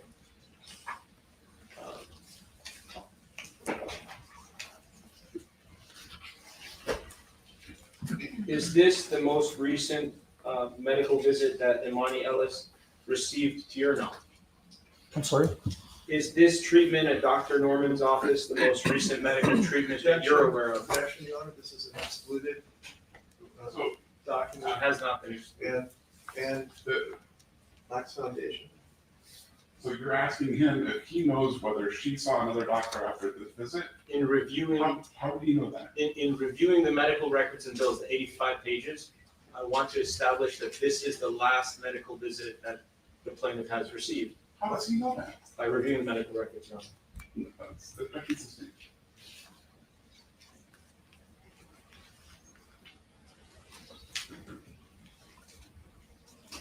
Isn't it true that after July of 23 of 25, there are no further medical records that you've reviewed? I don't know.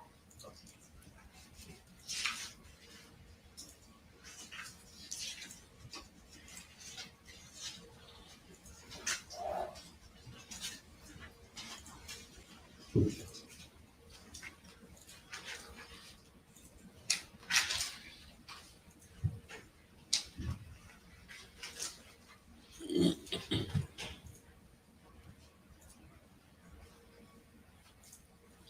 you take photographs of the patient when she first came in on November 4th of 22?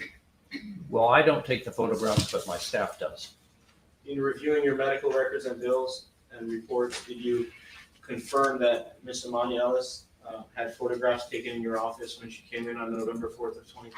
Yes, And each time she came back, for example, on February 20th of 23 and March 20th of 23, you also took photographs, correct? yes, And because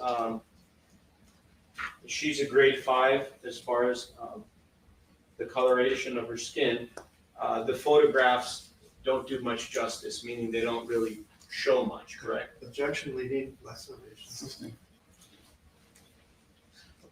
Isn't it true that when you saw Amani Ellis on those 3 occasions, you could see the scar a lot better than in photographs? Objection, leading. Actually, if in a detailed photograph, you see it very well. So I remember during the deposition, the defense attorney showed me a very detailed picture and you could see everything.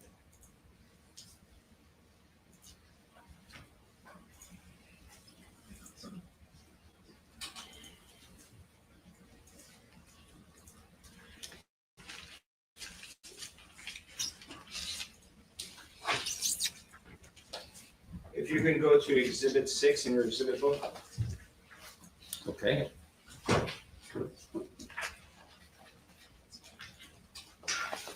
There's a total of 12 photographs, right? Yes. These are the photographs that you took in your medical office? Well, these are so low resolution copies of the photographs. Yes.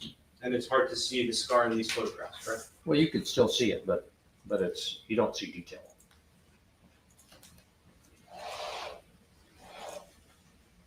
Is it common practice to take photographs of your patients when they come in before they do procedures? Yes. Why is that important? Well, to document what their current status is, and also to document any improvement. And because memory is fallible, so if you have a photograph, I don't always operate on patients right away. Sometimes it's months later, and then I like to have an accurate photograph.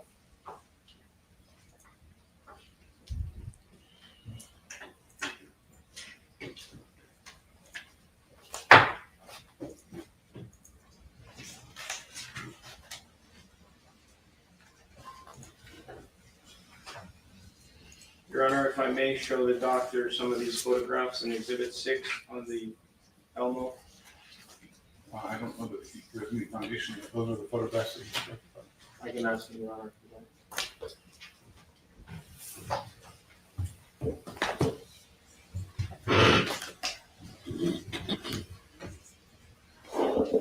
Will counsel stipulate to the photographs? Which one? Why don't we not propose stipulations in front of the jury? Sorry.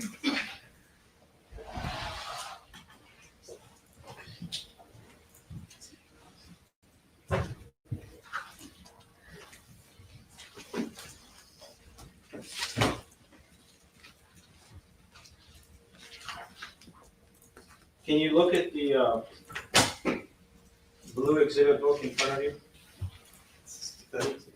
Yeah. Defendant Exhibit 228.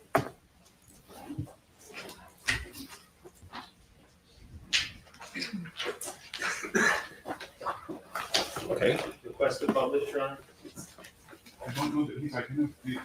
Do you know what the document is? If you look at this photograph, the color one, is this a better photograph of Amani Ellis' scar? Yes. And this is a photograph that was taken in your office on November 4th of 22 by your office staff, correct? Yes. And you maintain your photographs in your office as part of your business record? Yes.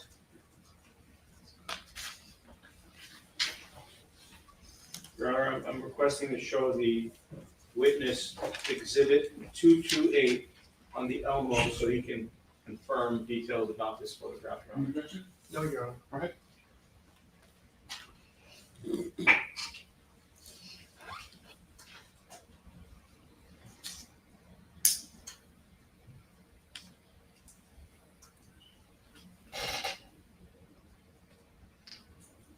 I'm going to use a pen, and if you can tell me where on her face you see the scar. Counsel, there's a pointer there. If you would just want him to get down, you can use the Sure. pointer on the screen. There's a pointer there behind you. And if you could just show us where the scar is located. All right, let's see. So this is a terrible picture. It's sort of like, oh, there you go, that's better. No, it's not. Okay, there's the main scar here. And this entire area here shows differences in the skin, sort of a general area that's very different from the rest of the skin. And there's a little linear mark here. And there's another one over here. So those are the three marks that I was talking about. This is the main scar down the center. And this is another mark to the side. Here's another mark on this side. So those are the scars. And this is the whole area that's affected. So it has a little bit different, the pores are of different size and they're a little washed out and a little, they've lost some of the normal undulations of skin, which are called reed pegs. But that happens often with scar. Okay. And if we look at this, this photograph, can you tell that in the photograph, Imani Ellis was wearing some makeup? It appears she is, yes. She has lipstick and it appears she's wearing something.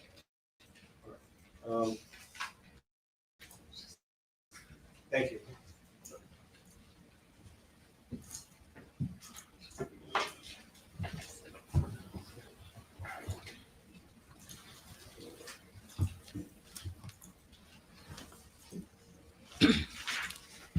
And if on the Fitzpatrick scale, she was a 1, would the scar be much more visible than it is in this photograph? Objection calls for speculation, not foundation.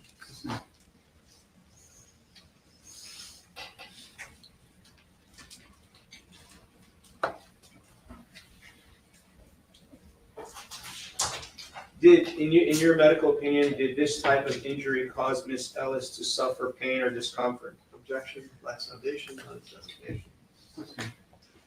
Did Miss Imani Ellis advise you in your examination of the patient that she suffered pain from this injury? Objection, hearsay. Yes.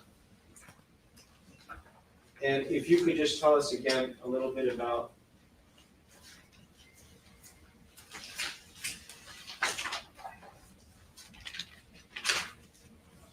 the hypersensitivity, is that associated with any pain? Yes, it's a dysesthesia, meaning an abnormal sensation that's unpleasant, a dysesthesia. The procedure that you did it take the hypersensitivity away to your knowledge? It reduced it, it did not take it away. Do you know approximately by what percentage? Objection, lacks foundation, calls for speculation. Hearsay. When you say reduced it, is that's your expert opinion, correct? Objection, leading, lacks foundation, calls for speculation, and it's hearsay.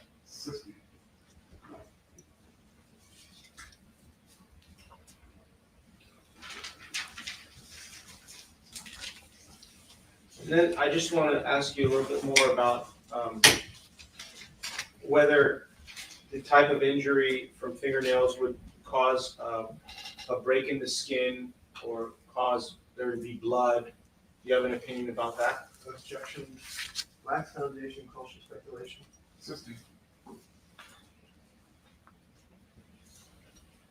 Would you have expected Imani Ellis, in the type of injury that you see here, to have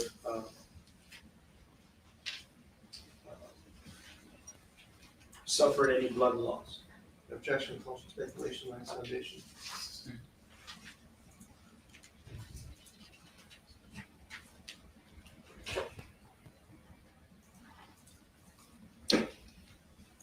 And patients in Fitzpatrick 5, do they have more of a tendency to,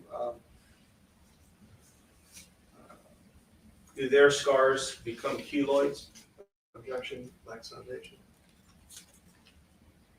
What's your subject foundation? Do you have experience with keloids? Yes. What is a keloid? The keloid is an overgrowth of scar tissue from the original scar.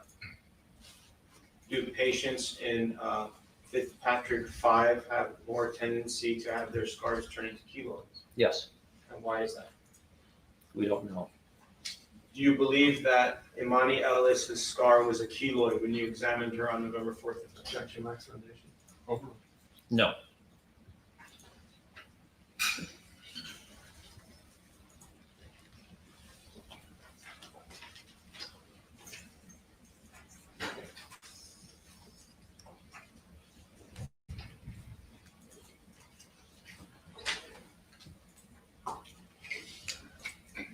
Are there any future appointments for Miss Imani Ellis to see you in the future? I don't believe so. Thank you. No further questions at this time.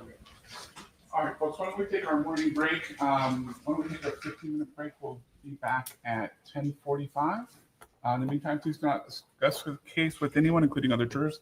Don't form any opinions or do any research. We'll see you at 10:45.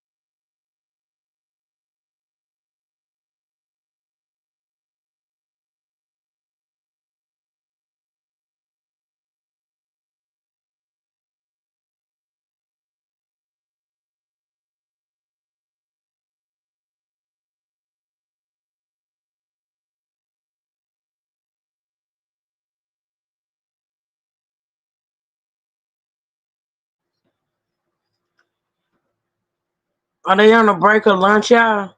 Because I walked off. I don't know. I don't see. What? Are you cursing in the chat? You don't see the scratch. Are they on a break, y'all? Let me know, because I walked into. They're on lunch break. Okay. All right, so let me tell Trey and see what he want to do. Thank y'all for sticking in here. Hold on, he may be asleep or something. Let's see. So it's just a break, not lunch. We probably can sit through a break. Look at him want to type in the chat now. All right, I guess we can sit through a break. I don't know how long the break gonna be, y'all. Y'all got any questions? Did they say 15 minutes? Oh, I didn't hear it. It shouldn't be no longer than about 15 minutes. Oh, okay, 15 minutes. Thank you, maybe.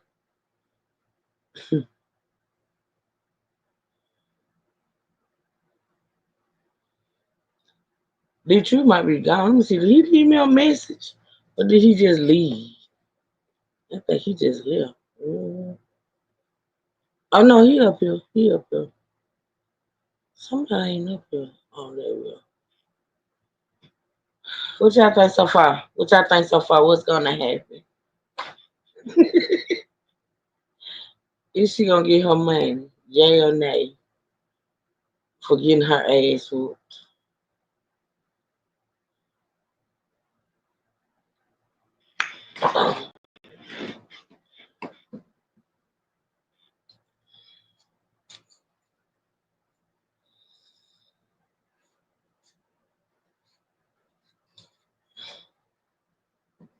Truth, you had a crayfish. You had crayfish. Oh yeah. Yeah, we had we don't call them crayfish, we call them damn, what you call them damn things? If you had an ace man could say crawfish. I said yes, the doctor helped her case. The whole scratch is invisible. I didn't know that those nails, those fake nails can do no damage like that. At least medical bills. I think that girl didn't even Y'all listen, I used to wear them nails all the time. I still wear them here now from time to time.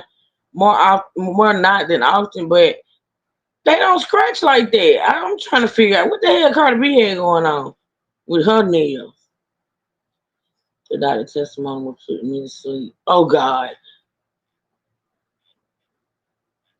I'm surprised her doctor came to court, to be honest. Oh, that was autocorrect. I'm surprised the doctor came to court. You don't find many expert so I saw somebody put it in the chat asking whether or not Cardi B gonna have to pay that man. I don't know how they doing it, but I know that girl can't afford to pay that man to come to court. He want his bills paid. Well, he shouldn't have did the damn surgery when the girl ain't had no money, because I'm convinced she ain't had no money. How many of y'all think the surgery was necessary, to be honest? People just do plastic surgery for anything these days. My God, today. Y'all think she still owe him? Let's see. Cardi may have stones, jewels that I believe so. It might have been in her on her nails, probably so. Cause them nails don't do that. Them damn ghetto nails, man. I don't think so. I did so. Truth, they are dull, but I'm sure Cardi had big studs, diamonds, and things of that nature. Well, they need to say that and stop saying it was the nails that did it. Because I know them nails be dull. They can't do no damage like that. But you know, Cardi do have that stuff on her nail. I don't think so. It was for the money. And yes, she still owes 17. 17,000. That's what I'm trying to see. Like, I don't think that surgery was necessary. I wouldn't get her a dime. I do not think it was necessary. That's a lot of money. Oh my God.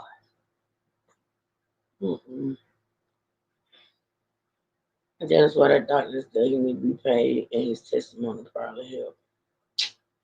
Sure. If I was a judge, I would say the shit wasn't necessary for real, to be honest. It would. What I'm trying to listen, what I'm trying to figure out is how are they going to determine who was the aggressor in the fight? Because look, if she was the aggressor, Cardi shouldn't have to pay her anything. So I wonder if they have to prove who the aggressor was. What's funny is the doctor said she may need more work. Child. But you know what?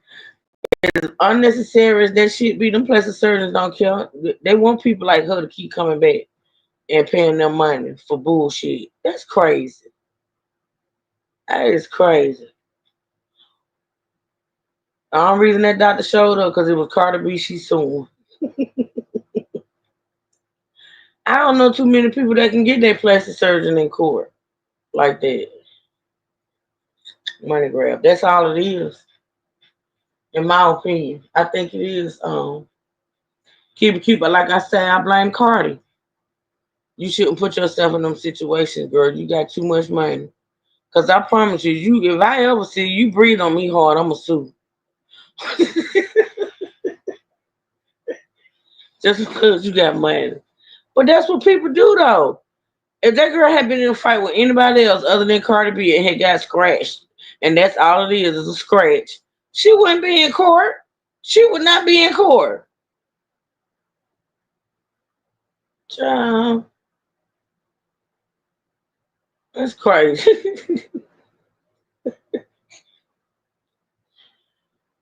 I don't know how much more of this we're gonna get through today, y'all, because we already at 4 hours. Ooh, I'm yawning. I need a nap. That doctor was kind of. Let's get a witness who saw the ass whooping. What y'all think? I think the next whooping. But according to this right here, let me read this to y'all. Cardi got a witness, according to what I read. Let me read it to y'all. Hold on. Let's see.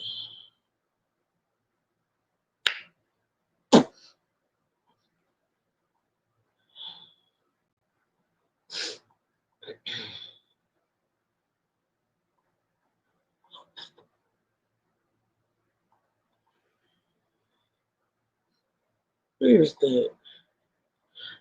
I be right there. I be right where she said it was me. Girl, I know. It's crazy. All right, so let me read this right here to y'all. I supposed to be putting this in my chat. I ain't even put it in that. But listen, so it say Cardi B is facing a civil lawsuit from former security guard Imani Ellis, who alleges the rapper assaulted her at a OBGYN office in 2018, leaving injuries that required plastic surgery and costing her her job. For here. Leaving injuries and costing her her job. Cardi B denies the claims, saying Ellis was the aggressor who tried to film her pregnancy before it was public, and her legal team plans to present a witness supporting that account. A judge recently issued rulings favorable to Cardi B, limiting what evidence can be shown at trial, which is expected to last 2 weeks. Now, I don't understand why this shit gonna last 2 weeks, but Cardi B apparently got a witness, y'all. I can't wait to see who it is. It might have been someone who was at the appointment with her. I don't know. But she claims she got a witness. I think the local rules are pretty specific. Are we back? Stipulations Hold on. Jury, which you're not supposed to do, so please don't do that again. Yep. All right, we back, y'all. Thank y'all for being here. Double tap the screen. On brief legal grounds for objections. I don't want back and forth on arguing objections. If there's going to be a request for a sidebar, we can address it that way. I don't generally grant sidebars, but I don't want arguments regarding objections in front of the jury. Sorry, Your Honor, it was an error on my part. I didn't That's right. know that. But you do want the grounds? Yes. Yes, okay. Brief legal grounds. Here's it. Yeah, stop. Your Honor, may I ask a quick question about a witness? Sure. So my client's mother is here, Yeah. and she's her only day off. Okay. I want to swap her for the grandmother, or add her in as a witness. Is she on the witness list? Yes. Any issue with that? It'd be nice to have 24 hours notice. We haven't been getting that, but I might we That's- can accommodate. I don't have an issue with that. I don't know, we don't either, Your Honor. Okay. But it would be nice. You got 20 or 30 minutes across here? I would say 30. Okay. And it's gonna be Mr. Lamb. Okay. All right.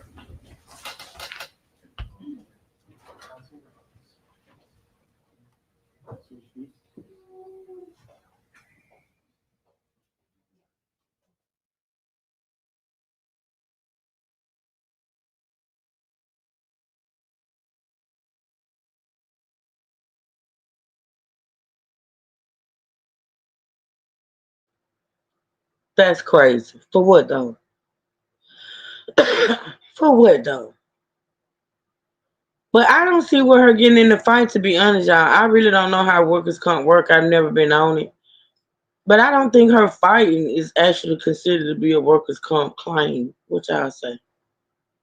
Fighting on the job? Well, she is a security guard. She might be workers comp.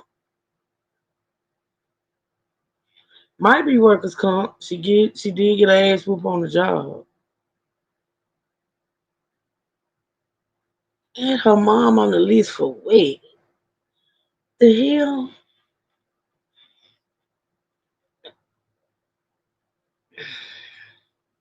Yeah, she got hurt on the job. Yeah, she did get hurt on the job, I guess. But plastic surgery, to me, honestly, was not necessary, but she filed it. She filed for it, they said. Mm-hmm.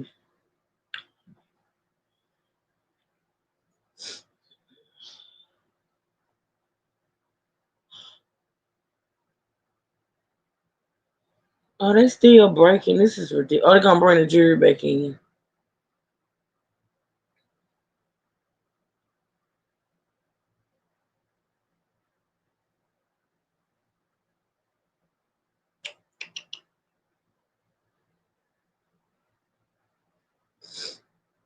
No, I think the surgery was necessary. Why do you think the surgery was necessary, Tony?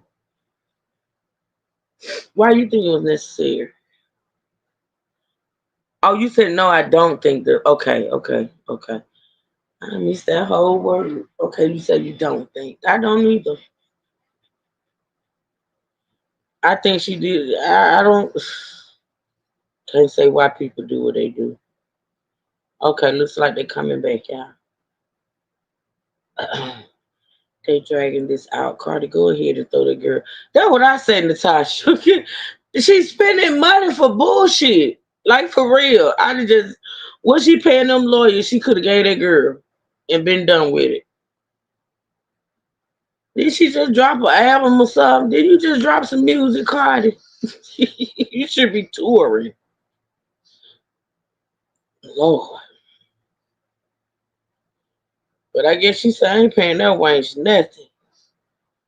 You know, Carter will fight. Hell, she fought Tasha K. The jury All right, here we go. And it's time for the cross-examination of Dr. Mulliken. And sir, you're reminded you're still under oath? Yes. All right.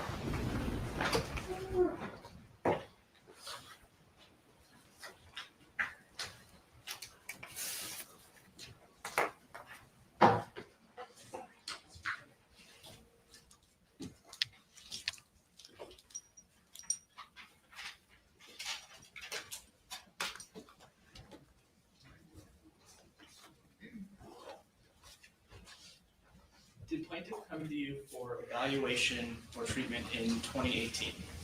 No. The first time you saw plaintiff was not until 4 years later in November 2022. Your voice is very soft and very good. Sorry. No problem. The first time that you saw the plaintiff was not until 4 years later in November 2022. Is that correct? Correct. And the photo that we looked at, trial exhibit 228, that was taken in your office before any treatment. Is that correct? Yes, It was taken the first time that you saw Ms. Ellis. correct.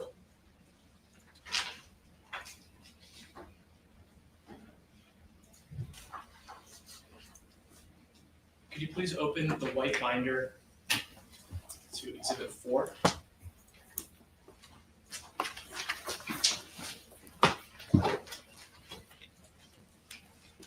And looking at the first page. Yes, This is, thank you. This is an evaluation document, is that correct? that's correct.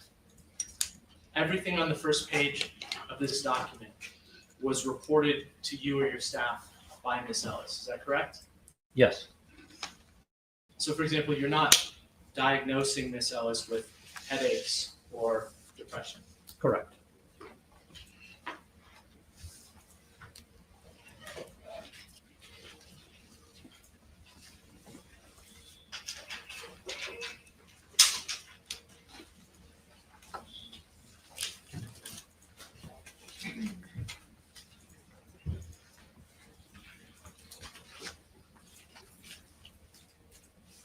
Okay, and also according to this medical evaluation document, plaintiff told you or your staff that the scar was caused by another individual who placed their long fingernails with sharp objects in her face. Is that correct? Yes,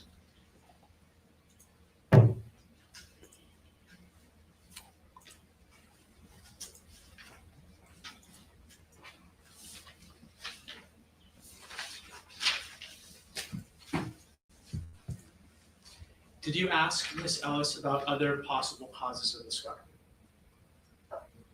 no, At the time of your evaluation, were you aware that Ms. Ellis had been in a car accident and hit her head in 2021? I'm not sure if I knew then. I don't think I knew then. At the time of your evaluation, did you know what Ms. Ellis was doing for a living after she was terminated from her job as a security guard? No,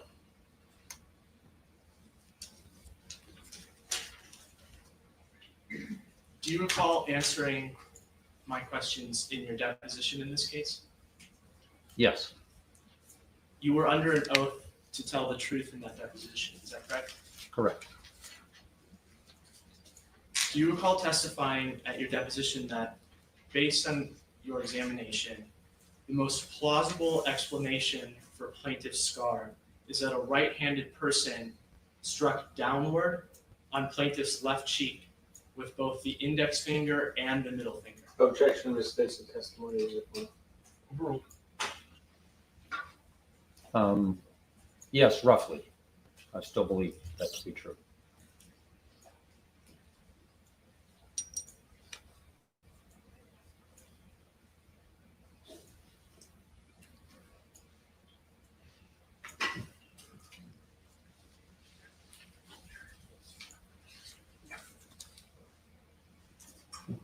Sorry.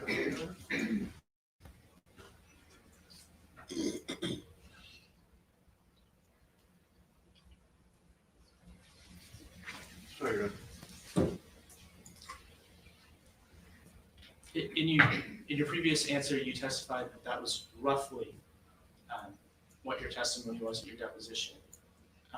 But that was your exact testimony, wasn't it? Oh, I don't know. I don't have the transcript here. I can't remember exactly what I said.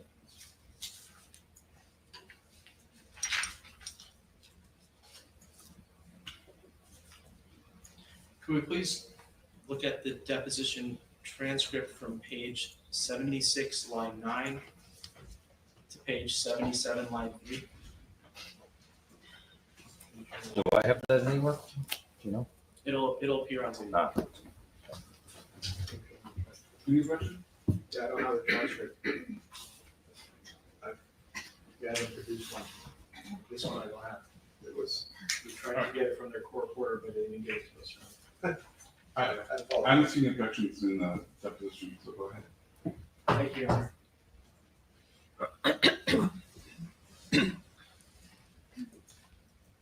In this action, are you offering an opinion as to whether or not the scar that you diagnosed was caused by the defendant in this action? Well, I can't say it was caused by any one person. If you ask me the most logical explanation, it looks like fingernails to me, striking in a downward direction. That's the most plausible example, or the most plausible explanation for the position of the start of the scars, or the higher position of the right scar. It would be by a right-handed person to the patient's left side of their face, which is the right side that we're observing. Starting at the top, they both start at the right level for one being an index finger, one being a middle finger. The middle finger one is a little deeper and wider, as it would be on a middle finger. And then the index finger continues on down further than the middle finger scratch. So that would be the most plausible explanation for me, given the appearance of the scars and the finding of the scars. That's my opinion.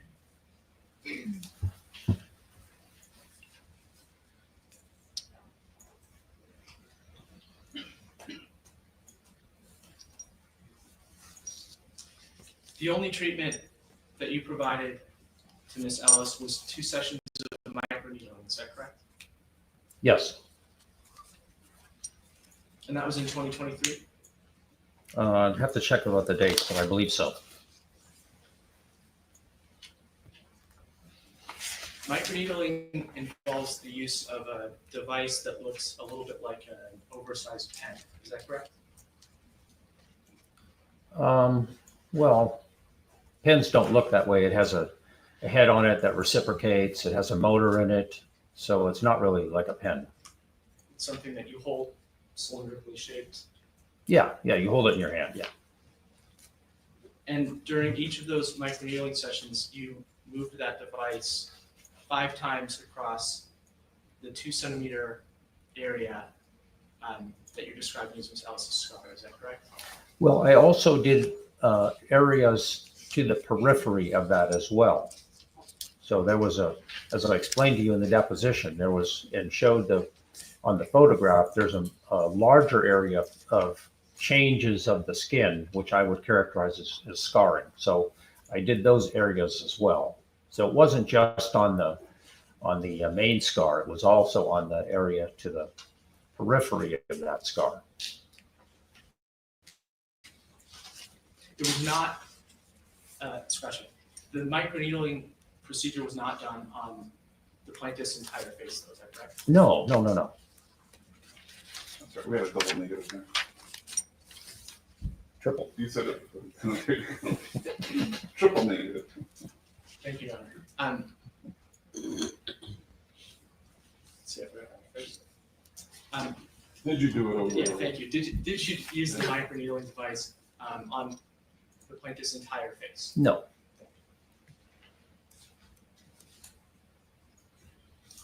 And the actual process of moving the microneedling device across the plaintiff's the scar took you no more than 2 or 3 minutes, is that correct? Yeah, it's probably a little more, but roughly that.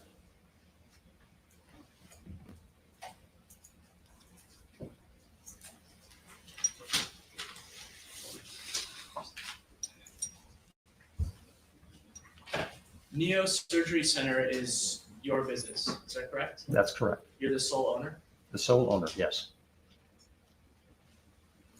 And looking back, this is White Binder Exhibit 1. Turn to page 1.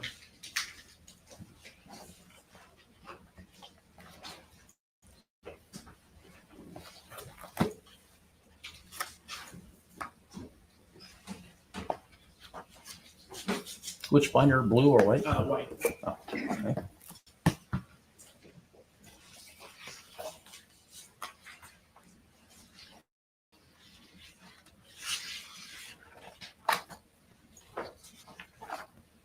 And what are we looking at? I'm sorry. This is page 1. I'm sorry. Page 1, exhibit 1-001. Do you see that? Oh, yes, I see that.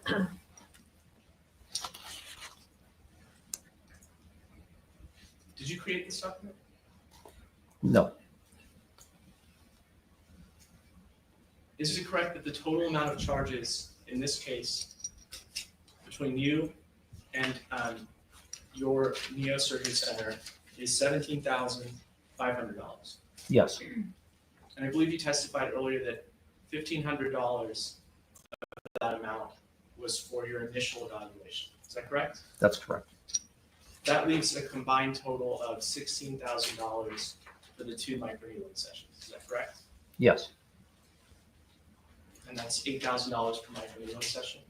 Well, it was a surgery done in a surgery center with surgery staff. So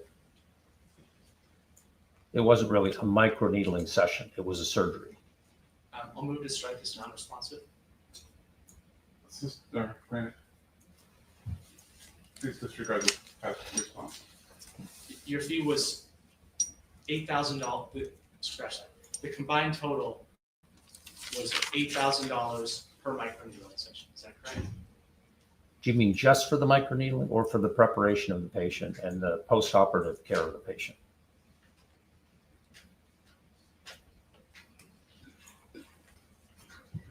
I'm not, I just don't understand your question. Are you required to be a board certified plastic surgeon to perform microneedling? What kind of microneedling?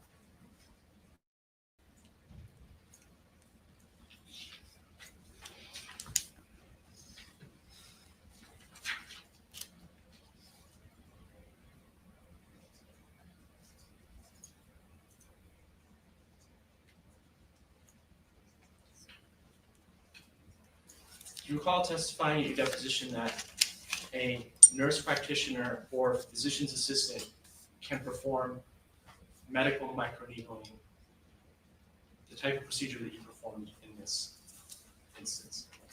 Under certain circumstances and under the supervision of a physician, they would be allowed to perform that. But however, they would not be allowed to perform a surgery independently. So I don't want to conflate the two.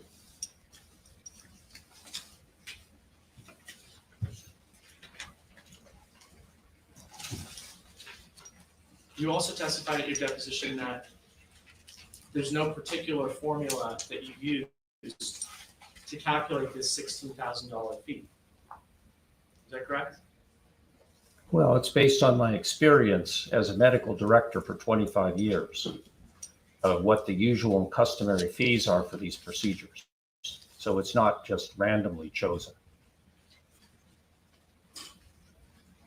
And it's your testimony that the fee you charge is usual and customary in this community? Is that correct? Yes. You also testified earlier that the plaintiff was charged for your services on a lien basis. Is that correct? That's correct. And by a lien basis, do you agree that means that if the plaintiff wins this case and is awarded money, you have a right to collect your fees from the award? Objection misstates the testimony of the witness. Well, I don't believe that's what happens. I believe the patient owes the money for the services rendered, regardless of the outcome of the case. So it's not just if the patient wins, it's regardless of the outcome of the case. Has Ms. Ellis paid you for your services today? No. Objection, ask and answer. Okay.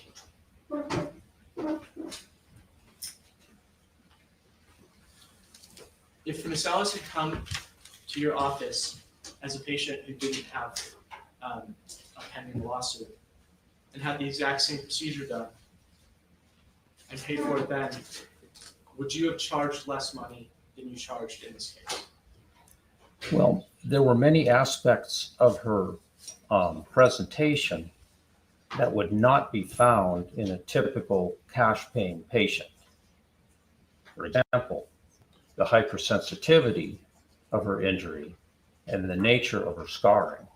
Those wouldn't be typically found in a cash paying patient. So how can I equate the fees between someone who has injuries versus someone who comes in for cosmetic purposes?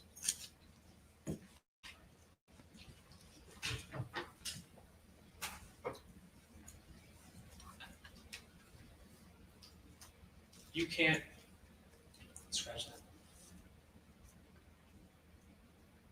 Are you saying that there's no possible hypothetical in which the plaintiff could have come in and presented the same injury and not have been involved in a lawsuit and just paid you cash for your services?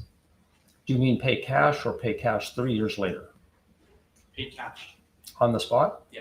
Yes, they would probably have a discount of approximately 20%. So in other words, you charge 20% more because this was on a lien basis. Yes.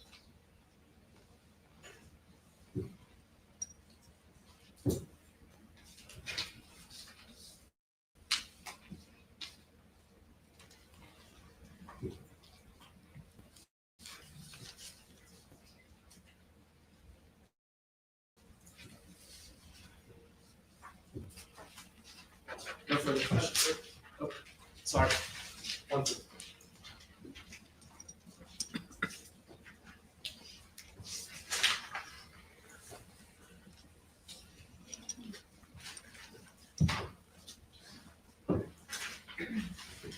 No further questions. All right, redirect. Yes, John, thank you.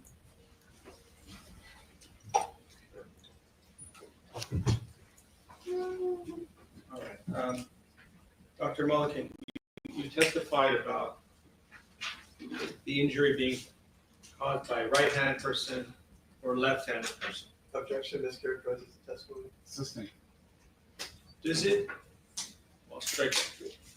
Could this injury have been caused by a left-handed person? Objection, lacks I withdraw the. Them plastic surgeons in California don't In this case, play. the defendant is a This left-handed is person. Does ridiculous. that mean that she cannot have caused this injury? Objection, lacks foundation, calls for speculation. Assistant. Counsel asked you whether. So you're telling me you charged $17,498.16. Is that That's true? his testimony. Yes, I did. All the way down to the pennies. Did counsel ask you about your testimony in the deposition that you gave on March 27th of 25? Yes. And during that testimony, counsel asked you and showed you a small segment of your deposition where you said that this injury was caused by a right-handed person. Do you remember saying that in your deposition? I said most likely. The fact that the person is, well, strike that. For example, I'm left-handed. If I take my right hand and I scratch somebody, is that possible? Objection, lacks foundation, outside the scope. Assistant. When you said right-handed person, did you mean that the injury, in your opinion, as an expert, was caused by the right hand? Objection, Overruled. No. What did you mean?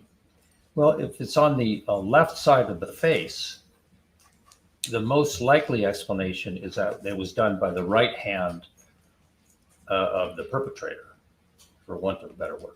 And Just based on the positioning of one person, assuming one person was in front of the other. And if you look at the perpetrator there, objection, Your Honor. or, I'm sorry, I withdraw that. If you look at the defendant, Cardi B sitting there, she has two hands, right? Objection, Your Honor. Take a look, doesn't she? Objection, Your Honor. Does the defendant have two hands? You need to wait for the court to rule on the objection. The objection is overruled. You can look. Please don't. Yes, she has two hands. All right. Cardi B, I will represent to you as left-handed. In your testimony at the deposition, if you were to take that the way that they want you to take that, it would be impossible for a Cardi B to have caused this injury. However, there's no question. The question is this: isn't it true that Cardi B, who is left-handed, could have used her right hand to scratch Imani Ellis on the day of the incident? Objection, lacks foundation, outside the scope. It's beyond the scope, counsel. What's that? I'm sorry. Is that objection sustained? When you testified that it happened by a right-handed person, did you mean that the person He didn't actually testify. writes with their right Counsel, hand? he said it was most likely caused by, that was his most likely explanation, say who caused it or how. When you said most likely caused, did you mean it was caused by someone using their right hand or the fact that they write with their right hand? Objection compound. That's my question. My apologies. Objection compound. Like I said, Over. It doesn't matter. I mean, in my opinion, it doesn't matter. It's just the left side of the face was scratched. With the right hand. Typically, if people are facing each other, it would be the right hand. It's hard to reach across with the left hand unless the person was standing to the side, which may or may not have happened. I don't know. And in this case, the defendant could have used both of her hands to scratch Imani Ellis if she wanted to. Isn't that true? Objection.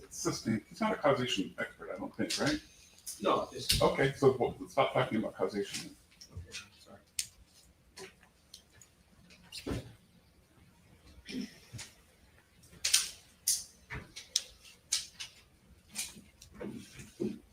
When counsel asked you about microneedling, the fact that it takes 3 minutes, or 5 minutes, or 1 minute, that is the actual time that you're working on the patient's face when you're doing that procedure, correct? Objection. Discard. Well, not really. Yes, not really at all, because you can't just walk up to somebody and stick a needle in their face. You have to prep them. You have to make sure you're working on the right side of the face. You have to make sure your equipment is there. You have to make sure that the person is calm, that they're numb, that they've been numbed by topical agent, then that they've been numbed by a needle with lidocaine in it, and the patient is comfortable. They're adequately protected against lumps and bumps on the exam room chair. So you can't just walk up to somebody and cut their face. You have to do all this preparation. That's part of the surgery. And as part of the surgery, after the surgery, to make sure they don't have an allergic reaction or they don't have, welts resulting or a burn injury that is incurred. All those are part of the surgery. It's not just walking up and cutting someone in the face. Yes, the actual pressing of the button might take 3 minutes, but without the proper preparation or the proper follow-up, it's not a surgery. And in this case, when you saw the patient on the 2 times on February 20th, 23 and March 20th of 23, you performed surgery on this patient, correct? Yes. This was not a outpatient medical. Sorry. Was this an outpatient? Well, strike, I withdraw that. This was an outpatient surgery, correct? Objection. Outside the scope. Over. So a surgery means that you're in an operating room with a certain level of accreditation, and you have a scrum technician, and you have a registered nurse, and you have a doctor. So those are necessary for the procedure to be performed as it is. And that's very different from doing a cosmetic microneedling where the depth is 1/2 of a millimeter, not 2 millimeters. So 1/2 of a millimeter doesn't break the skin. It doesn't draw blood. But when it's 2 millimeters, that's as deep as the microneedling goes. That goes through the dermis and causes blood. So that's very different than a cosmetic microneedling. It's totally different. And it's done in a different setting. So you can't confuse the two. They may be called microneedling, but they're very different. One is a surgery, one is an outpatient procedure done for cosmetic purposes.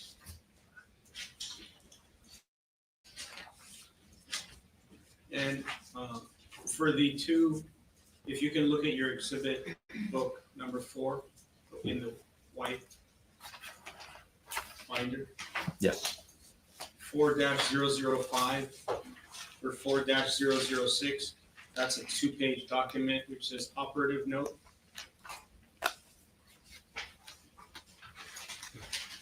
Yes. And if we go to the one before it, I'll strike it. When you wrote the operative note, is that the same type of operative note you would write for other types of surgeries such as breast augmentation or nose surgeries? Objection, irrelevant, outside the scope. And back to the 3-minute question that you were asked earlier.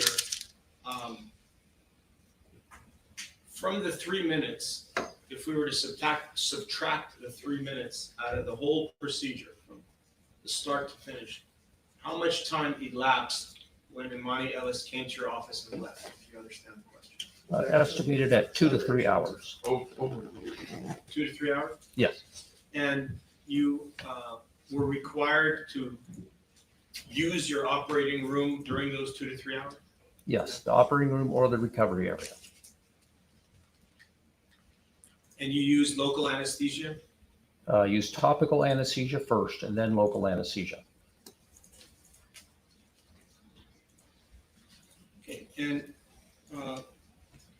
the reason you charge 20% more for patients that are treated on a lean basis, is that because of the fact that you're required to wait for payment? Objection, leading. Yes, 3 years. You have to wait 3 years. Okay, and in this case, not only have you had to wait for 3 years, you also have to suffer the consequences of the fact that the bill was billed $4,000 less, according to your earlier testimony, times 2, correct? Objection, Liberty Life Foundation. Earlier, you testified that your bills of $2,500 should have been billed at $6,500. Is that correct? That's correct. That's my fault. That's mine. And That's my if the procedure is going to be done again, or at this time, if the same procedure was done, it wouldn't be $6,500, it would be $9,500? Objection, outside the scope.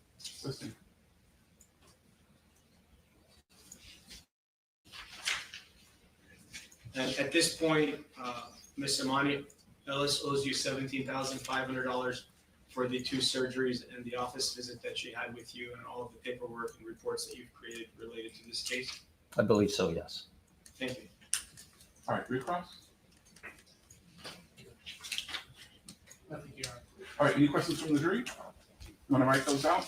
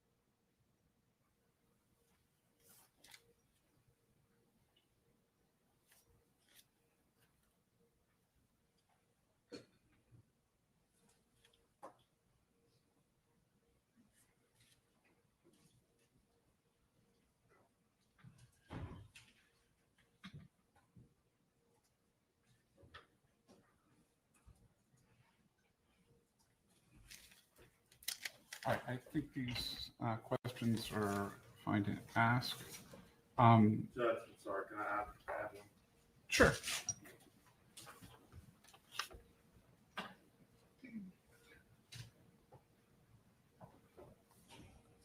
Sorry about that. No problem.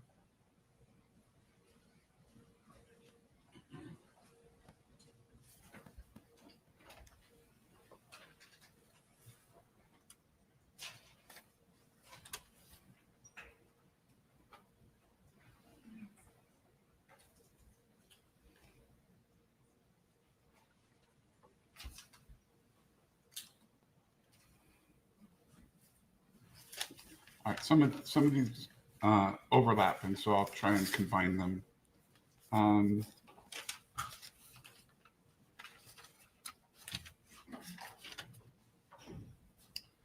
Did you see any evidence of a scratch on the nose? No. Can you tell whether the scar that you examined was caused by jewelry? It could have been. The most likely explanation, given the trajectory, is fingernails, but it could have been jewelry. All right, can you offer an opinion as to the approximate age on the scar on her left cheek? It's impossible to know because after roughly a year, the scar is mature. So it really wouldn't change very much. So you can't tell the age of the scar. You used the term medical necessity, or I think it was asked during a question. What is your definition of medical necessity?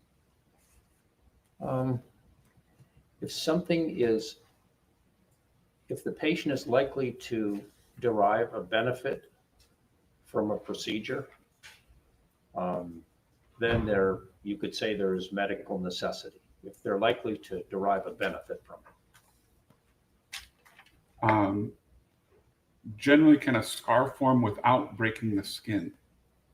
Yes, a scar can form by scrapes or by breaking the skin, either one. But it definitely can occur in superficial scratches. So the court's going to ask its own follow-up with regard to that. So can you describe how a scar can, or what the difference is between an abrasion and actually breaking the skin? So the skin has basically the epidermis, which is the recycling layer, and then the dermis, which is the thick layer. Most of the blood supply is in the subdermal plexus, just below the dermis. That's where the main blood supply is. So the bleeding typically happens most when that dermis is completely breached. So a laceration that went all the way through the epidermis to the dermis and down to the subdermal plexus, that would cause a lot of bleeding. But for example, when we harvest a skin graft, for example, in a burn patient, we go through the dermis. So we take a thin piece of the dermis and it's a bloodless plane, meaning there's not a lot of bleeding when you go through the superficial dermis. But yet we know that people who donate have a donor area for burns. That area can scar considerably, even though the dermis is never perforated.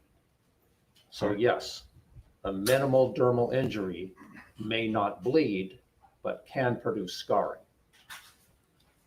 I think you identified a scratch and then some additional scratches on the cheek. Is that correct? Yes. And is it your opinion that all of the scratches came from fingernails? Well, that's the most likely scenario given the patient's history. Could it have been a dwarf with sharp toes who jumped up? Possible, not likely. But it could have been most likely fingernails. But there are many other things that would leave 3 linear marks. But just given the patient's history, that's the most likely scenario. And I'm going to just rephrase this question. Is it fair to say that when you agree to treat on a lien, you're deferring payment until the resolution of the pending litigation? Yes. So we defer the patient paying the bill until the case has settled.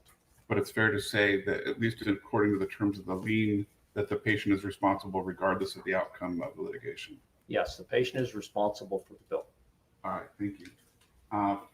Plaintiff's counsel, do you have any follow-ups based on those questions?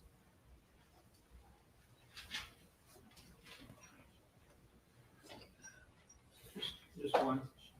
Your Honor. Go ahead. Do you have any evidence that this scar could be caused by a car accident? Any medical record, anything at all? Objection. A car accident. Outside the scope of its designation. That's not. I agree, but I'll allow the question. I don't have any evidence, one way or the other. Thank you. All right, anything on the defense? Well, I hope we don't think it is. All right, can this witness be excused? Yes, Your Honor. All right, thank you, doctor. Thank you. All right, Ms. Penn, if I have another witness to call. I'm sorry. Another witness? Yes.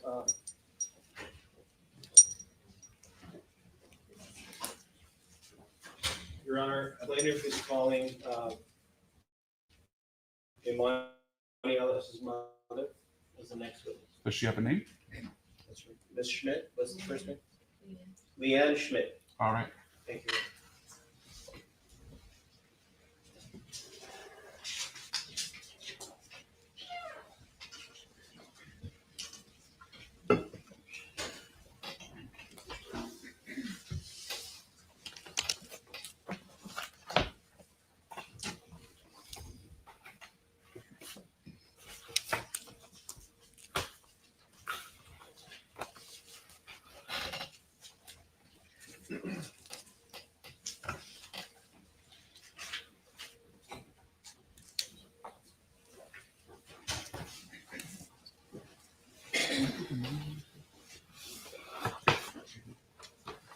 Thank you, Your Honor.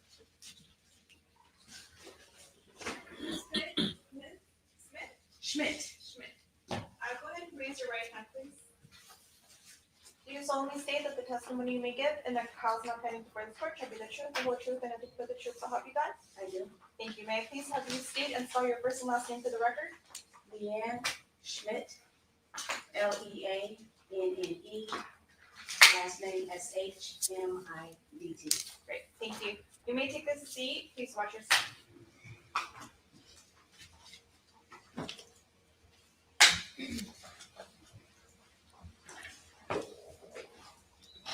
All right, go ahead, counsel.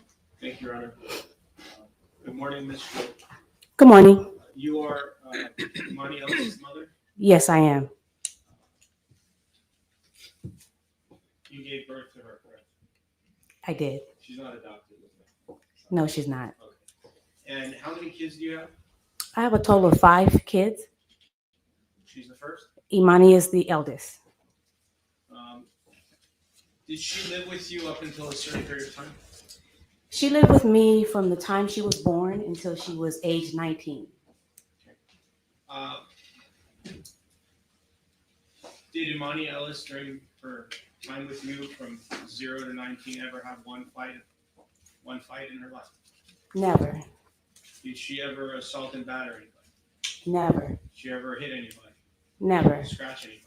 Never. Did anyone hit Imani Ellis in those 19 years? Never. I just want to know a little bit more about you. What do you do for a living? I'm a licensed phlebotomist, currently working for Keck Medicine of USC. And what is a phlebotomist, for those that don't know what it is? The phlebotomist is a Greek word meaning a person who extracts blood from a vein via tube to vein. And do you work in a medical center or hospital? I work at Keck USC School of Medicine. It's a outpatient laboratory. You work for the university? Yes.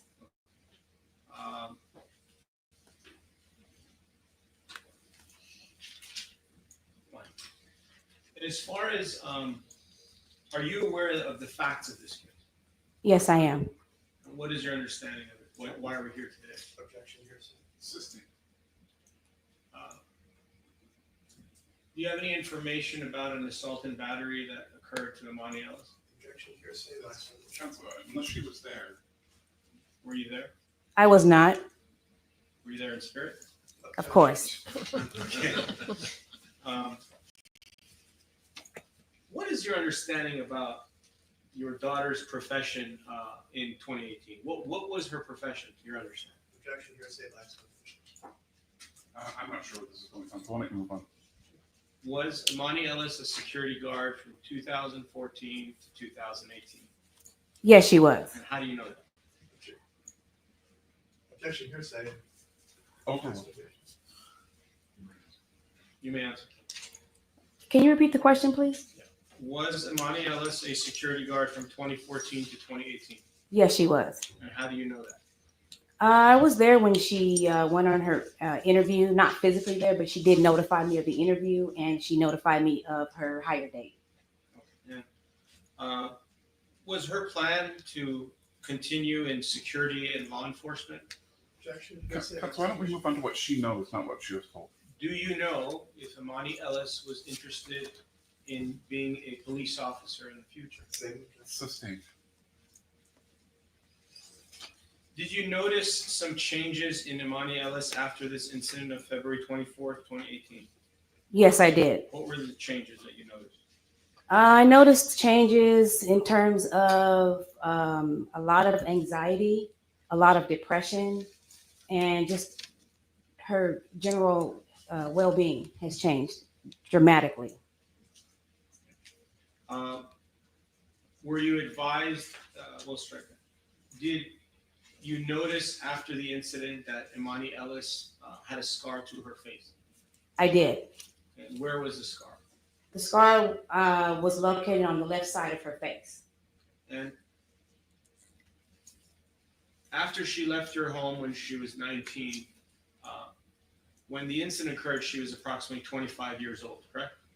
She was, yes, correct. So in those 6 years where she didn't live with you full time, how far away was she and did you see her on a regular basis? Objection, compound. I would see her probably maybe 2 to 3 times a week. We would visit frequently, yes. And in those 25 years, did Miss Imani Ellis ever, to your knowledge, sustain a scar on her left or anywhere on her face? Yes, she did sustain that scar. I visibly saw it myself. No, I understand, but my question is, aside from the incident, I guess the question what I want to know is, do you have knowledge if Miss Imani Ellis, your daughter, sustained this scar from somewhere else? Objection. Something else outside of this incident? No. Do you have any information for that? Ma'am, if there's an objection, please let me rule on it. The objection's over. So your understanding is that the scar to her face was caused from this incident? Objection, Max Foundation calls for speculation and hearsay. Sustained. How do you know that the scar was to your daughter's face was caused by this incident? Objection, She reading and the same other rules. Overruled.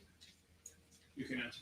She did notify me and called me right after the incident, telling me that she had been scratched in the face and spit on. How long after the incident did you go and see your daughter? She Or did actually she come to you? She actually came to visit me, I believe, later that day. Okay. Did she look upset? Was she crying? What happened? She was hysterical, upset, crying, just upset throughout the whole situation. And was your daughter a fan of Cardi B before this incident? Absolutely. Max Foundation, hearsay. Sustained. Were you a fan of Cardi B before this incident? Yes, I was. Are you a fan of Cardi B now? Objection, irrelevant. Sustained.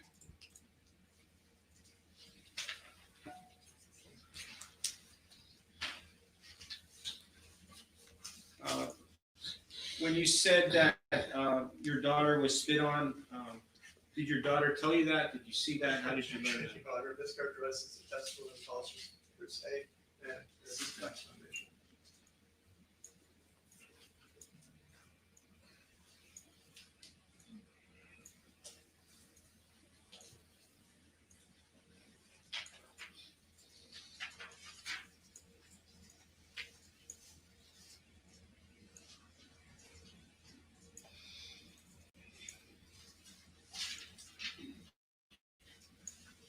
aside from, I'll strike that. Are you aware if your daughter had any car accidents? Objection, cultural hearsay. I withdraw the question. Were you advised that your daughter had a car accident in 2021 and 2023? Objection, hearsay, Life Foundation. Do you know if your daughter sustained injuries in any car accidents? Objection, Life Foundation.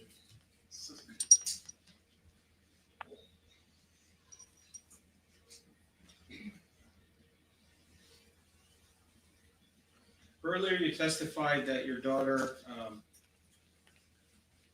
had contacted you after the incident. Did she call you over the telephone? She did. And if the incident occurred around 1:30 p.m., how long after the incident do you believe she called you? I would say about 30 minutes after she called. Could it have been a shorter time? Objection, cultural speculation. Could it have been a longer time? Objection, speculation. How did you come up with 30 minutes? Based on around the time that she called, it was like a little bit after, right away after the incident. And so my speculation is 30 minutes. And when she called you, was she crying? Was she yelling? What was she doing? She was hysterically crying, upset, just overall just could barely get it out. She was so upset over the ordeal. What did she tell you? Objection, hearsay.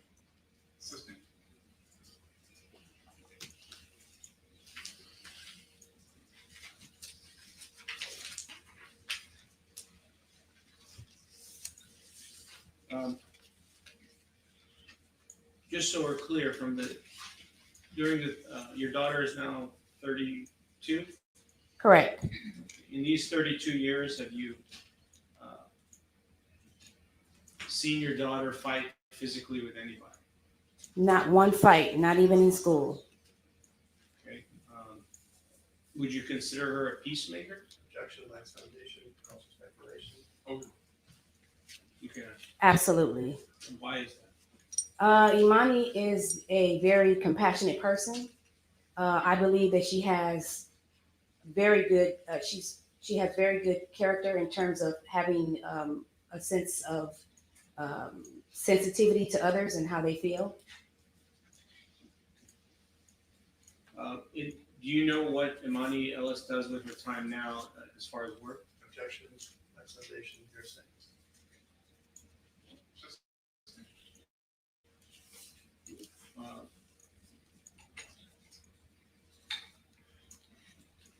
Do you ever speak with Imani Ellis about her current profession? No, not really. And if she's currently somewhere in the medical field, is that correct? Objection, Life Foundation, cultural speculation, and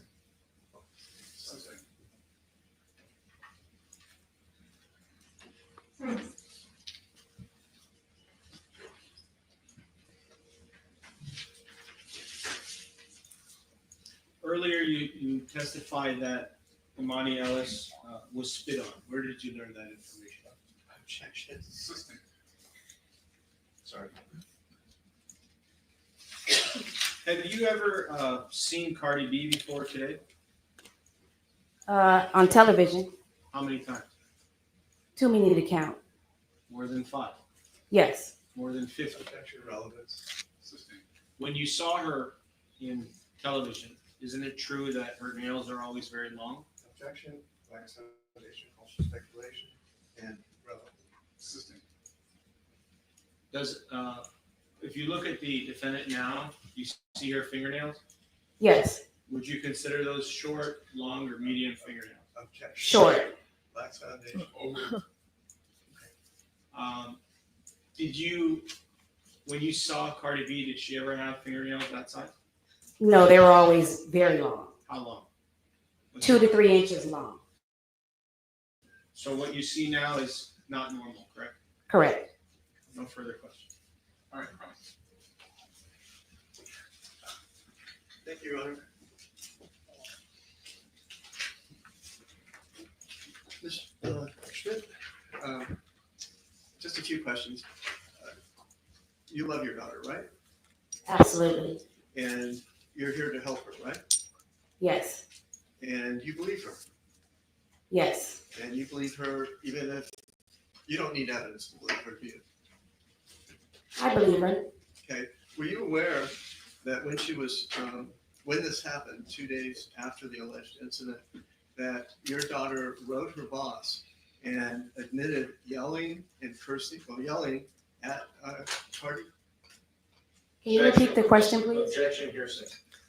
Are you aware that your daughter, in an incident report to her boss 2 days after the alleged incident, admitted to her boss, to her supervisor, that she had gotten into a screaming match with Cardi and had yelled at Cardi? Objection misstates the document. Are you aware that your daughter apologized to Ally for her misconduct that day? Objection misstates the document. Are you aware of that, ma'am? I was not involved in that conversation, so no, I was not aware of that. And were you aware that in her report to her boss 2 days after the incident, she instead claimed that Cardi had scratched your daughter's nose? Again, I was not a part of that conversation, nor email or text, so I do not know. Okay. All the questions I have for you. Thank you. Thank you. Yes, Your Honor. Thank you. Actually, I don't have any questions. All right, any questions from the jury?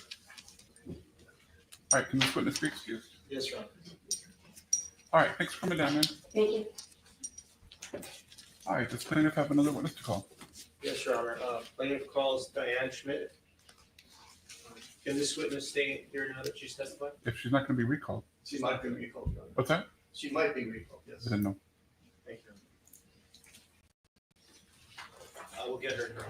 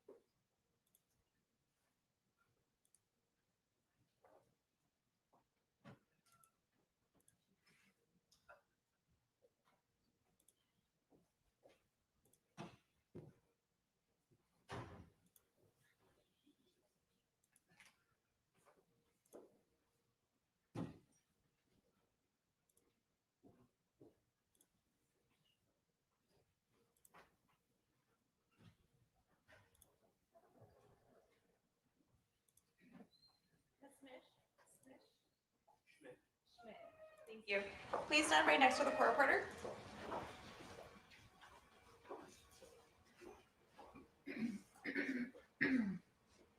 That's fine. Right there. That's fine. Thank you. Please raise your right hand. Do you solemnly state that the testimony you may give in the cause now pending before this court shall be the truth, the whole truth, and nothing but the truth, so help you God? Thank you. May I please have you state and spell your first and last name for the record, please? Diane Schmidt, DIANNESHMIDT. Great, thank you. You may take a seat. Please watch your step.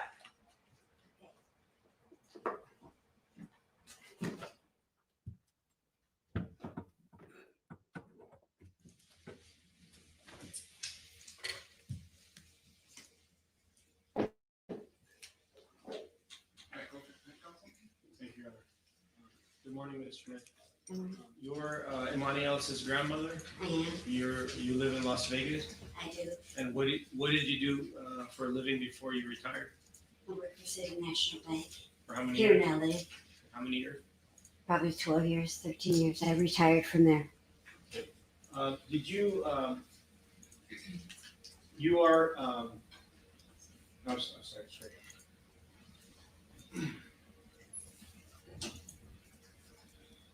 On how many, what type of basis would you see Imani Ellis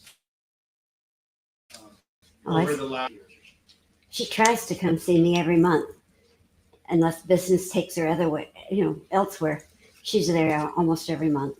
What if we go a little further? When she was born in 1992 up until the present, you saw her regularly? I saw her every week. In fact, when she came home from the hospital, she came to me. Her mother was sick. She was sick for a while, but she came to me every week, and her other sister. And you were involved in her day-to-day activities, the weekly activities? Sometimes when she asked or whatever. Did she ever get in any fights, to your knowledge? Never. She was always the mediator. She always tried to keep things calm. She has 5 brothers and sisters. She's trying always to keep it. She's the eldest, so. Do you consider her a peacemaker? Oh, definitely. What is your understanding of how she got the scar to her face? What is what? Do you know how Imani Ellis got the scar to her face? Objection, Wax Foundation, leading. Are you aware that Imani Ellis was assaulted and battered in 2018? Assistant counsel, again, focus on what you know. Do you know if Imani Ellis was ever assaulted? Yes, I do. She called me almost after it.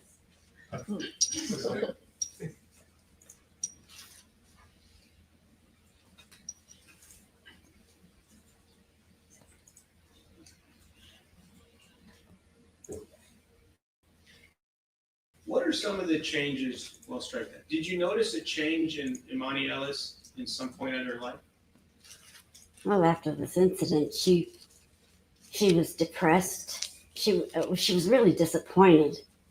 I think she liked Cardi before the incident, and she was shocked that she was reacted that way, and she just was depressed. And every time she relived it, listening to her music on the radio, and it was kind of she couldn't really avoid it. So it affected her because she couldn't make it right.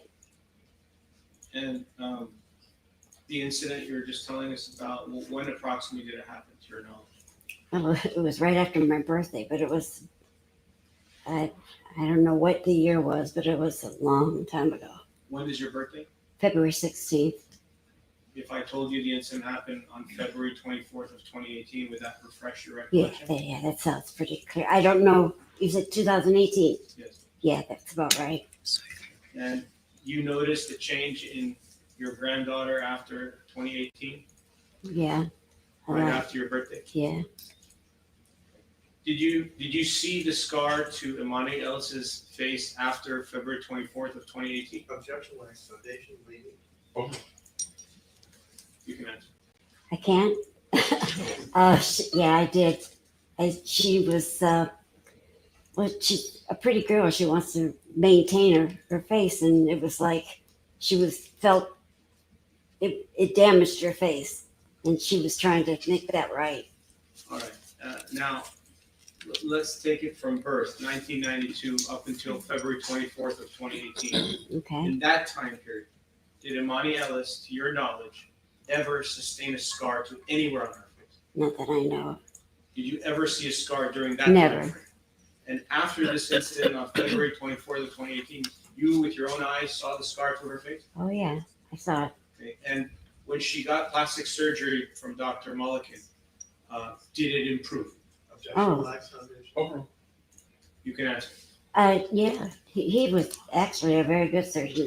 He covered it very well. And it is still present now a little bit, correct? Very slightly, but she's lucky. No further questions. Thank you. All right, Rob? Thank you, Your Honor.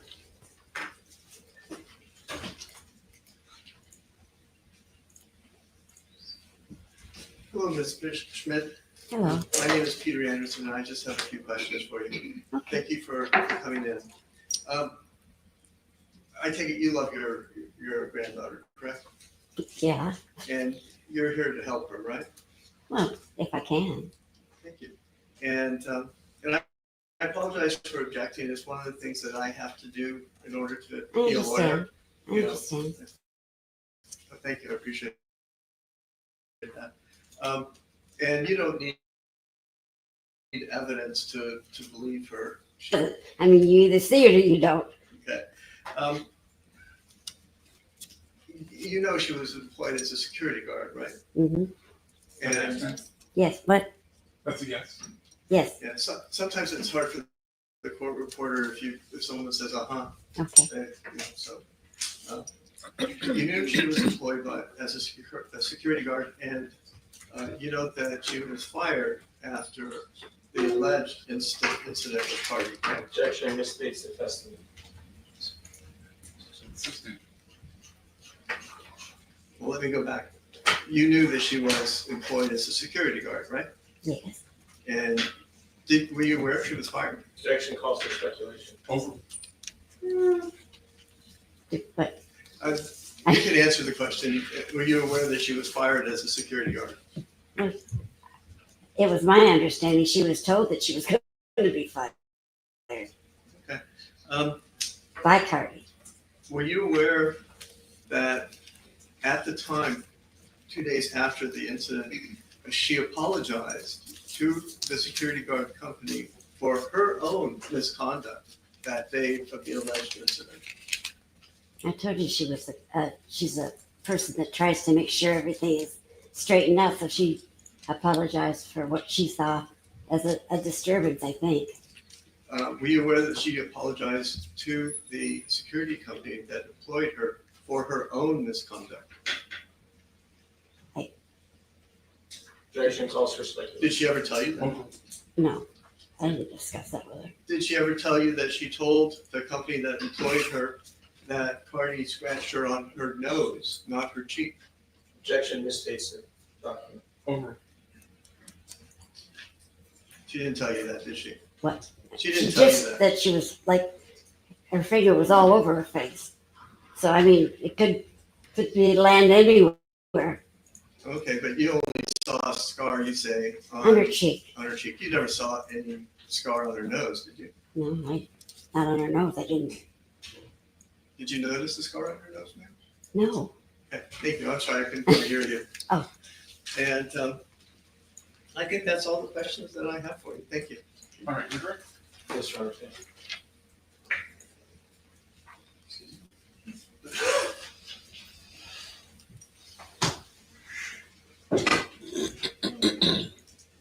Are you aware that in the incident report that counsel asked you about, your granddaughter expressed that the defendant pointed her 3-inch acrylic fingernail into her face? Objection. Outside the scope.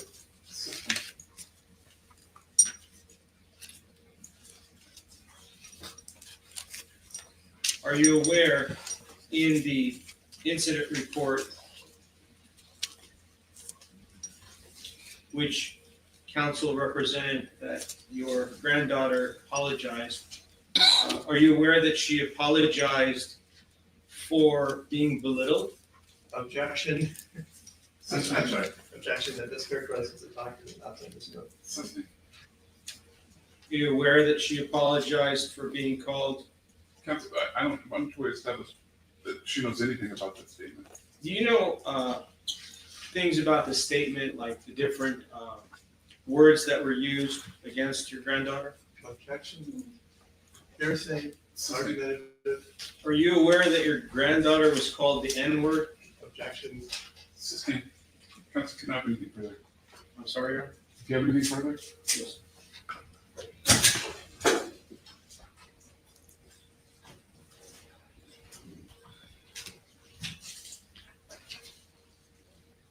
If your granddaughter apologized,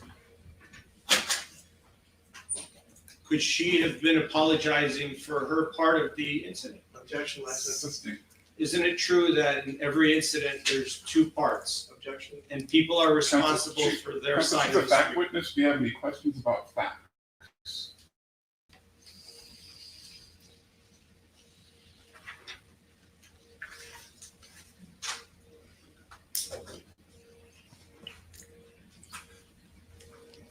Sorry, one moment here.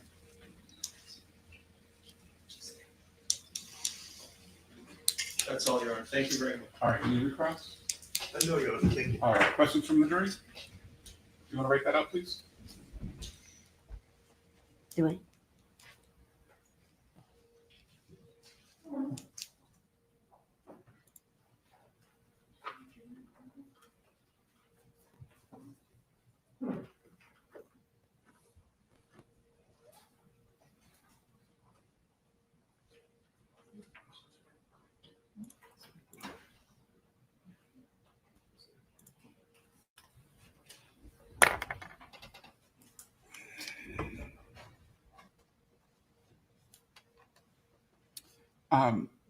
Ma'am, do you have an approximate time as to when Miss Ellis called you? Do you know the approximate time? I really couldn't tell you. Did she tell you how long ago on that phone call? Did she tell you how long prior to the call that it happened? Or in other words, should you say this just happened or it happened earlier? Well, she called me right after. Right after? And she was humiliated, so she Okay. was crying. Okay. Any follow-up questions? Did she during that call tell you that she was cut on her face by Cardi B? Objection. Assisting. Yes. Did she tell you on the call that she Counsel, the question was about the time. It's not, we're not going to reopen a new area of testimony. Okay, Your Honor, I understand. Did she call you the same day of the incident? Objection, Lies Foundation calls for speculation, hearsay. Overruled. Your answer? Yes. And that was February 24th of 2018? Yes. Thank you. No further. Ma'am, could you please give us the last 4 digits of your phone number in 2018? The Oh, number that Ms. Ellis would have called? I had a different phone then. 818. Do you remember the previous? Wow. What was the area code? Area 818. Any of the other numbers? Objection, asked and answered. I'm sorry, I really don't remember. I probably couldn't remember mine, but thank you very much. It took me a long time to remember the first new one. Yeah, I know how that is. Thank you, ma'am. All right. Can this witness be excused? Yes, Your Honor. No, Your Honor, we may have to recall. Okay. All right, you can step down, ma'am. Thank you. All right, ladies and gentlemen, that brings us to our lunch break. We're going to resume promptly at 1:30. As always, please do not discuss the case with anyone else, including other jurors. Don't form any opinions or do any research. We'll see you at 1:30.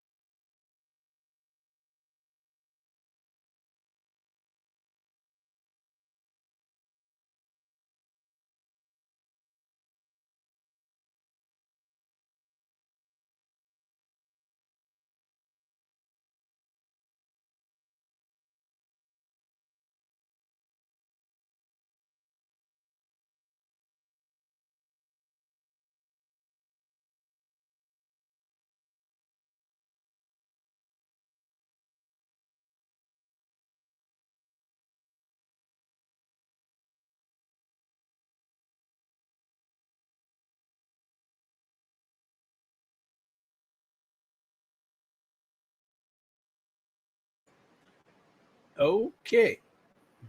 Hello.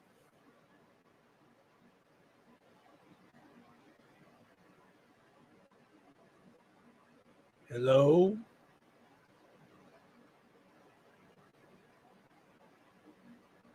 Hello. Can y'all hear me?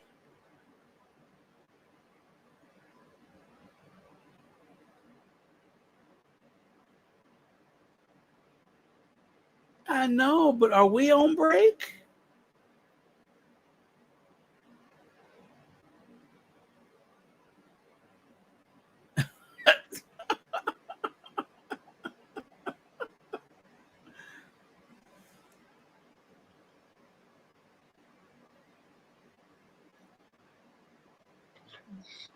The reason I asked because someone said she was humiliated. Are they asleep? The truth? Yes, we hear you. Are we on break? I don't understand what's going on. My boy said they on break, clown. Read the chat. Hey, check your phone. Check my phone. Yeah, check your phone and check my messages to you. Okay. How long is the break this time, y'all? Y'all know? I don't know. It's long enough for us to take a nap. I don't know. You want to take a nap? I did. We might do like we did today. Start off tomorrow's show with the rest of today. Her mama woke me up. Just to you know, you know how everybody's like low, like you could barely hear him. Her mama got in.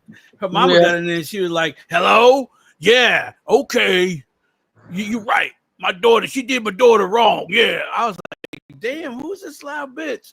Oh, that's more than a break from Barry. That's lunchtime. We gonna pick it up tomorrow, baby. We not sitting through lunch. We done already been on here what 6 hours almost. Just Kim, yes. Not only do Cardi has a witness for others. Cardi got a witness. Patience. All right, let me see. Let me see what the truth saying that. Them folks just came to work while they talking about a lunch break. See, this is what I'm talking about.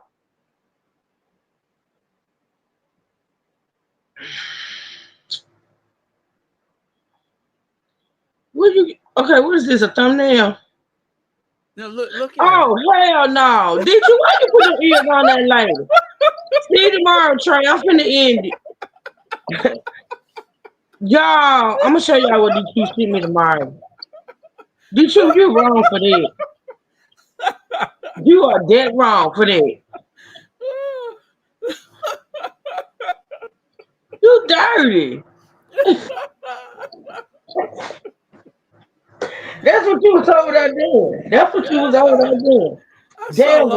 I saw the law and whatever. They done took a lunch and a break, and they ain't been to work 3-4 hours. This don't make sense. Meemaw was tired. Bye. We will start tomorrow morning with the rest of today's testimony, y'all, and then we'll get into.